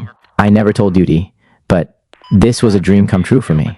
My dad had been a career man, 20 years in the Army, a real war hero. He had enlisted in the U.S. Army at 17 and was an infantry officer and proud as hell of it.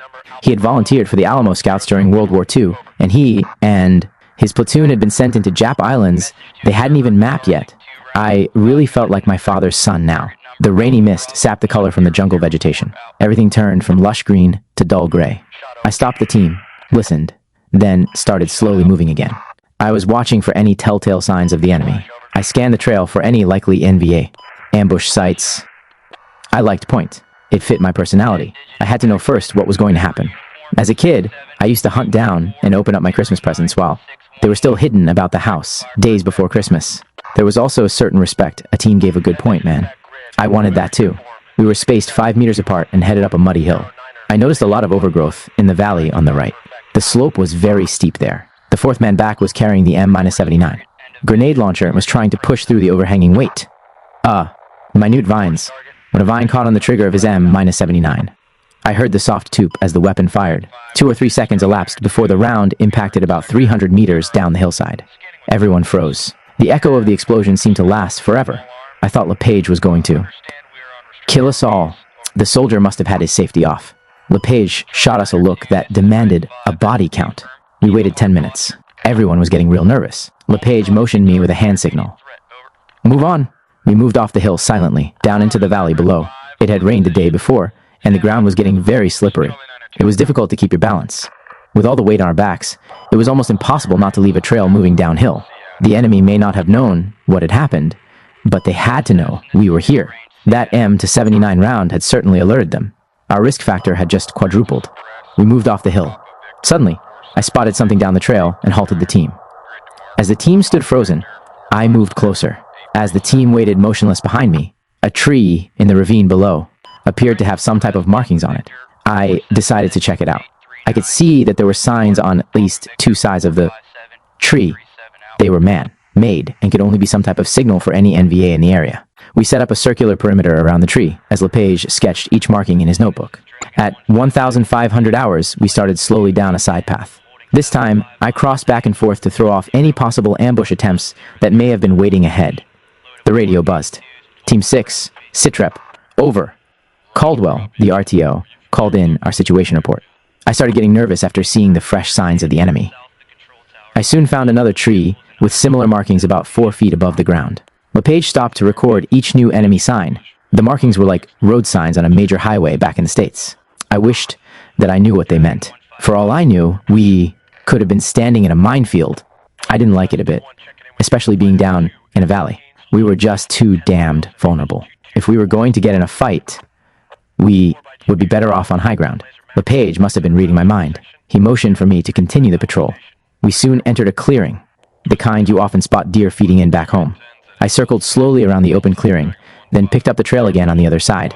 It took a full 20 minutes to complete the maneuver. I reached for a tree limb as I started to duck under some overhanging vegetation. I felt something damp and slimy. I stopped and looked at my hand, then studied the object on the other side of the limb. There, just inches from my face, was the biggest wad of green snot I had ever seen. It was fresh, and it was human. I held up the trophy goober, and I alerted our team leader and pointed to the trophy goober. He grinned. That kind of proud grin a father gave a son when he did something good. I wiped the slime off onto the side of a tree and pointed at it for the rest of the team to see. We were getting closer. Then, he motioned for me to continue. I moved out, thinking to myself that LePage really liked this shit. The tension was building. I could feel my heart pound. I prayed that the gooks wouldn't hear it. I carefully lifted one foot, then the other. I could sense that something was about to happen. I just knew it. I searched for the outlines of people in the trees ahead. My uncle had taught me how to spot deer in my mind, and then look for that image in the woods. Most people did it wrong. They would walk right past a deer standing in cover and never spot him. You have to expect to see your prey. The majority of hunters just see the trees. I was determined not to lead us into an ambush. For almost an hour, we moved through a mass of tangled vegetation. Then, it happened. 30 meters ahead, I saw the form of a man outlined in the mist. He seemed like a ghost. 1 minute, he was there. The next minute, he was gone. I raised my weapon as he suddenly rematerialized before me. I blinked once to make sure I wasn't seeing things. He was still there, trying to confirm that he too had spotted something. He was on one knee. He turned his head back like he was talking to someone behind him. That was his mistake. I fired, putting 3 rounds into the side of his head. It exploded like a melon with the impact of the rounds. He spun around and collapsed. There was movement to our 10 o'clock and more movement. Behind the dead NVA, I caught a glimpse of people running down the trail. My ass slammed shut when I heard the high-pitched popping of an AK-47 firing on full automatic. The unforgettable sound of 7.6 2mm rounds passing within inches of my head encouraged me to take some kind of action. I dove for the ground. Limbs were falling all around me. My body seemed to be functioning at half speed. Everything else had gone ballistic. More rounds cracked overhead. I flipped my selector switch to rock and roll and sprayed the area to my front. I emptied my magazine into the enemy position. Rounds were now coming in from both sides. I emptied my second magazine into the jungle ahead. Then, I turned to run for the rear of the patrol, as I had been taught. My slack man was not there to back me up. He had lit out along our back trail with the first shots. I was alone. This was not my ranger team. I didn't really know these guys, and they didn't know me. We'd been taught to fire, then leapfrog back to the end of the patrol line. Each man in the column would cover the man to his front as he withdrew. In this manner, there was a continuous hail of fire keeping the enemy at bay until the entire team had broken contact. It worked when each man did his job, but in my case, my slack man had failed to perform. I looked back toward the tree line, fired what I had left in my magazine, and dropped to the ground. Well, if I couldn't retreat, then the bastards weren't going to shoot me in the back. I knew I was about to die. I looked over my shoulder and saw some of the teammates running to the rear, 30 meters back up the trail. Where in the hell's Duty? Where's LePage? Where's my fucking back? Up. This was definitely not the way we rehearsed it back in training. I jerked open my ammo pouch and grabbed a full magazine. Then I heard someone yelling down the trail behind me. Get your cherry asses down. LePage was headed to the front. He nearly knocked the Special Forces captain on his ass, trying to get to my position. He was a sight to see. LePage burst on the scene like John Wayne, firing the M-79 grenade launcher and screaming at the top of his lungs. Get down! Get out of my way! One of his rounds impacted 20 meters to my front. The next round hit a tree 10 feet away and bounced back over our heads. When the round hit, it had not traveled the necessary distance required to arm it, so it didn't explode. Our luck had taken a definite turn for the better. I was now on my 5th magazine. I flipped open my 2nd ammo pouch. Shit, this was it. The rest of my ammo is in my ruck. Seconds later, Duty, Pi, showed up with guns ablazing. He had charged up from the 4th position to help LePage and me deal with the situation. This was Duty's 2nd tour as a LRP, Ranger, and he knew his shit, and he was fearless. There we were. Duty, LePage, and me out front, earning our combat pay. LePage maneuvered toward the enemy position, firing the grenade launcher as fast as he could reload. Funny, once the action started, it seemed almost like a game. Duty and I started lobbing frags in the enemy position. As the first grenade exploded, the entire North Vietnamese army opened up on us. We had pissed somebody off. We began to pull back. We had no idea how many enemy soldiers were in front of us, but it was becoming obvious that there were at least a couple hundred more than we could handle. For all we knew, we could have been in a fight with the point element of an entire NVA regiment. It was time to confuse the enemy by changing tactics. We ran like hell. We caught up with the rest of the team, 50 meters up the trail. Still on the run, LePage called in our coordinates over the radio. Contact. Contact. LePage called on the run. Team 6 in contact with unknown number of November, Victor Alpha. Request fire mission. Over. He was running, dragging the radioman's cord and the radioman. Behind him. 50-meter Hydra, burst, Willie, Papa, grid coordinates, 5 Lima 3 Roger. From my last sitrep, fire for effect, over. LePage kept moving.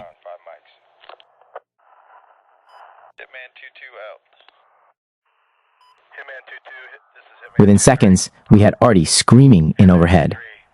We could hear the 155 round bursting in the air as we sprinted up the trail. 20 minutes later, we stopped to catch our breath. 60 seconds later, LePage started barking orders. Okay, get your butts up and let's move. They know we're here now. We got to cover some ground and find a good place to lay dog. We can't put the strikers in until first light.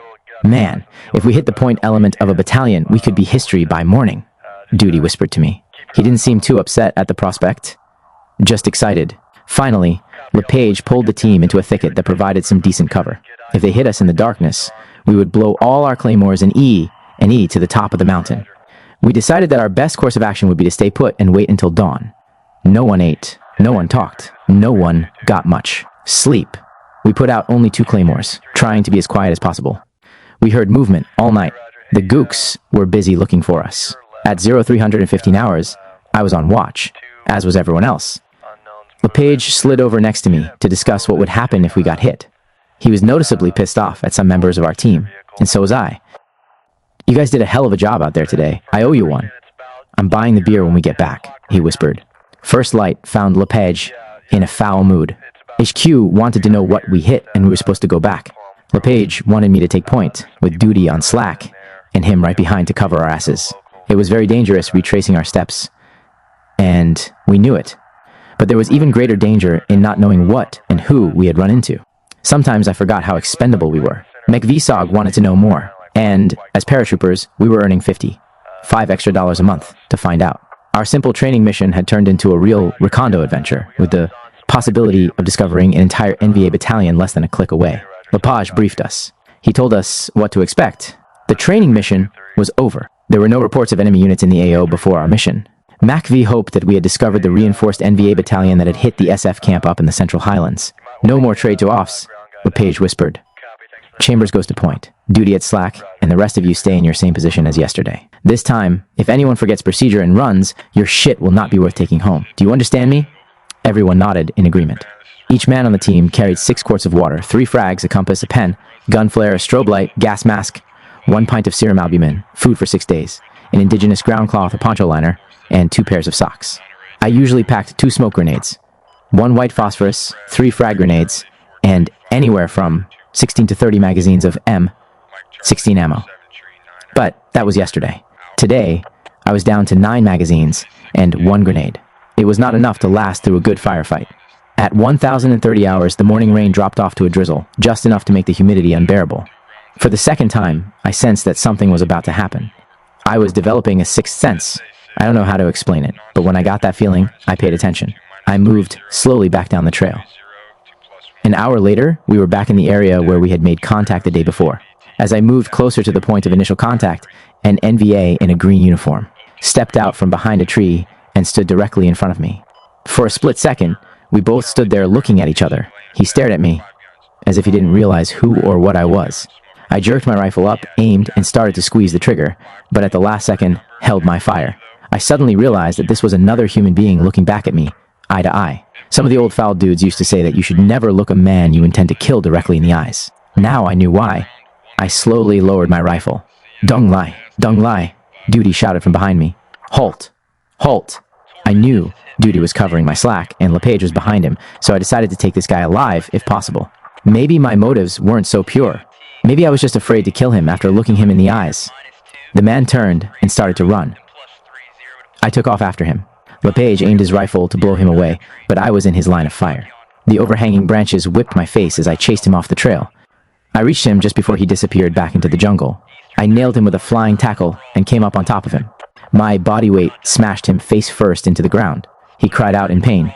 We landed in tall elephant grass alongside the trail and began to wrestle and fight. I heard LePage and Duty yelling as he reached up and tore my shirt as he struggled to get free. I tried to hold him down with one hand and grab for my rifle with the other. He began to yell for help, and I tried to get him to shut up by putting my hand over his mouth. I couldn't quiet him, but I didn't want to kill him. Finally, I grabbed his hair, yanked back his head, and jammed the barrel of my rifle down his throat. That did the trick. The man didn't make a peep after that. While I kept my rifle barrel stuck in his mouth and my legs wrapped tightly around his waist, Duty ran up and searched our prisoner. Shit, man. This gook's an NVA officer. Look at this, Duty said, pointing at the man's belt. We just snatched an NVA officer. I looked for a weapon and tried to help Duty search the man without loosening my grip.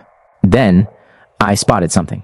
A shiny brass belt buckle with a bright red star in the center. I had to have it. Nothing else was important. I reached down and jerked the buckle from the terrified NVA. I think he thought I was going to rape him. Man, that buckle alone was worth more than $500 to any REMF, Duty announced. Fuck a bunch of REMFs. That baby's mine, I answered, holding the trophy above my head. It was the trophy of trophies, the creme de la creme, an NVA officer's belt buckle, and I had just liberated it. LePage shouted for the team to fan out in a circle and set up security. He ran up to Duty and me and the NVA officer and looked down at the 3 of us. What the hell do you clowns think you're doing? He announced in a gruff voice. You trying to kill him, or are you just trying to scare him to death? Chambers, that's not the way to take a prisoner. I almost shot through you to kill that fucker. Don't ever pull a stunt like that again. I couldn't understand what you were up to. LePage smiled.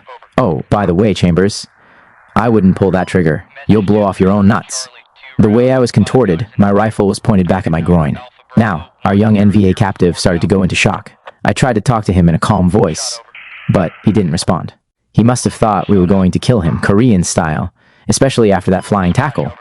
Rumor ran through the NVA ranks that Korean troops who worked this area loved to take prisoners so that they could use them for taekwondo practice. After I pocketed the buckle, Duty and I tied his hands behind his back with his own belt. LePage taped his mouth shut.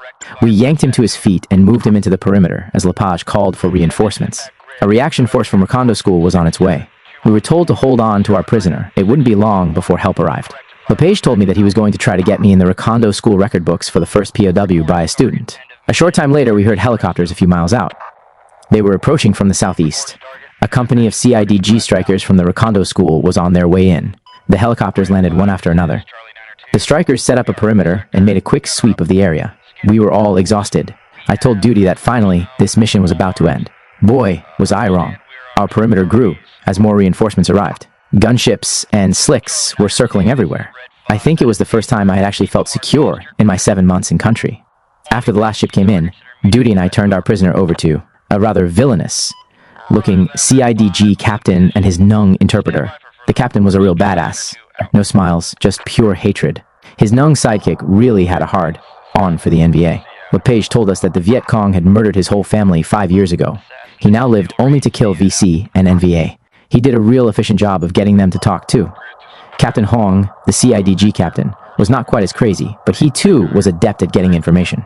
He took great pleasure in interrogating prisoners. He'd been known to connect electrical leads to certain sensitive body parts and then throw the juice to it. Barbaric, but guaranteed to make a deaf-mute speak. Rumor was that he once took 2 pabus up on a chopper ride for a little early morning questioning. It seems there was a high-ranking Viet Cong general who had moved into the region. The captain wanted some fast information. He pushed the older of the 2 prisoners out the door of the aircraft at 900 feet. He fell to his death. Then he turned to the younger prisoner and asked him the same question. The frightened man told him he was the general's aide. "Where can we find this VC general?" Captain Hong demanded. The terrified Pow just pointed out the door to the ground below with his chin. Captain Hong stopped using that particular technique soon after. But he did have other ways of getting the information he wanted. LePage, the CIDG captain, and his interpreter moved across the perimeter with our badly shaken prisoner, who was just starting to get friendly with me and Duty. The interpreter told me that he thought I was a Korean. He's very scared of Koreans. Koreans kill everything. Kill old men, women, water buffalo. Then put all the bodies in pile and burn the whole place down. "Very glad you know Korean," the interpreter translated. After about an hour, they returned. LePage announced that they had hit the jackpot. The captured prisoner told them his name was Din Thuan, and that this was the start of something big. They were not part of the group that hit the SF camp, but they were down here in preparation for a major offensive. We'd broken up the lead party of a medical supply unit carrying fresh supplies from the north.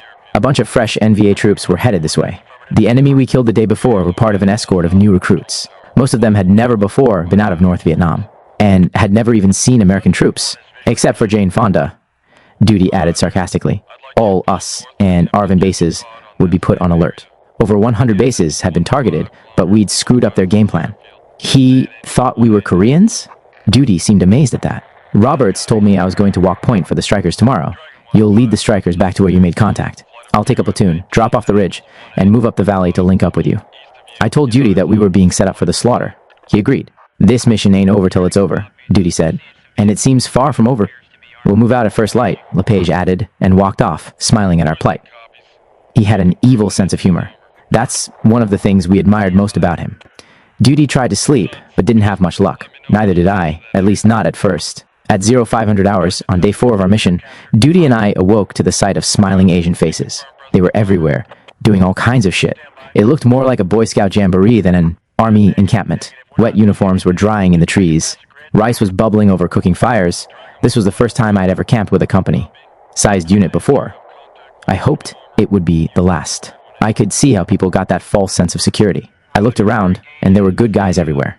In the Rangers, you usually looked around to find bad guys everywhere. When I volunteered for the long-range patrol, all my paratrooper buddies thought I was nuts. 6 men, alone, sometimes beyond artillery range and radio contact. If you got your ass in a sling, you were history. No thanks. But the guys headed to the line didn't think it through. Sure, they may have had 100 or so guys stomping around close by, but they were still just a piece of meat. With only 6 men, we knew we were outnumbered, so we kept alert. The entire team stayed razor sharp, the entire time in the field. But a night with all those indigenous troops, you would have thought Duty and I were at the Holiday Inn. Duty even joked about calling for room service. Getting started that morning was a real freak show. The noise was unbelievable. By morning, everyone knew that Duty and I had snatched that NVA officer. As we made our way up to the front of the column, several of the strikers gave us the victory sign. I had dreamed of this moment. I played Army when I was a kid, visualizing myself going into combat, leading hundreds of men. Now, it was actually happening. When I was growing up, other kids played cowboys and Indians. I played Army. My dad had pulled some real hairy missions on Luzon, and he got wounded on Okinawa. He won a Bronze Star and a chest full of lesser medals. He even got wounded again in Korea. Moving along with all the strikers, I had time to think. Maybe most of what I was doing was really to win my dad's approval, to make him proud of me. In his letters, he never said anything, but I knew he knew what I was doing. I knew that he was bursting with pride. We moved on. It was very foggy. We couldn't see 15 feet in any direction. I led a zigzag pattern to avoid any ambushes the NVA might have thrown up along the trail during the night. As we moved closer to the contact point, everyone seemed to sense the danger and voluntarily kept the noise to a minimum. I slowed the pace down. We moved down the trail, through the valley, and past the opening. It reminded me of an early to morning deer hunt. We passed a rock outcrop. Wait, what rock outcrop? Rocks? There were no rocks around here. Shit. I don't remember any rocks. Now what the fuck do I do? You could turn an LRP team of 6 men around pretty easily, but how do you turn around a company of 100 or so men, strung out for 200 meters? Particularly when those men don't speak English. I stopped the company for a 5-minute break. I checked my compass, then the map. I knew this was right. I just didn't remember those rocks. We moved another 1,000 meters and somehow linked up with LePage and the rest of the strikers. I was surprised and relieved to run into them. I didn't even tell Duty that I thought we were lost. The sun was now thinning out the fog. We watched as it began to lift out of the valley. I knew we were close. I'd spotted familiar trees and recognizable terrain features. Duty and I went on ahead, maybe 15 meters from the strikers. I slipped my selector switch to full automatic. We were close. Real close. I had taped a double magazine together the night before with a piece of duct tape. This time, I would have a backup magazine handy without reaching into an ammo pouch. As we got closer, I could see something in the trail ahead. I stopped the patrol and moved in for a better look. Bingo! We had hit the jackpot! There were 10 packs, and numerous blood trails ran off in 3 different directions. The gooks had been hurt bad but had plenty of time to carry off their dead, set booby traps, and dig in. LePage stopped the column and put his men to work. Strikers were everywhere, picking up NVA packs, medical supplies, and searching for bodies. They didn't seem to worry about booby traps as they policed up all of the NVA gear. Duty and I were part of the security force, protecting the strikers while they finished searching the area. I got nervous after a while. We were spending too long in one spot. It was getting late in the afternoon, and I was beginning to feel the fatigue of 3 weeks, non-stop training, and 4 days of constant stress. This Recondo school training mission had been as rough as any LRP mission I had been on back in I-Corps. I could barely keep my eyes open whenever we took a short break. I tried to joke with LePage, asking him if I could bring that 40-pound sandbag next time we went out. He didn't think it was very funny. I overheard LePage talking on the radio about getting extracted, but the nearest LZ was so small that only one Huey at a time could set down. I saw LePage and the CIDG captain talking. The fog was beginning to creep back in, and I was getting really worried that we'd have to spend another night in the bush. No one wanted that. But LePage seemed to be gaining new strength, and he was at least 15 years older than any of us. Surely he would call for an extraction soon. We spent a good part of the afternoon pacing back and forth in the triple canopy jungle. I saw LePage with my captured NVA officer. The prisoner looked terrified. LePage had him in a stabo rig, sitting there on his ass in the center of the clearing. A stabo rig is a harness worn into combat that could double as an emergency extraction rig. I walked over and sat down beside him. He looked up and tried to smile. He was afraid and somehow knew what was going to happen next. Our interpreter sat with me and the young NVA officer. The prisoner started crying. He told the interpreter that his men would shoot him out of the sky as he was lifted to the chopper. A lone chopper soared overhead. A rope dropped through the right skid. The POW was going up all right, but he wasn't going to be winched into the helicopter. He was going to get the scenic route back to NHA Trang on the long end of a 100-foot rope. LePage ran over and grabbed the rope, clipped it to the stabo rig, and the NVA officer was by. The helicopter lifted its load clear of the trees and sped away, with the POW dangling 100 feet or so beneath the chopper.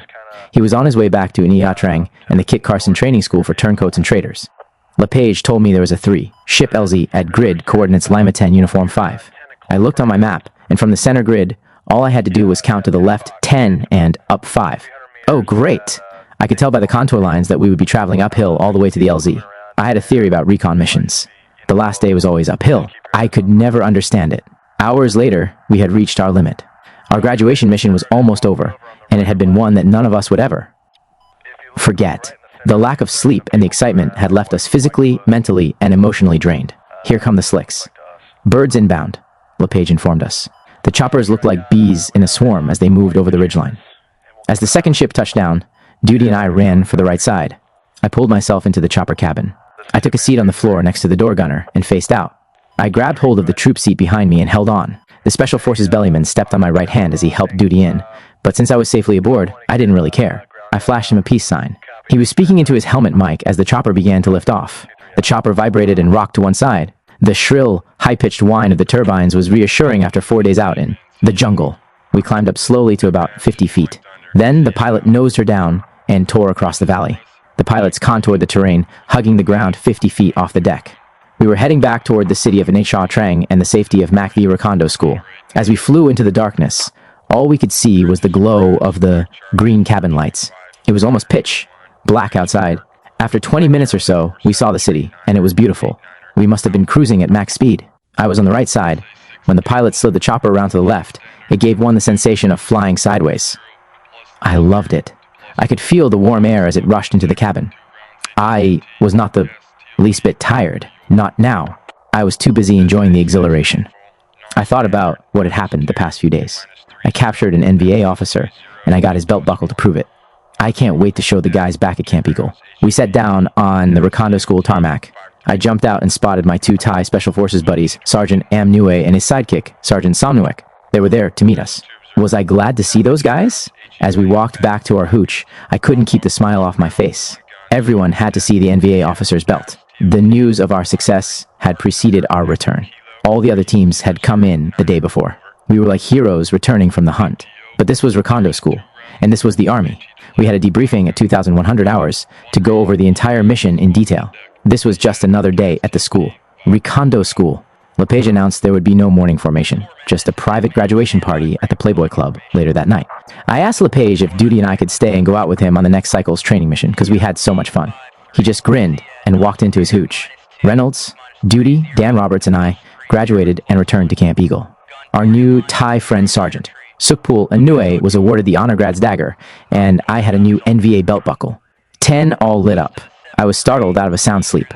It was Tubby Clausen shaking me. I tried to pull the poncho liner over my head, but he kept pulling it off. Clausen, get out of my face, and leave me the hell alone. But the big baby face sergeant stood there, fucking with me until I got up. Okay, what? I said, be at my hooch in 15 minutes, Clausen ordered, then turned and walked out the door. I got up, dressed, and sat around for 20 minutes just to piss him off. When I opened the door of my hooch, I was hit with a searing blast of morning heat. It was going to be another scorcher. Walked over to Clausen's. Gary Linderer was sitting on his cot, reading a letter from his girl. Hey, Linderer. Hi, man. Sit down. Linderer sounded serious. I've got some bad news. He proceeded to fill me in on our next mission. The Ashao Valley, man. We might as well be going into Hanoi. There were so many NVA living in the Ashao that they had their mail delivered there. Linderer told me the last two Special Forces SOG teams that went in had reported unidentified choppers. SOG had two other teams simply vanish in that same area over the past 18 months. Vanish. Come on, Gary. I hate that word. Vanish. Don't use it again. I told Gary that I wasn't crazy about this kind of shit. When I signed up to fight the VC, I was told they used homemade crossbows, old rifles, and pungi pits. Not anymore, they don't. Gary was not in the mood for jokes, but I needed to lighten the mood. Are you still having that crazy dream where we all get killed? Linderer had a premonition back in March. In a dream, he and I were on the same team in Ashao Valley, and we get killed in a huge explosion during a firefight. Clausen, Sowers, and Rucker get maimed in the explosion. This dream had been haunting him for almost 8 months. And now, the events seemed to be playing out right on cue. What was so damned eerie was that we hadn't pulled any missions in the Ashao since 1968. And to top it off, I had never gone out on a mission with him before. Look, Gary, don't worry. With all those trail watchers on every fucking hilltop, we'll probably get shot out before we ever get on the ground. Thanks. That really makes me feel a lot better, Dick. Weed. Linderer seemed very agitated as he paced back and forth the length of the hooch. In the northwest corner of the Ashao Valley sat an abandoned Special Forces camp that had been overrun by NVA 3 years earlier. A lot of people had died trying to defend it. The NVA threw everything into holding the Ashao because it was located along the Laotian border and provided a natural conduit between their sanctuaries in Laos and the heavily populated cities along the coastal plain in northern First Corp. They had demonstrated time and time again that they intended to hold on to the valley at all costs. We have the honor of being among some of the first Americans to re-enter the valley since the first Cav got their asses shot off last year. That ought to make you feel that your life is not being sacrificed on some humbug patrol. Linderer shook his head and walked out of the hooch, headed for, the Tosi. I followed close behind, still trying to cheer him up. Okay, Gary, if a plane crashes on the Missouri border, where would they bury the survivors? Jesus, you don't give up, do you? But wipe? Okay, just trying to help. Have you been to confession yet? Gary opened the door, and we walked in. The briefing was already underway. I found a seat next to Rucker. First Lieutenant Guy, the new executive officer, was reviewing intelligence reports with Clausen and Sowers.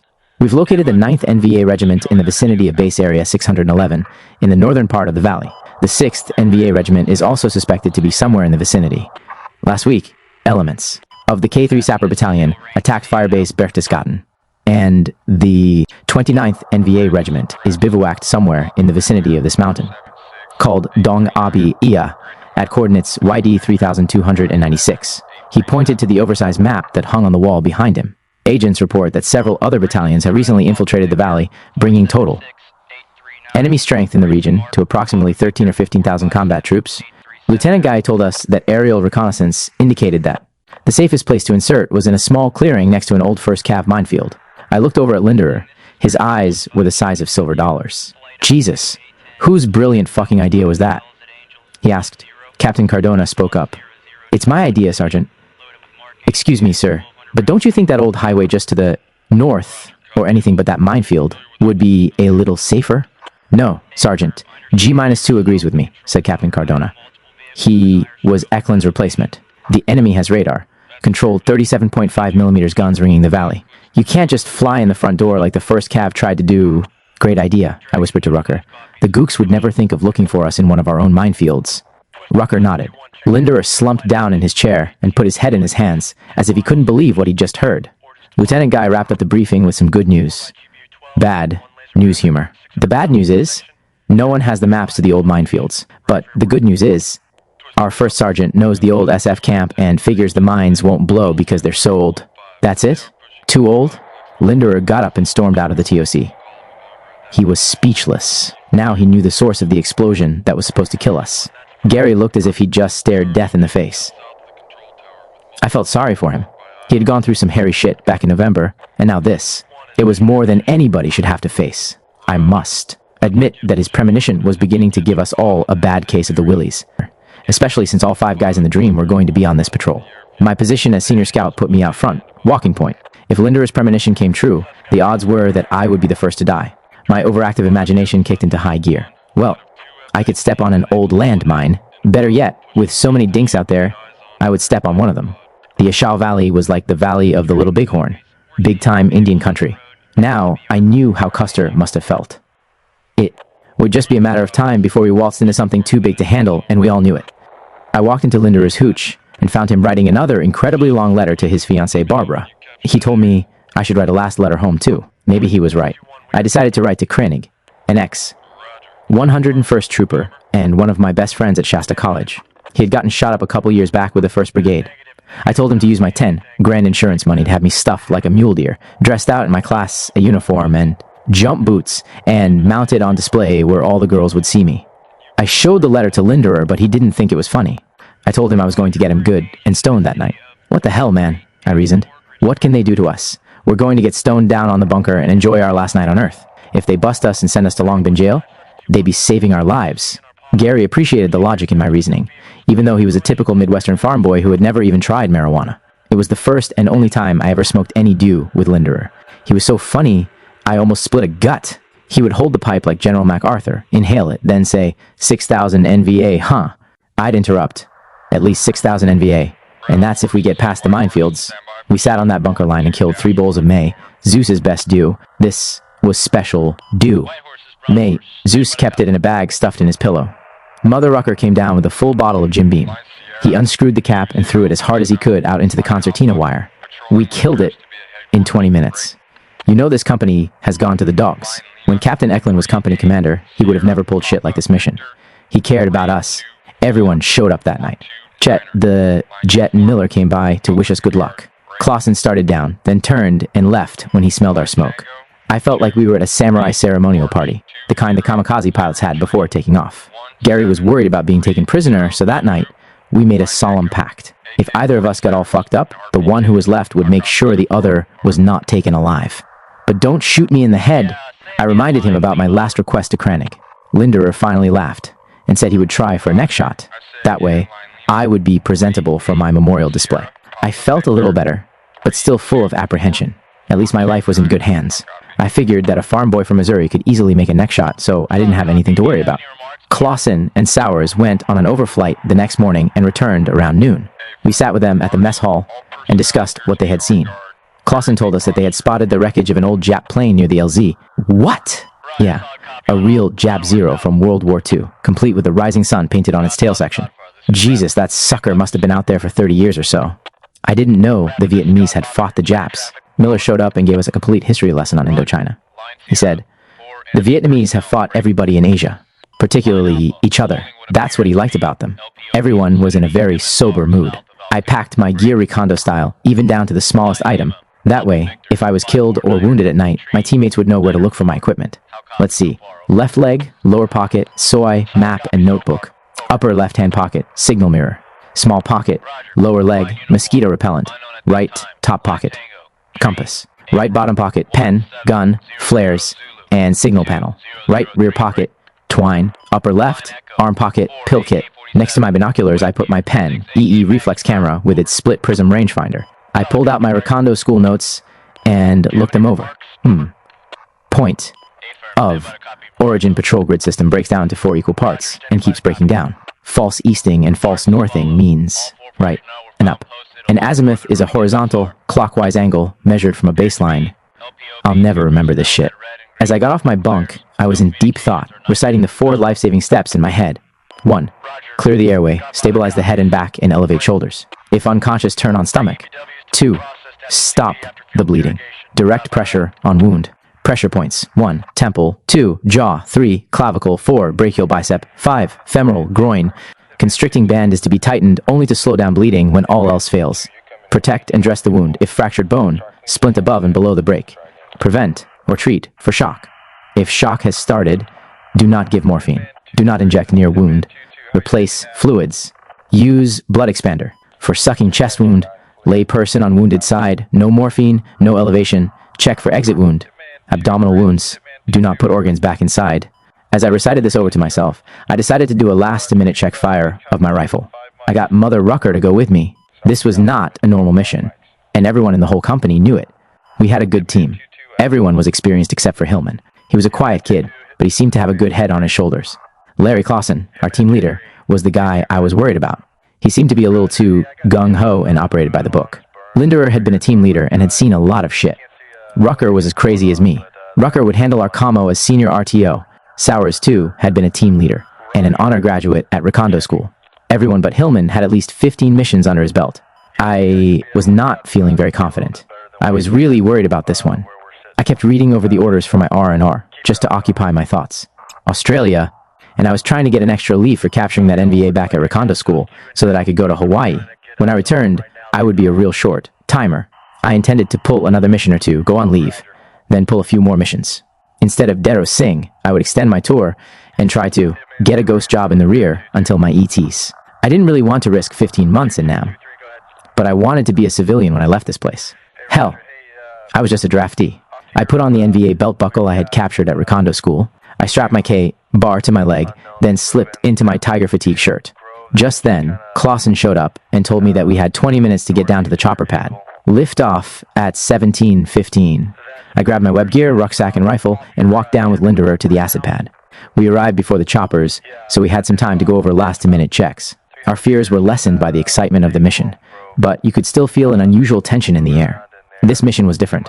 I watched as Linderer touched up his camouflage.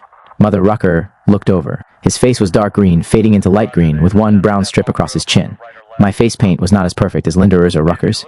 I just sort of smeared it on. I had 2 black lines under my eyes like a defensive halfback. Linderer took one look at me and shook his head. My tigers were faded and worn. Rucker's looked dark and tailored. Rucker, where'd you get the brown?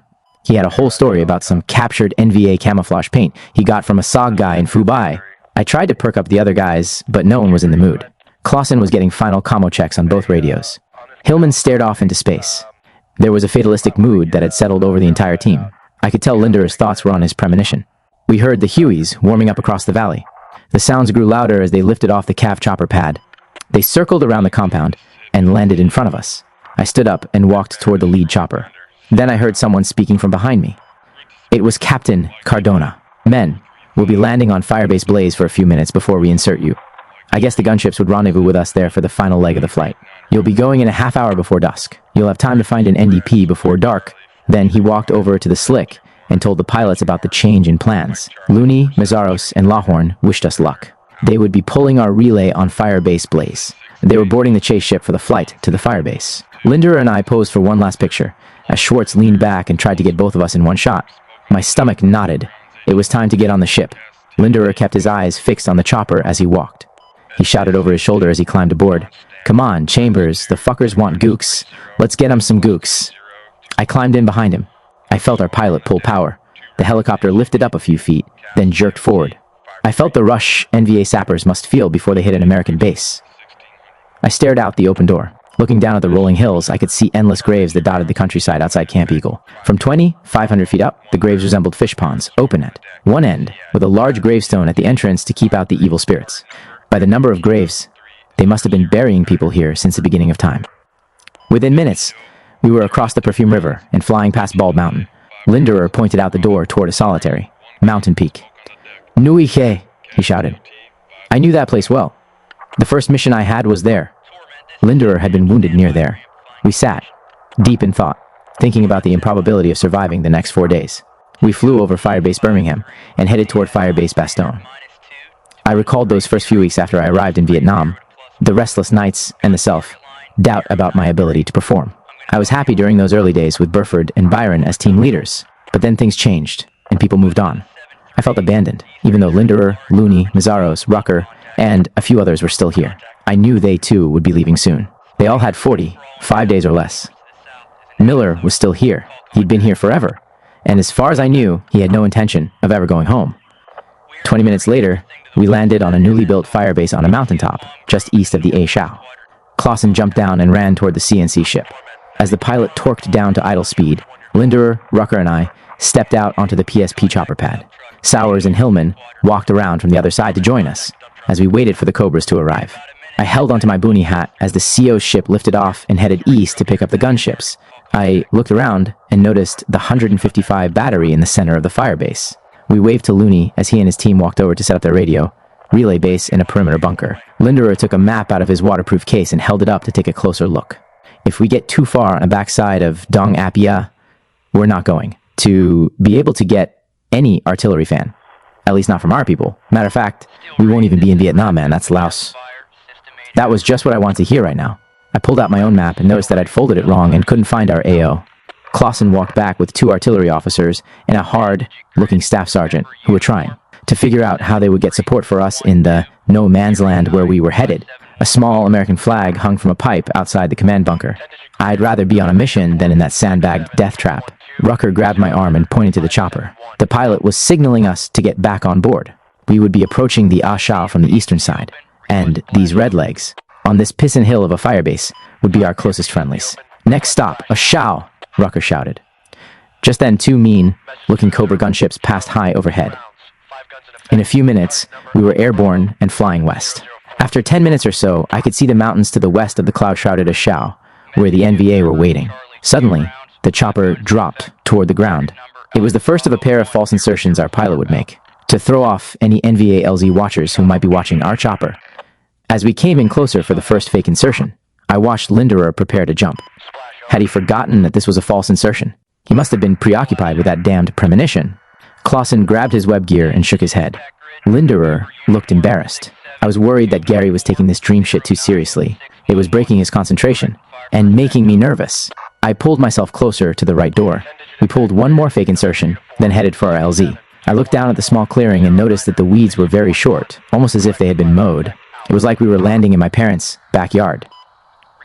I thought I spotted a makeshift bamboo fence as we came in. This was someone's vegetable patch, complete with a barrier to keep the animals out. The chopper came in fast and low.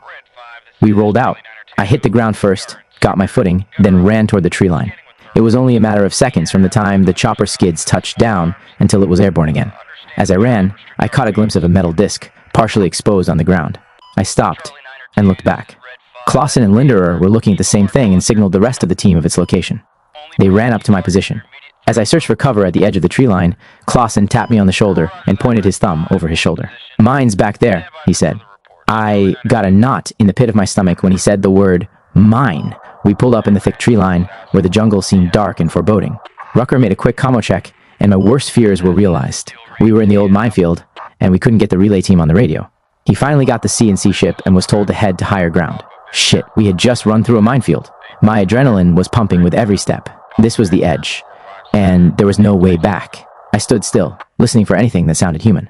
I noticed a ditch directly in front of us and moved along it toward the northwest. Slope of Dong Apia, the mountain that later was to be called Hamburger Hill. We were in the area where G2 reported that a sapper battalion was located. The vegetation thinned as we climbed the slope. I felt more secure in the cover of the jungle and out of that damn minefield. We were engaged in a strange game of Monopoly, and we had just passed go. Clausen was back conferring with Linderer. They seemed somewhat confused. I pulled out my map but couldn't make sense of it. Soon, our fearless leaders had figured out that we had inserted on the wrong ridgeline. Clausen came up to me, pointed toward the southeast, and whispered that we were 300 meters off course. Great! The chopper had mistakenly dropped us off in the middle of the minefield instead of on its flank. In defense of our pilots, a chopper crew coming in fast into a strange place can easily get mixed up. Clausen pointed to a steep slope on the northeastern slope of Dong Apia. He wanted me to move out and swing in a wide arc to the southwest, which would put us on a course to scout the entire base of Dong Apia on the Vietnam side of the border. We knew that if we didn't find the enemy, we would have to cross the border.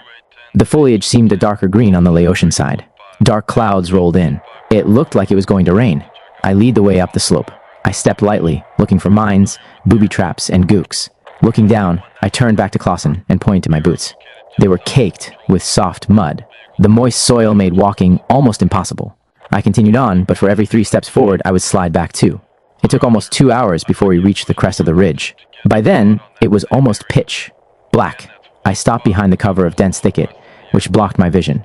I moved around the tangled vines and froze when I spotted the high, speed trail at my feet. I raised my hand to halt the team. The trail was dark from recent rains and seemed to run parallel with the ridge and just off the crest. It was chopped up with fresh tracks. We backed off the ridge and into an overgrown thicket under the jungle canopy. I found a level spot between several tall trees that looked like an ideal NDP. The spot was about 8 feet wide and well concealed. Even if the gooks knew we were here, they would play hell trying to find us during the night.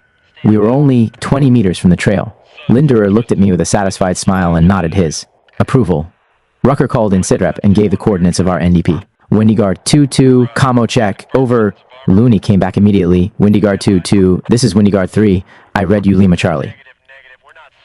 Over. Linderer took off his rucksack, untied the flap, and pulled out his claymore.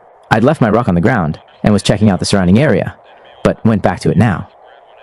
I untied the top flap. I had a hard time getting the straps loose, but one last hard tug, and it came free. As I opened the canvas cover, I saw my claymore lying right on top. Sowers and Linderer crawled out under some thick brush and set up their claymores facing the trail. I took Hillman and set our 2 mines out, covering each flank. Clausen took care of our E and E route downhill. In less than 10 minutes, it was pitch black. Clausen called in some artillery pre-plot on the trail and back on the minefield. We pulled 50% alert. I had the first watch with Sowers and Hillman. At about 2,100 hours, we heard movement out on the trail. The NVA seemed pretty casual as they passed our position. We estimated 30 or more. We could only see the shadows of men as they walked past us, less than 20 meters away. An hour later, another group came by, moving toward the peak of Dong Apia. They obviously didn't suspect that we were there. Their noise discipline was poor. I tried to relax once my watch was over, but with so many enemy troops moving through the area, I found it extremely difficult to unwind. Suddenly, I was jarred out of a half-sleep by the sounds of a gasoline engine starting up a couple hundred meters away. I looked at the greenish glow of my watch. It was midnight. Linderer appeared in front of me. There was no expression on his face. He whispered, confirming my fears, "They've got a base camp up top, complete with electricity. No one slept that night." We unconsciously pulled in tighter. Linderer prevented Clausen from calling in a fire mission on the generator, arguing that it would alert the enemy of our presence. "They'll come looking for us, and we don't need to attempt a night extraction. Out of that minefield," he said, convincing Clausen to hold off. Rucker called Looney and reported that we had Boku gooks on the high ground and they were having a party at the top of the hill.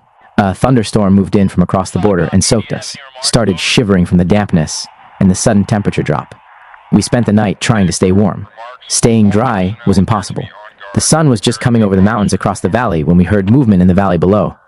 I bolted upright.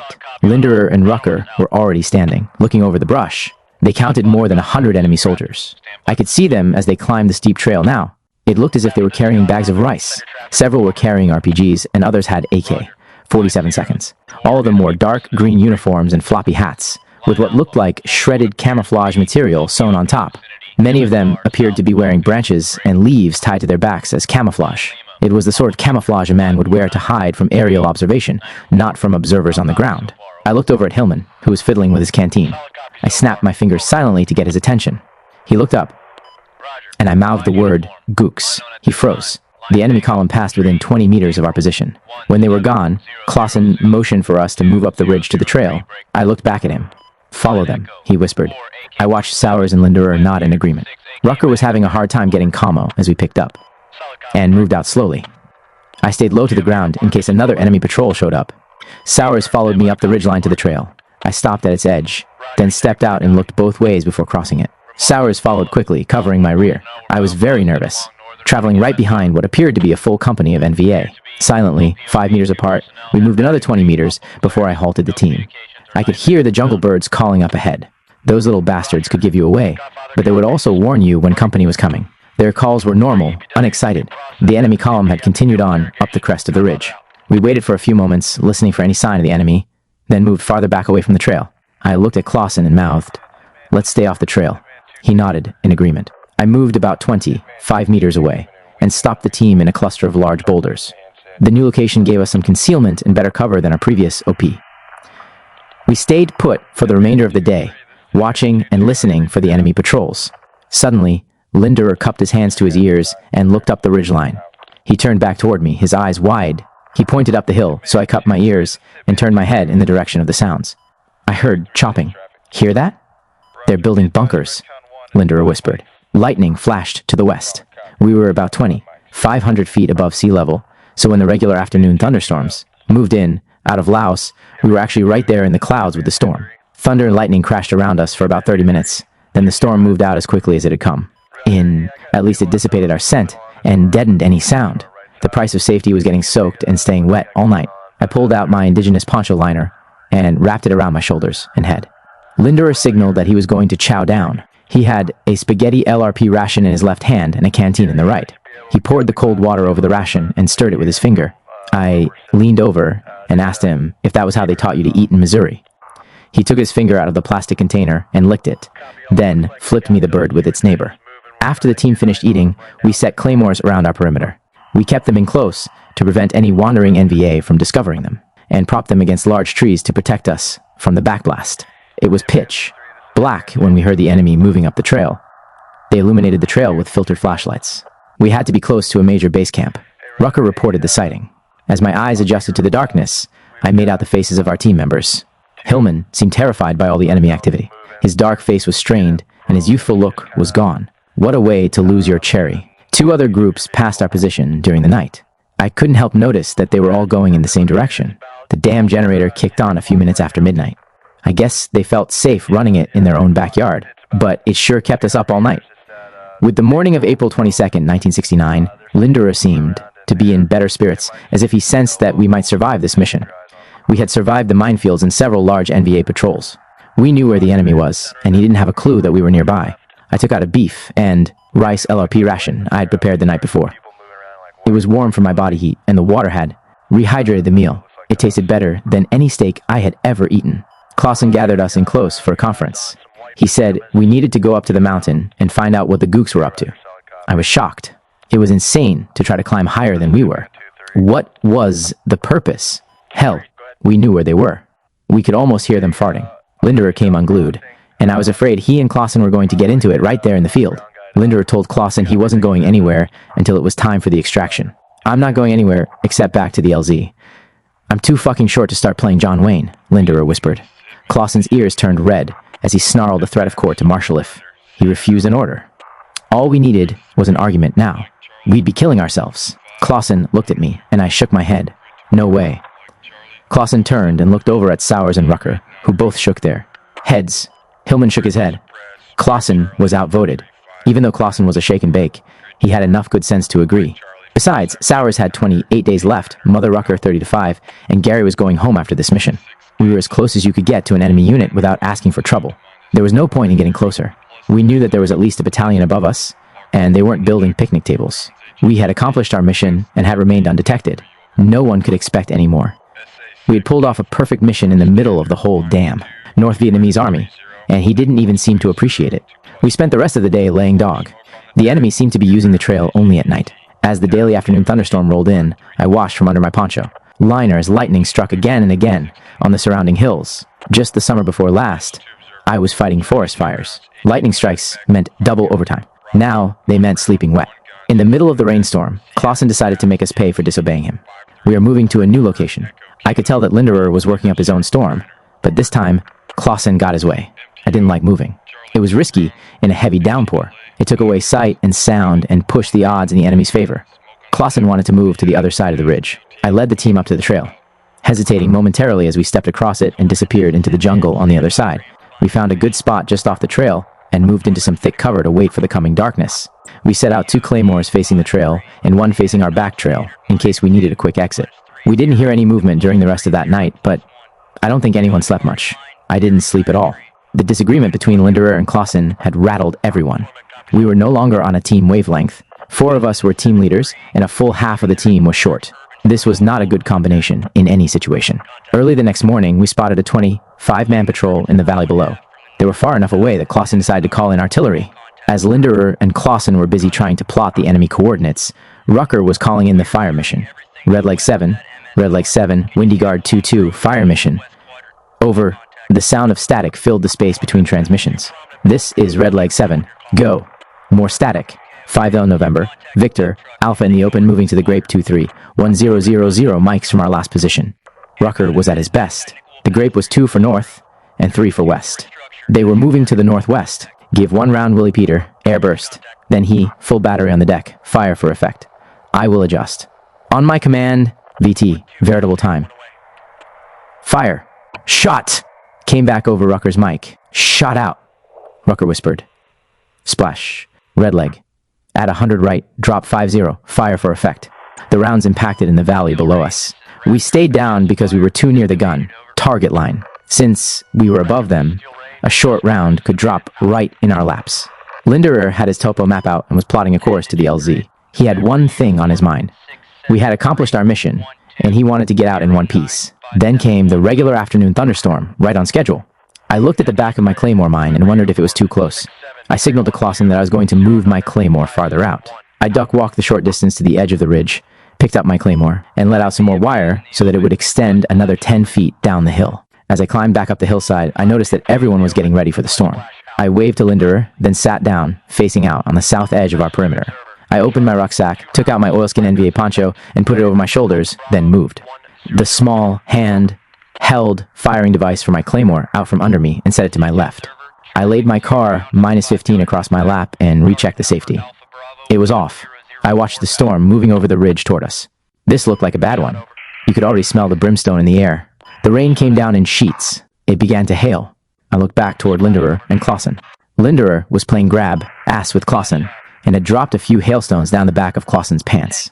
It was beginning to look like we would be able to wrap the mission without those two killing each other. Sowers looked up from his position just off the edge of the hill. He was trying to open a can of C. Ration peaches. Hillman sat quietly, peering over his weapon into the gloom. I pulled a leech from under my right arm and tossed it down the side of the hill. I wondered how long it would take the little bastard to crawl back up here to find me. I was gazing out from under my poncho when another heavy downpour started. Here we go again, I thought. Clausen whispered for Rucker to call the relay team and check on the time for extraction. Rucker keyed his handset. Suddenly, there was a tremendous white flash. No sound. Then, a blast of hot wind hit me like a freight train. I was flying through the air, engulfed in white light for what seemed like several seconds before the sound of the explosion rolled over me. It happened so fast that I lost track of where I was and what I was doing. I hit the ground, flipped, and rolled down the side of the ridge, flattening everything in my path. Then I came to a jolting stop. I had landed face up, my head pounding. Raindrops stung my face. I couldn't see. I couldn't tell if it was from the blast or the rain. I lay on my back, feeling nothing, conscious only of the ringing in my ears. My eyesight returned after a few seconds. My mind screamed questions that my senses could not answer. I had no idea where I was or what had happened. I was paralyzed, unable to move. Then the numbing pain came, weak at first, but growing stronger. I tried to get up, but my legs wouldn't respond. I reached down and touched my legs, but I couldn't feel a thing. So I prayed. I expected NVA soldiers to find me any moment, then cut my throat to finish me off. I smelled something burning. It smelled like hair and wiring burning. I knew it was coming from me. Where were the gooks? Why hadn't they come to finish us off? I noticed the rain had stopped, but water still dripped from the branches overhead. I looked up the slope. I didn't recognize anything. Where in the hell am I? And how did I get here? Where's my weapon? My rifle. I had to find it before the gooks got here. I had no sensation from the waist down. I reached over and grabbed the vines beneath me. I pulled myself onto my stomach. I had to get back to the team. I found my rifle lying next to me. I turned it around and pointed it up toward the top of the hill, then slowly started pulling myself up, hand over hand. I struggled to reach the top of the hill where I had been sitting before the explosion. I didn't see my team. Smoke filled the spot we had occupied. Then I saw Linderer's body, lying face down and twisted in a pool of water next to a crater in the ground. I thought he was dead. I crawled over to him and rolled him over on his side. He was still alive, but barely breathing. He had a dazed look. His eyes were dilated. I grabbed his wrist. His pulse was almost gone. I whispered to him, "Gary, you son of a bitch, come on, Gary!" I turned and looked back at Sowers, who was beneath a tree and appeared to be in shock. He was holding on to a struggling Rucker, who was writhing about uncontrollably. I couldn't see Hillman. I turned back and grabbed Linderer and shook him. "Gary, Gary, you're okay, Gary, come out of it, man." His eyes opened and he tried to speak, but I could barely hear him. "Leave me alone. Get the fuck away. Hang on, I'll get help." Now the realization of what had happened struck me. I was scared like I'd never been before. Sowers spotted Hillman and pointed up the trail. Sowers and Hillman seemed in better shape than the rest of us. They were our only effectives, and they were in bad shape. I laid Gary's head back down in the soft mud. He closed his eyes as if to sleep, then rolled face down in the shallow water. I crawled over to Sowers, who was holding his arm and trying to find his weapon. "Gary's gone, man." I was still in shock. We both watched Gary lying there. It was as if he had just given up the will to live. I was on my hands and knees, but I had no feeling in them. Suddenly, Linderer jerked and started gasping for air. Sowers ran over and turned him on his side again. I crawled back to them and rolled his head toward me. "You're not dead," I hissed. Gary blinked his eyes and spit up some of the mud that had filled his mouth. I wiped his face with the tail of my shirt and stayed by his side. Sowers had moved back to Rucker, who was in a lot of pain. The whole scene was terrifying. Just to look around and see the smoke and half the jungle blown down was enough to almost drive away all hope. I could smell the pungent odor of cordite and charred vegetation. Clausen ran past me. He must have been tossed down the side of the hill. He'd been hit in the face by the blast and looked like someone suffering from a stroke. He couldn't talk. He smacked right into Sowers. I pulled my rifle up next to me and waited for the worst to happen. Finally, Sowers got the radio working. He came back over to me and said that help was on the way. "How's Linderer doing?" "I don't know," I gasped. "I can't see anything wrong, but he can't move. I think he's paralyzed." "Gary, help's on the way, man. We'll get you out." Linderer muttered through the pain. "My legs are gone. I don't care. Let me die. I'm not going home like this." "No, man, your legs are there. You'll be okay." I kept talking, and he got pissed at me. He was making no sense. Then, out of nowhere, a U.S. Army medevac helicopter filled the open hole above us. Medevac. I looked up and saw a metal body basket coming down on a cable. The downblast from the rotors blew debris into my eyes. Then something went wrong. The basket got hung up in a twisted treetop and stopped. Sowers ran to the tree and started shaking it, trying to get the basket to fall. Clausen ran into the tree with a cross. Body block and the basket came loose. I noticed the whole backside of Clausen's pants had been blown off, and the bluish white of his butt stood out like a couple of bald-headed men in a coal bin. He was trying to help Sowers, but only managed to knock him down the hill. Sowers climbed back up, cursing at the well. "Intention, team leader." Sowers climbed the tree and guided the basket down to the floor of the jungle. He pulled it over to where Linderer lay and tipped the cage on its side. Then the two of us rolled Gary into the body basket and strapped him down. Sowers ran one strap around his legs. I circled his chest with the other. I was having a hard time getting it in the loop, but succeeded, and Gary was ready for the short trip up to the hovering medevac. I tried to watch as the basket lifted up, but the downblast was too much. In moments, Gary was in the ship. Then the chopper turned right and disappeared. Rucker groaned. "Sowers, the pilot said he thought he took fire. He's going around for another try. Tell everyone the gunships are going to fire up the ridgeline." I heard several rockets impacting above us. I covered my head as 2 more rockets exploded to our left flank. The unmistakable sound of a minigun drowned out everything else. The adrenaline was really pumping, and I seemed to have gained some feeling back in my legs. I found new strength. A Cobra gunship passed overhead. I waved at him. Sowers shouted that the medevac was coming back. Clausen and I were going out next. He moved me next to Clausen. I hated to look at Clausen. The left side of his face looked normal, but his right side was distorted, and it made him look like a chubby gargoyle. I had never seen anyone's face look like that before. It was as if someone had clipped all the nerves on the right side of his face. Clausen would sit quietly for a moment, then jump up and run. Sowers would have to chase him down and bring him back. I was wondering why the gooks hadn't followed up and killed us yet. But then the medevac returned. The crew chief lowered a jungle penetrator down through the twisted trees. Sowers caught hold and opened it before it hit the ground. I sat down on the open leaf. He pulled Clausen over and sat him facing me on the other leaf. As Sowers ran the strap around the both of us, I held tight to Clausen. I didn't look directly at Clausen's face, but his breath smelled like burnt dog shit. Mine must have smelled as bad. The penetrator cable tightened. As we rose through the trees, my legs went dead. Clausen's weight was cutting off my blood supply. He leaned back as we neared the chopper. I was afraid he would fall and take me with him. As the helicopter hovered, I could see the medic hanging out the door and guiding the penetrator up through the trees. The 2 of us held on for dear life. Then Clausen leaned back again and almost let me go. I yelled at him to hold on. He was rolling his head around, rubbernecking for a better view of his surroundings. I looked up again at the medic and tried to reassure him that everything was working. A hand grabbed my arm, and we were at the open door. I reached back and clasped the medic's hand, and he pulled us inside the chopper. As we entered the open bay, I noticed the long basket with Linderer still strapped in and lying motionless against the rear firewall. I could only see his legs. The rotor noise was unbelievably loud.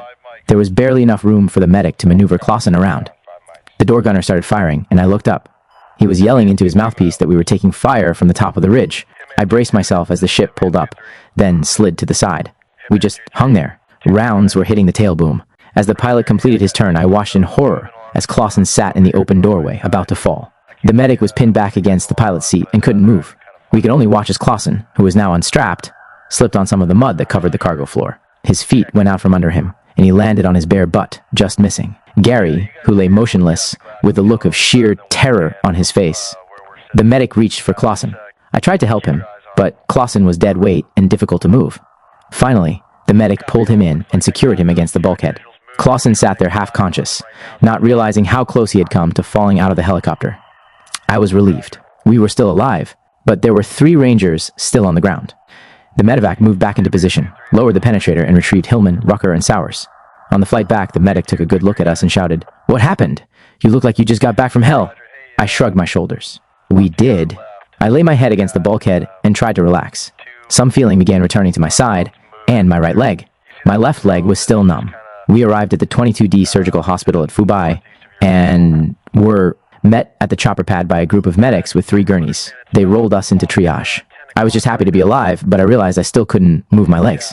Inside, a round eye nurse stuck a thermometer in my mouth and took my blood pressure. She moved over to Clausen and Linderer and did the same to them. I asked her how the other guys were and then propositioned her. She told me to just relax.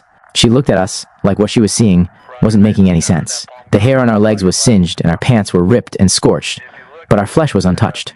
I looked up and turned my head to see a blonde-haired, round-eye woman walking toward me. She was dressed in loose green fatigues and was carrying 2 kinds of scissors. She stopped at my feet and laid the scissors alongside my leg. I had a feeling that there was something terribly wrong here. She reached down and untied my soggy combat boots, then let them drop to the floor. They hit with a mushy thud. Then she cut off what was left of my torn in half, burned pants. Then she started to cut off my belt. "Don't cut my belt. It's NVA. How does my leg look? Is it okay? Don't worry, it's okay, and I won't cut your belt." An orderly wheeled Rucker in on a gurney and parked him next to me.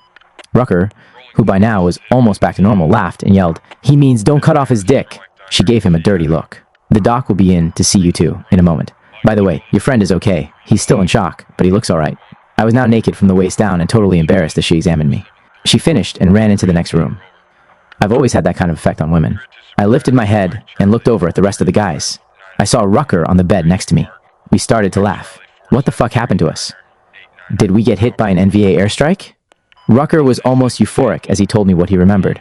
It wasn't much. Man, I don't know what came down, but I remember keying the handset, and the next thing I knew, we were in a medevac. "Hey, Clausen, are you okay?" Clausen looked my way and tried to smile. His face was returning back to its normal beauty. Lieutenant Williams had come over to meet the medevac. He was standing at the foot of our beds, watching us with a look of concern. That's a hell of a way to get extracted, just to come out a day early. Hey, Lieutenant Williams. Boy, I never thought I would love to see your OCS face. Rucker hollered. Lieutenant Williams smiled and told us that our medevac pilot had radioed in that they had taken fire. When he got back to Camp Evans, he had 26 bullet holes in his tail section. They called in a couple of F-4S after they got you guys out, and they took heavy ground fire from the top of the mountain. What did you guys get into out there? Rucker grinned. Little Hanoi, sir, Little Hanoi. Clausen, who had been resting quietly, suddenly spoke up. He sounded like someone who just had 6 hours of dental work. We got hit by Litnin, he muttered. You got hit by what? Litnin. Yeah, it hit AW antenna. After Waka keyed the handset. Hell yes, that had to be what happened. That explains why my handset blew up. It must have jumped from the antenna and blew all our minds at once, said Rucker. The backblast almost killed us. Linderer's concussion grenade must have exploded inside his ruck. That's why we didn't find any of his gear or his weapon. He was sitting on it at the time. He must have flown 20 feet straight up in the air, Rucker said. Jethus. Clausen added. Did you see me, Clausen? I asked. Yeah, you disappeared into thin air, man. You just vanished. God. I did? What did you think happened? Rucker asked. I told him I really didn't know. I thought the NVA wiped us off the face of the earth. But I did know that Sowers saved our butts. He did everything right. Where was he? I tried to raise up to look around. Just then, Sowers walked in. I bet those dinks up above us were wondering what the hell was going on, he said. That had to be the loudest explosion they ever heard. Rucker wondered if maybe God was trying to tell us something. No, man, Buddha was. Go home, Guy, and don't play with dynamite. We all laughed. Hey, Lieutenant Williams, I said. When I climbed back up to the spot I had been sitting on, I found my clacker. And it was melted, man. The wire was gone, and there was a half-inch hole burned through the middle. I remember thinking how strange it looked. Rucker interrupted. I thought our laws blew up. Hey, I said.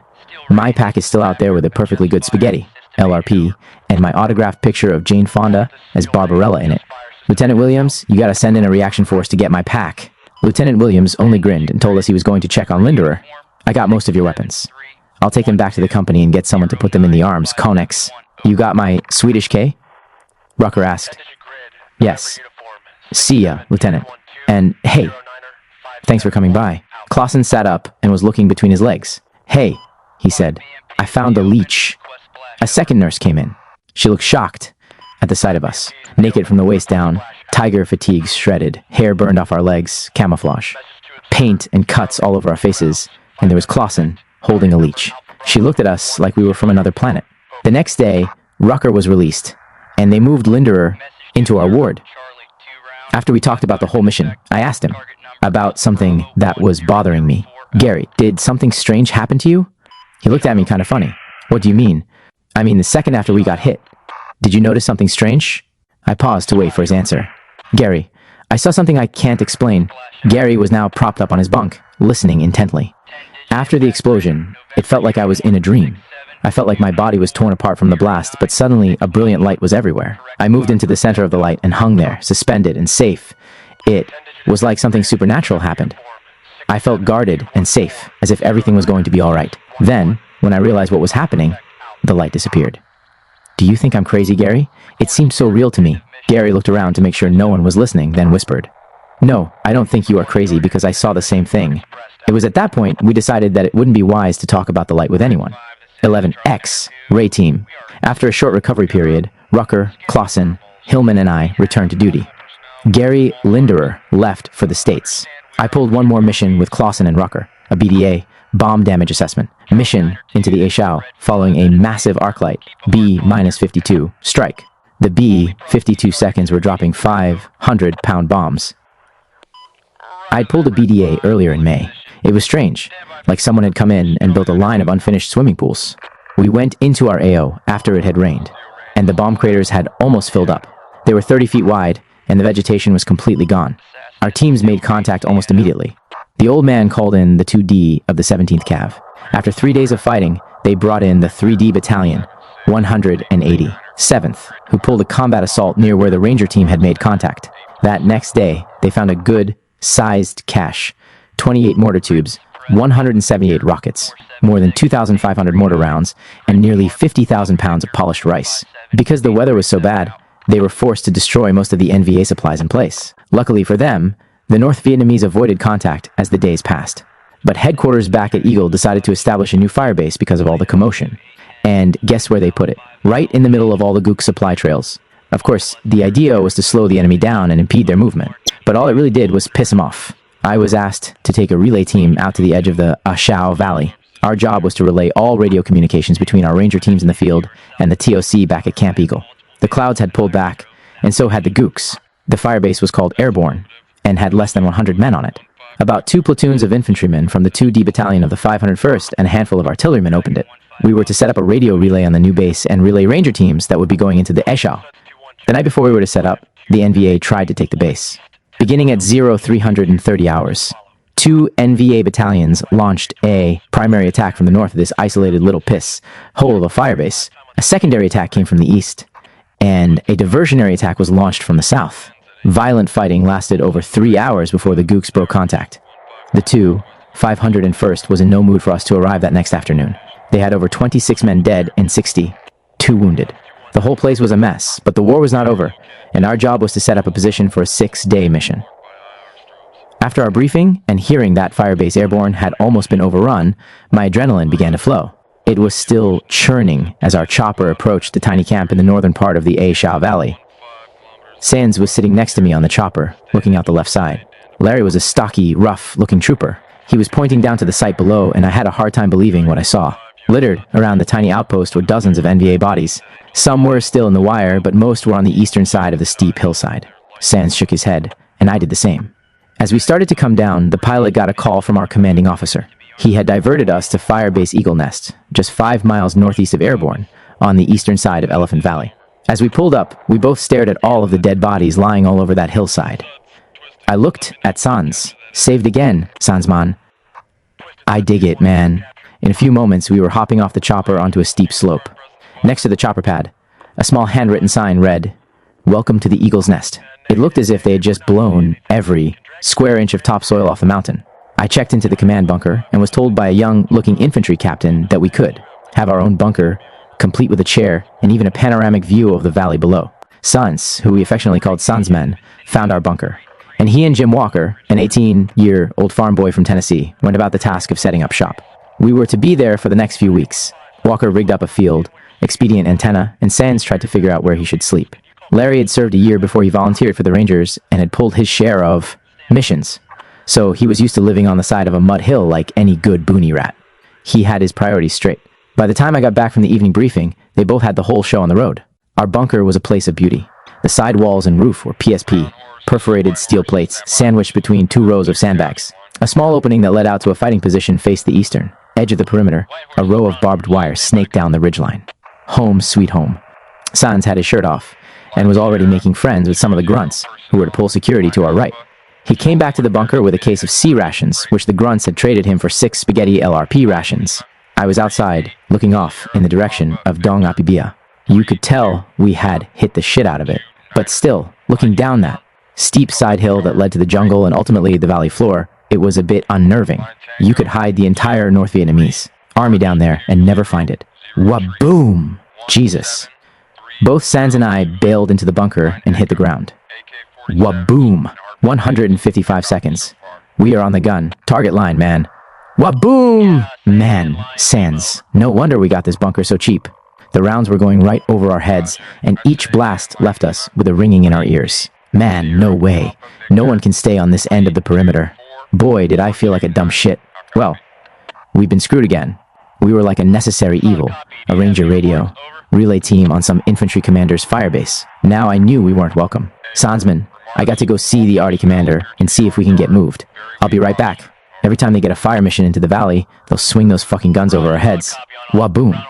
It happened again. I looked at our antenna shaking and wondered how I could stand 2 weeks of this. You know this is God getting even, Sans, Walker said. Sans nodded. We should have gone to church last week. I know, but I don't know what day Sunday is anymore, do you, Sans? No, man. We ate and had a few more rounds blast over our heads. Then I walked back to the command bunker and was given a choice. I was told in a very direct manner that I was lucky to have a place to sleep anywhere. inside the perimeter, and if I didn't like it, I could sleep outside the perimeter. I thanked the good captain and returned to tell my team how I had slapped that leg airmobile officer around, but gave in when he begged me to stay. Darkness closed the valley down to the outside world, and we were on our own. The war was about to begin. What time did the teams go in? Walker asked. At 0530 hours. No wash tonight. Try to get some sleep. Later that night, Sainz's newfound friends told us they had heard the LPs, listening posts, had beaucoup movement. No one could sleep after that bit of good news. We just sat around and stared at each other. Pop! A flare lit up the perimeter. I stepped outside to get some air. The flare burned under the small parachute. Then it floated out into no man's land, illuminating the hillside for a couple of 100 feet.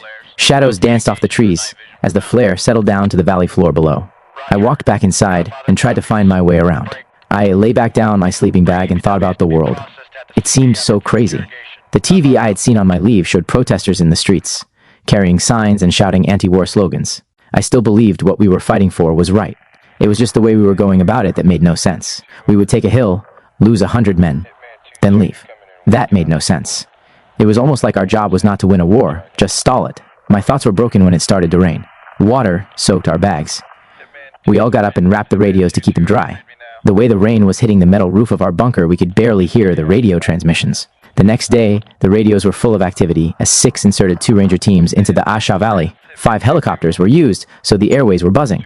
The Black Widows were flying cover, and Kingsmen flew the lead and chased ships. The 160th Aviation Group was both proficient and professional. Everyone appreciated the job they did. I think all of us respected the bravery of these pilots. After 5 hours, the teams were laying dog and getting some rest. I heard a shit. Hook coming in. I walked outside and watched the big bird, Onasa Quad, 50.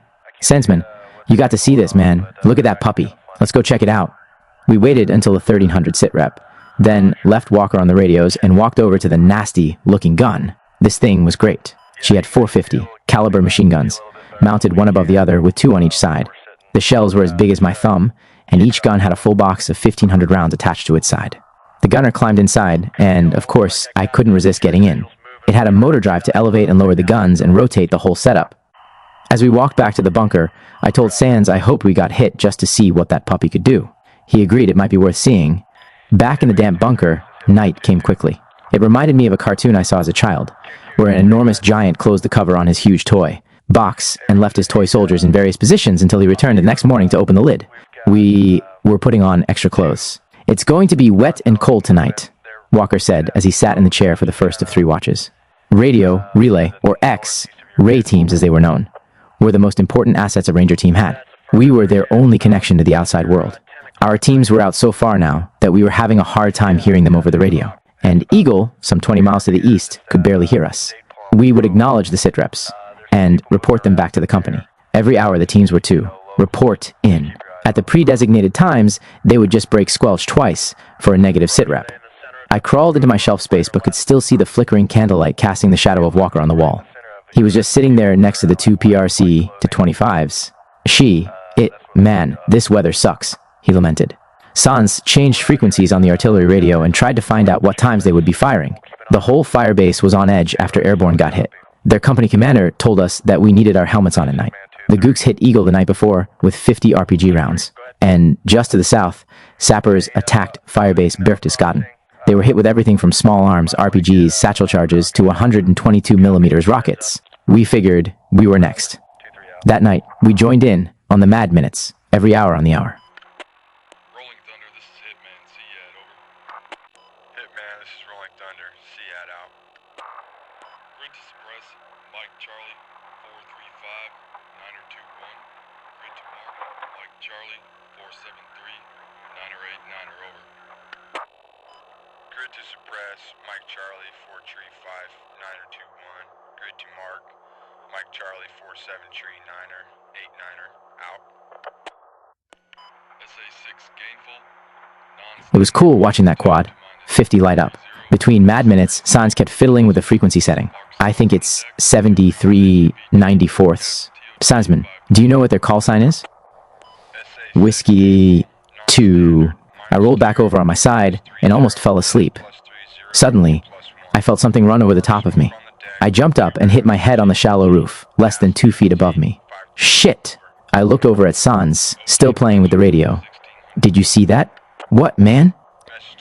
He said, I felt this dog run over me. It was huge, man. It felt like a small dog jumped on me. I couldn't go back to sleep, so I stayed awake until my shift, and then moved out from under that crawl space. I wrapped myself in my bag and slipped into the chair to just wait and listen. I roger your transmission. Over. Negative sitreps, 2-6. Over. I had thoughts of going home more and more now. I was wondering what my old friends were doing and how much I had changed. The next morning's first light broke upon the Ashau as a solid gray cloud filled the valley. There would be no choppers today. I pulled my poncho liner tighter over my head and peeked out.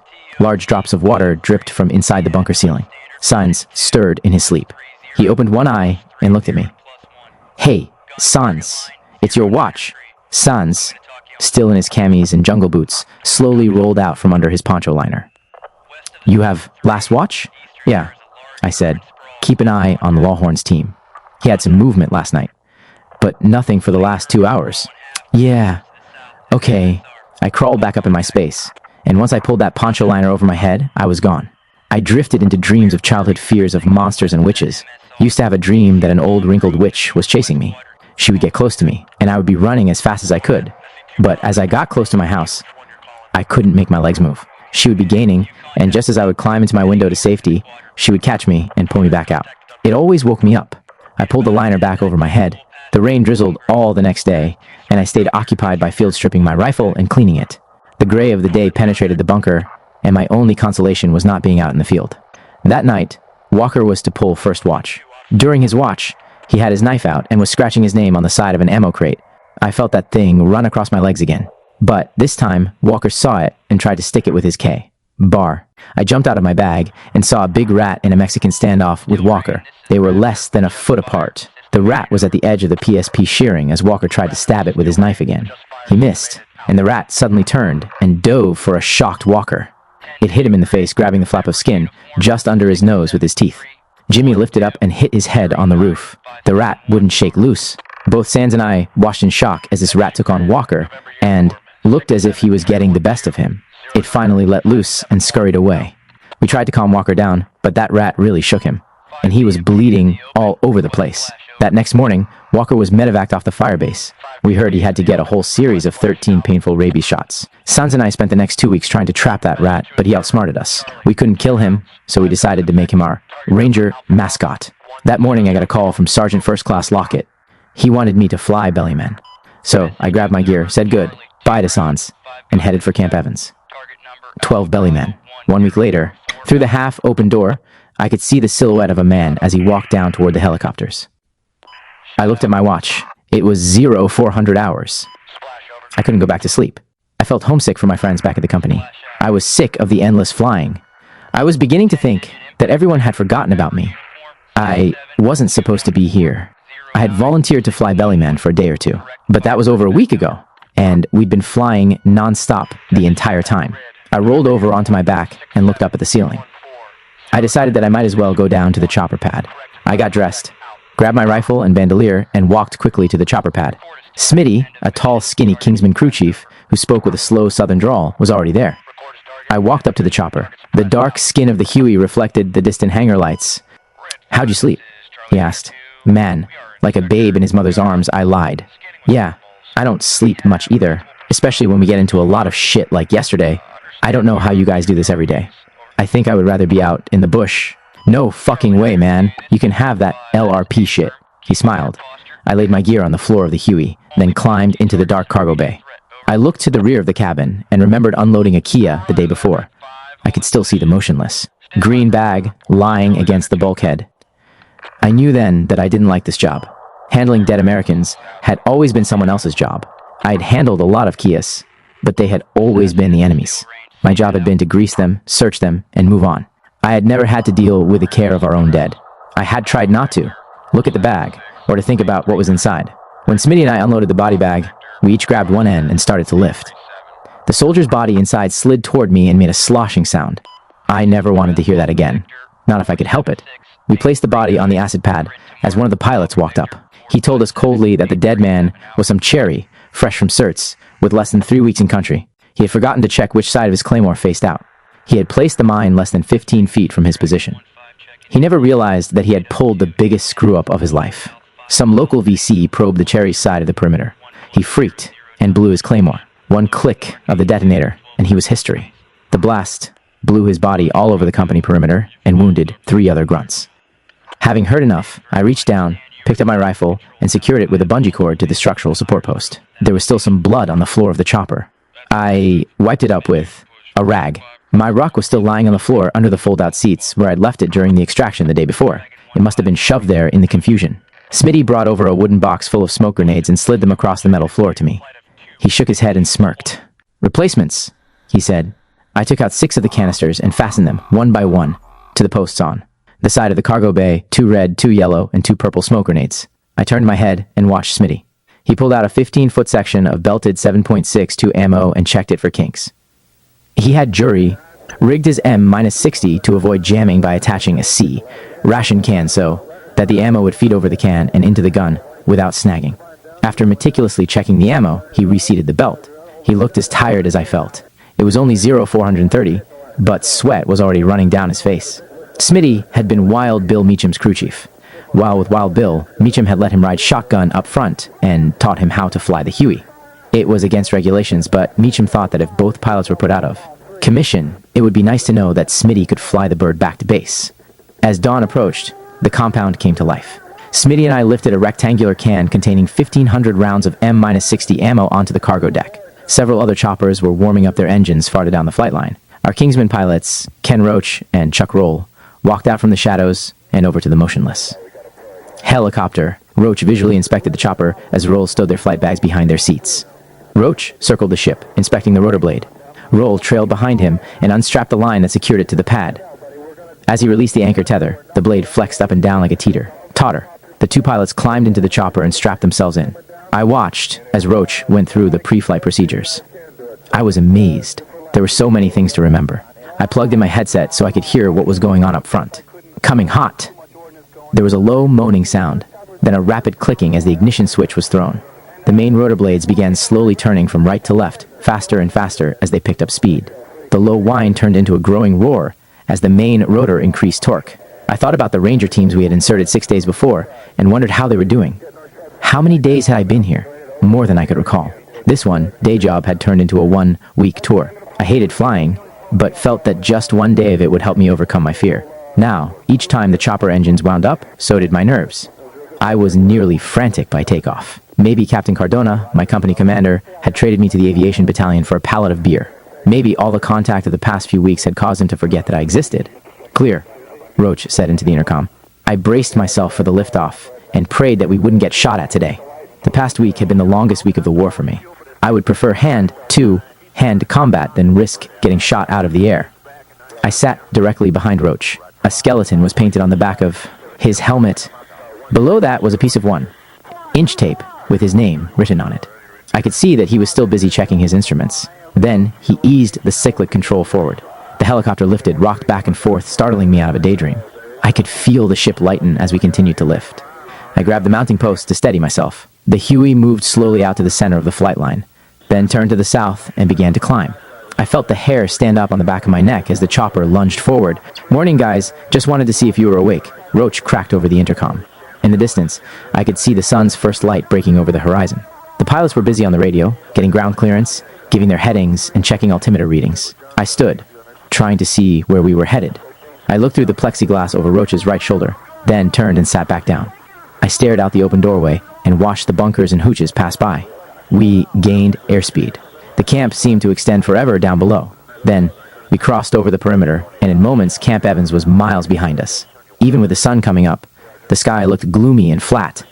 We climbed steadily until we reached 1,500 feet. Below us, I saw a river. It must be the Song Bo, I thought. I had pulled several missions down there, so I knew what it was like on the ground. Lots of elephant grass, bamboo stands, vines, leeches, and Texas-sized mosquitoes. And, oh yeah, a lifetime supply of enemy soldiers. As we followed the river, I looked down. Ken Lafferty, Art Monday, Lester Scott, John Sontag, William Calhoun, and Frank Anderson were down there. They had just spent 6 miserable days in that steamy jungle. Their only sighting had been a sampan at first light on the second day. Kingsman 2-4. This is Sparky Peepers 6. Good morning, 6. It was good to hear a familiar voice. We turned west and flew toward Eagle's Nest and the 6 waiting rangers who had spent the night with the 17th Cav Reaction Force while Gooks probed their perimeter. I knew they'd be glad to see us. I wanted someone who knew me to see the new sergeant's bars. That sergeant, Jeff Ignacio, had pinned on me just 3 days before. It was not a formal ceremony, just me and Jeff in the back of the slick. He met me on a refueling stop at Evans and pinned the small black chevrons on me. Ignacio, a Hawaiian, loved ceremony. He took a few minutes to bestow my new status on me by standing at attention, saluting, and then shaking my hand. It worked for me. I felt important. It should have been the benchmark of my tour of Nam. I made sergeant while being in the army less than 18 months, and I was damn proud of it. No ranks of soldiers standing at attention, no speeches, just a sincere congratulation and a handshake from a friend. Trinact. 6 more Bellyman missions passed uneventfully. Typhoon Tess came and went with her 50-mile-an-hour winds and torrential rains. It didn't seem fair that most of my old buddies had long since gone. Home and I hadn't had the chance to say goodbye to any of them. I was like a time bomb ticking, and this war had become a waste of my life. I felt alone. I had proven to myself that I could fight, and I was proud of the job I had done and proud of the job my company had done. But the whole 101st Airborne Division was going through a major transformation in operations concepts and techniques, and it was filtering down to our Ranger company. In the last 2 months, our area of operation, which had been centered around the city of Hugh, had tripled in size. The AO grew from an area 30 kilometers in length that ran along the coast and 40 kilometers inland toward the mountains to an area which now extended 108 kilometers in length along the coast and 70 kilometers deep to the Laotian border. We were under a lot of pressure as we pulled more and more missions, sometimes inserting and extracting twice in the same day. I'd been having a recurring nightmare. It was the same lightning mission, but in my dream, I didn't get up. I lay there. I heard Vietnamese voices. Female Vietnamese voices. I heard them coming down the hill, looking for me. I'm paralyzed. I try to get up. I look up. One of the Viet Cong women is standing over me. Looking into my eyes, she pulls out a long knife and reaches down to cut my throat. I always wake up shaking and covered in sweat. Mizaros said the Native Americans used to turn captives over to the women and let them cut the poor bastards up. I wouldn't put the same thing past the NVA. We were spread thin, and I was getting jumpy. On my last mission out, I thought I'd seen gooks, but they turned out to be shadows. A new first sergeant had come into the company while I was in Australia on R&R. I met him at Chow. The first morning my bellyman duties took me back to the company. I didn't even know our old top was gone. The new guy was tall, thin, and tough-looking. I'm First Sergeant Gilbert, he introduced himself. I was impressed. I heard he was on his 4th tour, but more importantly, he seemed interested in everything and everybody. He told me he wanted to talk to me later in the day. I was surprised. I never had any lifer want to talk to me about anything other than burning shit. I wondered why he wanted to talk to me. I went down to the acid pad after chow and jumped aboard the awaiting chopper. I was just going through the motions. This morning we were going out with a new platoon leader from our company, taking him on an overflight. I felt like I was surrounded by strangers. Even if he was from our company, I didn't know him, and he didn't impress me. I put on my helmet, plugged in my mic, and sat back. The young lieutenant didn't introduce himself as he climbed into the slick. He hopped in, adjusted his flight bag, and just stared at his maps. On the flight out, he didn't speak much. We flew right down Route 547, past Firebase Blaze, turned to the south, and headed toward Dong Apai Mountain, made infamous by the 10-day battle. Between the men of the U.S. 3 187ths, 1506, 2506, and the 1st ARVN Division, and the 29th NVA Regiment. It was now known as Hamburger Hill. It was also where Gary Linderer, Mother Rucker, Larry Clausen, Marvin Hillman, John Sowers, and I got hit by lightning. I was nervous about this new lieutenant, maybe because I was getting short with less than 40 days and awake 2 up. I didn't need a new second lieutenant in my life. My mind drifted back to Australia, where I had just spent the past 6 unforgettable days. I'd gone snow skiing in the Australian Alps, the snowy mountains. After a 2-hour plane ride from Sydney in the Eastern Highlands, I drank hot wine and sang songs with a group of college kids who were on holiday. I had forgotten what normal people were like, but this helped me remember. As I listened to the new lieutenant on the radio, he seemed a little too gung-ho. I was also wondering what the new top sergeant wanted from me, and why was I out here with this asshole? I'd been busting butt for almost a year now. I needed to do some serious ghosting, but it didn't look like it was going to happen, at least not in my lifetime. 20 minutes later, as we approached the Eshau Valley, everyone became tense. The gung-ho second lieutenant told me to start looking for a DZ. What, sir? I asked. I didn't care if he'd been to jump school and ranger school. He was. Still a cherry, and his ink hadn't even dried on his transfer papers. DZ, a drop zone, he answered.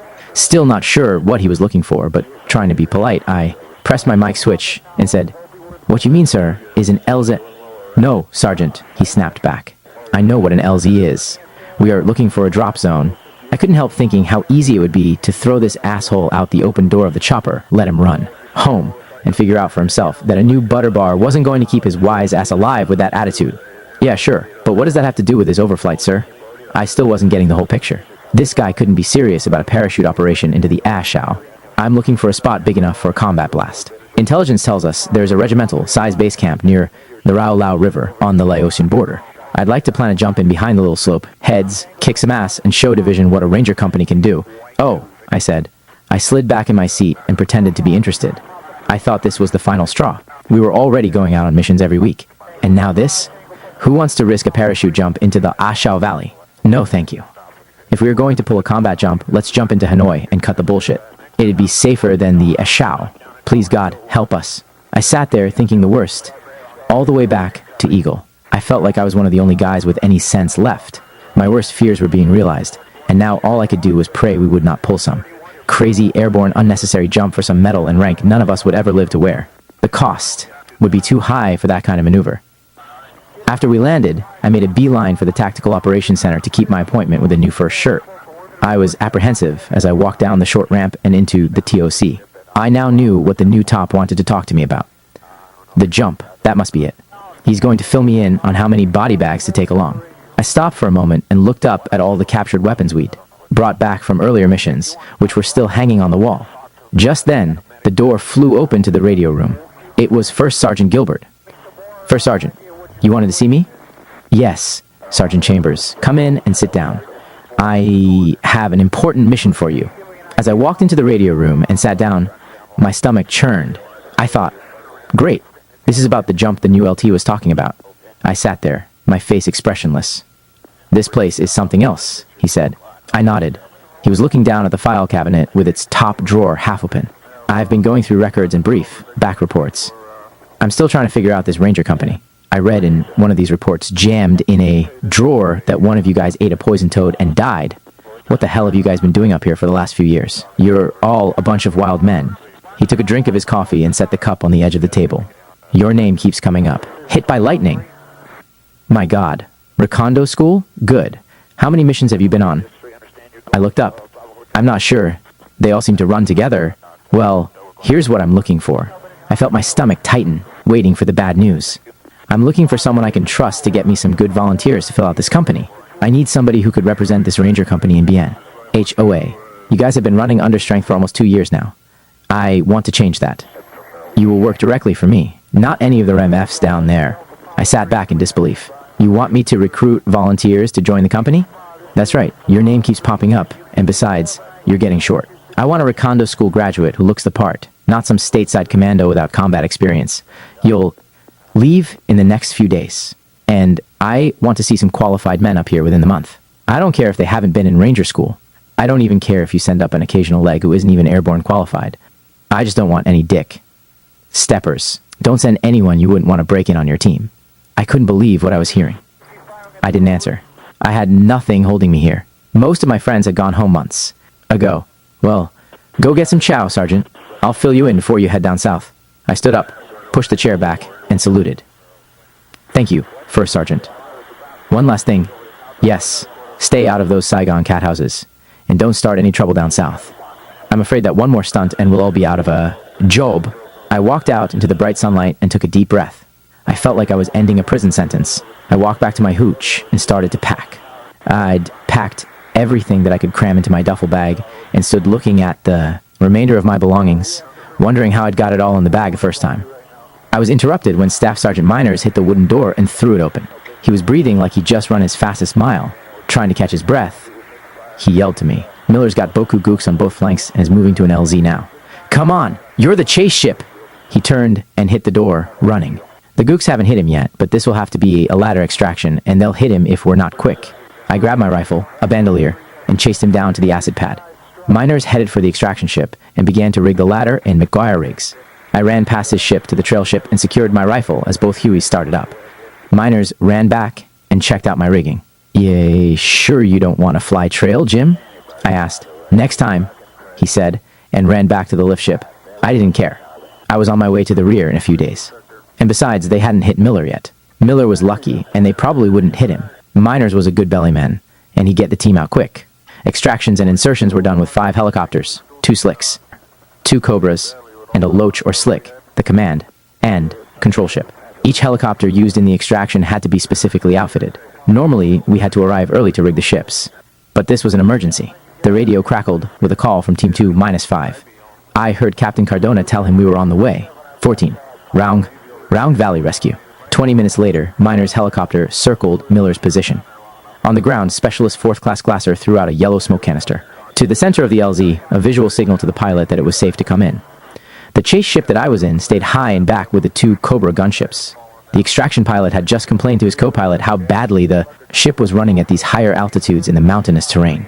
He told miners they wouldn't be able to land, and they would have to use the ladders. The helicopter hovered over Miller's position. Miners rolled the ladder out the door and past the skids. The chopper moved in close. As Lawhorn started up the ladder, Glasser, the slack man, thought he heard gunfire. It was hard to hear because of the noise from the chopper. The rotor blast was whipping the vegetation around. This was the most vulnerable moment for an LRP team and a helicopter crew. They were sitting ducks. The men tried to climb faster. With 5 men hanging on the ladder and 1 still on the ground, the chopper flipped over. We're going down. God, we're hit, came over the radio. Bus. Kingsman 1. This is Red. The helicopter hit the side of the mountain, bounced once, then flipped up and over onto its back. The 5 Rangers on the rope fell, rolling down the steep embankment and barely missing the still spinning rotor blades. I was told later that Deering, who was on the bottom of a ladder, had fallen down the ridge and landed flat on his back. After the helicopter hit the mountain and flipped over, he watched it come directly down on top of him. He froze as the ship's skids touched down on either side of him and then sprang up and bounced on down the hill. The chopper came to rest, upside down and broken, on the sheer incline. We're down. Help! Bus! We're... Oh God! We need... After seeing the lead helicopter shot down, Pilot Roach immediately guided his aircraft into position. Within minutes, we were hovering over the downed slick. I looked out the right side and could see a body below. I could also see Miller's team and the crew of the downed ship all over the side of the hill. I thought, God, please don't let it explode. We just took small arms fire at 3 o'clock, sir, the door gunner reported. We lifted up and circled to the north. I watched as he swung his M-60 to the front, pulled back the gun, charging handle, then opened fire less than 20 meters from Miller's team and the downed crew. 2 gooks with automatic weapons fired back up at the chopper. I hit the floor and was holding my breath. Ping, ping, 2 rounds hit the chopper. Ping. Shit! Miller watched as the rounds hit the bottom of the aircraft. Enemy fire began spraying my chopper, and I closed my eyes and prayed. I looked out the open door and watched a steady stream of green tracers headed for us. A solid line of green tracers looked as if they were going to hit the ship directly, then seemed to bend away at the last minute. Thank you, God! Both door gunners opened up again. I looked back, following our tracers in. The 2 Cobra gunships made a pass with their 40mm cannons blazing at the enemy position. After that, everything got very quiet. We stayed back and out of the way until the old man figured out what to do. They decided to bring in a medevac. It seemed like it took forever. Someone was dead. One of the team members. All Miller reported was the man's number code, and I didn't know who it was. The medevac took fire, but never wavered. Medevac crews had balls the size of Jupiter's moons. The downed helicopter was on its back and in the thick jungle below. The jungle ran up the steep mountainside, making it nearly impossible for our pilot to keep his blades from hitting trees as he got low enough to get to the team. It was our turn to try for a pickup. The pilot spoke through his helmet transmitter to me and his crew chief. He couldn't look forward and down and fly his aircraft at the same time.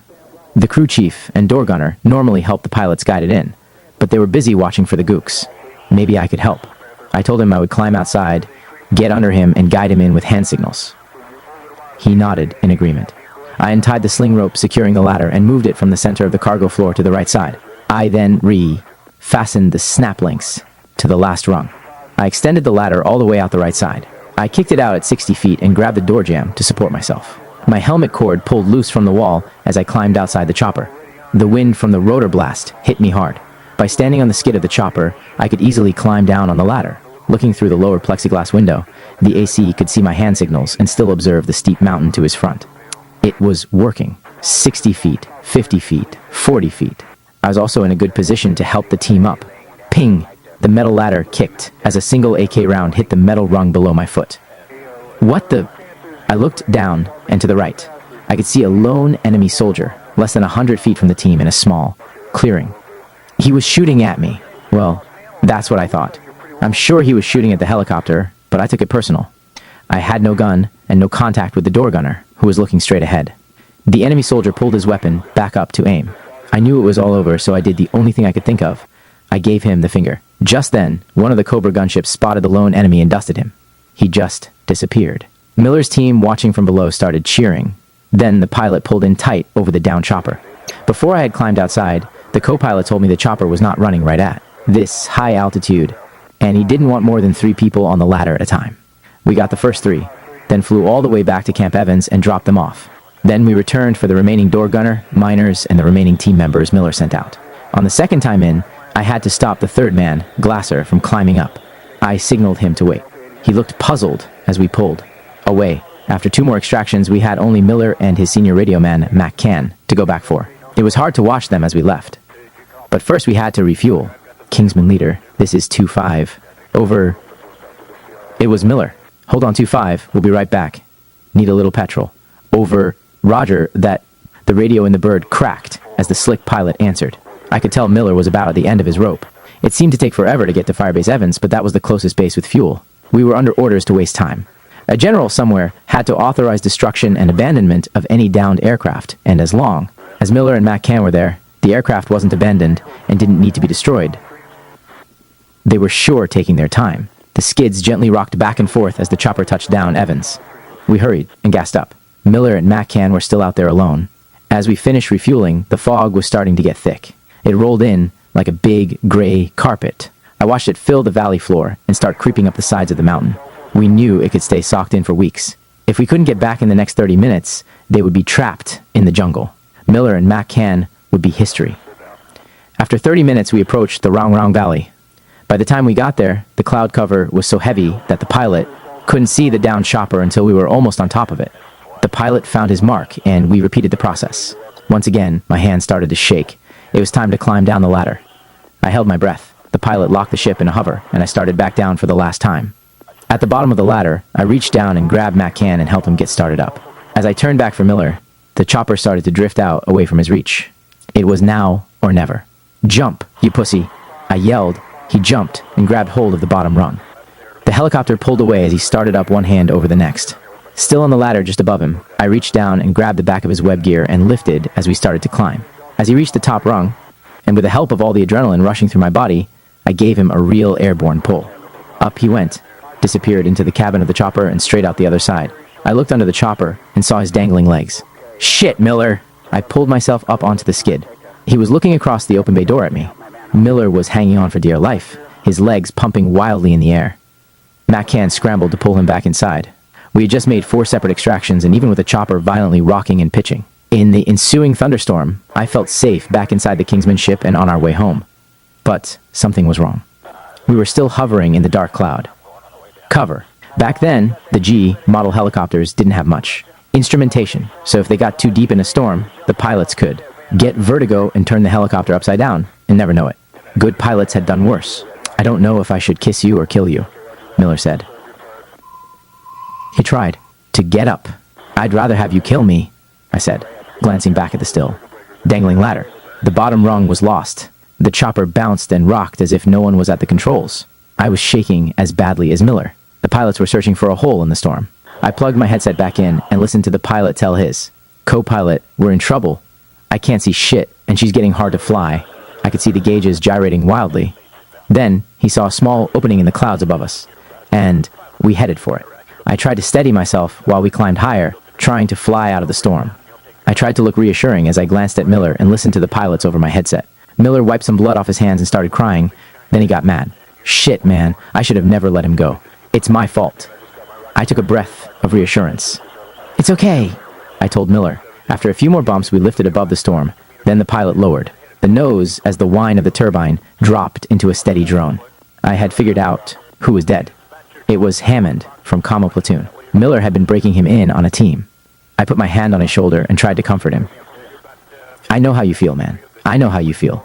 We were sort of flying slightly sideways coming back, and gusts of wind blew in the open cargo door. But this time, it felt like a cleansing rinse. The next day, Two teams were sitting around on the tarmac, waiting for the choppers to arrive. Ron Reynolds, one of the team leaders, grabbed my sleeve as I passed him and said, "I won't be coming back," with as serious a tone as I'd ever heard from him. His arms were limp at his sides, and he had a disconnected stare in his eyes. He didn't seem scared, just that he knew something the rest of us didn't. I didn't know what to say, so I joked, "Then I'd better take one last picture." I snapped the shot as the helicopters landed, then hurried off to prepare the ship for insertion. 2 days after we inserted his team, he was dead. I heard their sitrep while flying over Tuatian province. We've made contact. The TL is Kia. Sitting propped against the back of the pilot seat, I felt this terrible pain as my eyes burned with held back tears, recalling our last exchange. But there was no time to grieve. We raced to Camp Evans to pick up the reaction force, and then shuttled them out to help out what remained of Ron's team. My job as belly man was to stay with the helicopter, but as the 7 men from the reaction force stepped off the skids, I wanted desperately to go with them. But I couldn't abandon my post. I knew Ron's body was somewhere close, and I felt like I had to see him. As we lifted off the ground, I sat there feeling like a coward for not jumping out with the team. It was almost a week later before I got a chance to speak to Doc Glasser. Doc had been with Ron in his last moments. He had been walking point and got shot right in the center of his chest. He just fell over backward in the middle of this waist-deep elephant grass. I held him in my arms, waiting for the medevac. The last thing Ron said was, "I'm thirsty." Then he closed his eyes. There was nothing anyone could do. 12 days later, we lost another team leader, Sergeant Bill Marcy, killed like Ron by a lone enemy. He was another great guy, an admiral's son, so he was obviously there by his own choice, and he was highly respected by the other men because of that. Epilogue. There were close to 200 of us waiting. I watched heat vapors rising off the tarmac, but this time I wasn't listening for the sound of helicopters. A single 707 plane landed and taxied right up to us. The engine revved up, then shut down. A huge cheer went up from everyone going home. The plane's main door opened, and fresh troops started down the ramp, their crisp look immediately beginning to wilt. An American stewardess stood in the doorframe, and she shot us a friendly smile and waved. This was my last memory of Vietnam. It was a funny feeling. Leaving. I wondered what had happened to that North Vietnamese prisoner from Recondo school, if someday he'd make it home too. I wore his NVA buckle. The overwhelming emotion that rose up with this thought quickly disappeared when some guy at the back of the crowd began yelling at the patchless. New uniforms filing by. "Hey Cherry, see you in a year. If you live that long," with an exaggerated laugh. I caught a glimpse over my shoulder at the spec -4 doing the catcalling. He wasn't wearing jungle fatigues like us, and he didn't have the grunts. Look. His khakis looked brand new, like he'd never spent a day outside of Saigon. I could hear him bragging to some other guy about how many Vietnamese civilians he ran over with his bus. I hated guys that profiled. I instantly forgot the loudmouth when I heard my name being called off the manifest. It was the happiest moment of my life up to that point. I headed up the ramp steps of this beautiful plane. We called them Freedom Birds because it was our ticket back to the States and freedom from the green machine. The Army. My seat was about halfway back in the enlisted men section.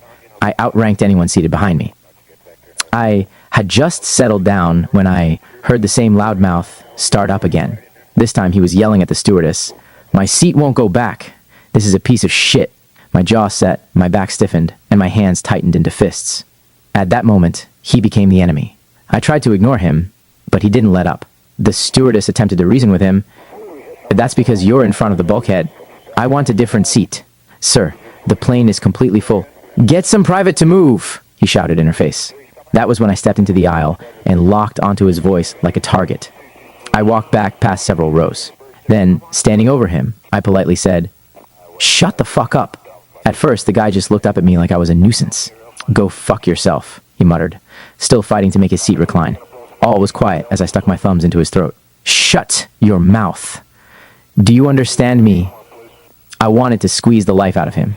He grabbed my hands and gasped for air. I pushed him back in his seat. "Just sit there and be quiet." I apologized to the frightened stewardess and headed back to my seat. Everybody started clapping. I was kind of embarrassed and still shaking as I slid back into my row. As we flew over the ocean, the stewardess came by and thanked me, then handed me a slip of paper with her name and number on it.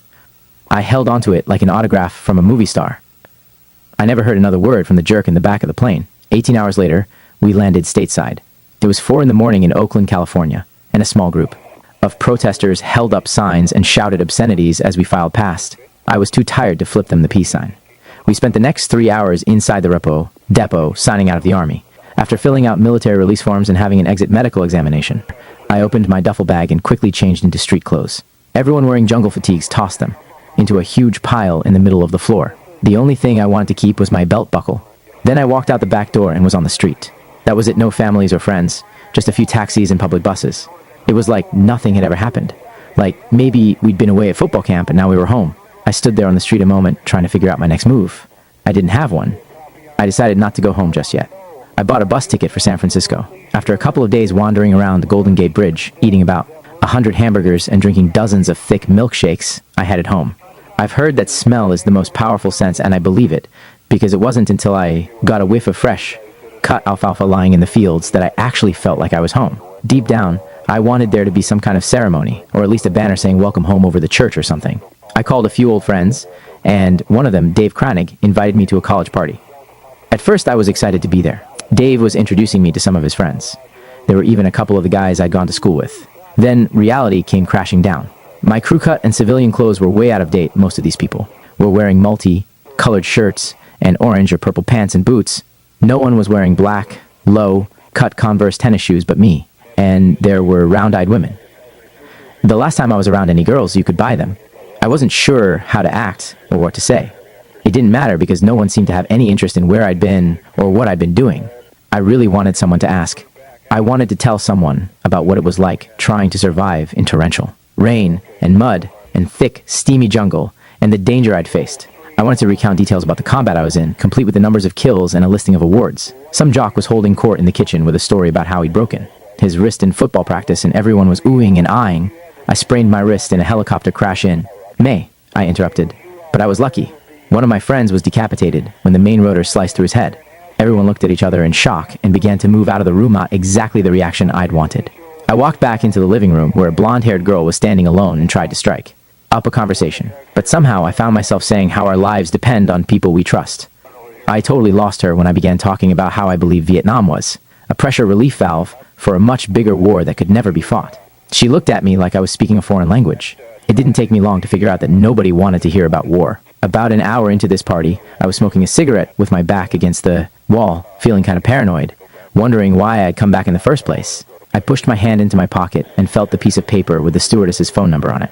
A few days later, Kranig let me borrow his new GTO for my date with Sue Hochstrasser, and I pointed it in the direction of San Francisco. I was so excited to be driving that I was going about 100 miles per hour along this straight stretch of desolate road north of Sacramento. I had just slipped my new tennis shoes under the seat so I could feel my bare feet on the pedals when a California Highway Patrol cruiser zoomed up behind me, lights flashing. I slowed and pulled to the side of the road. The patrolman's high-beam sidelight filled my car as I leaned over, fumbling around trying to put on my shoes. When I looked up, he was poised at my open side window, pointing his revolver at my head. "Show me your hands. Get out of the car and on the ground. Now!"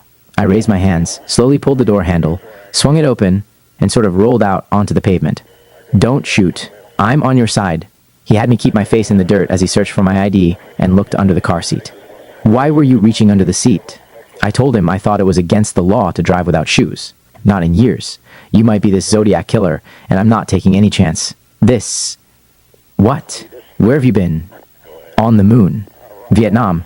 I'd read that in ancient times, the Roman soldiers returning from battle had to live outside the city for a couple of years and slowly integrate back into the culture.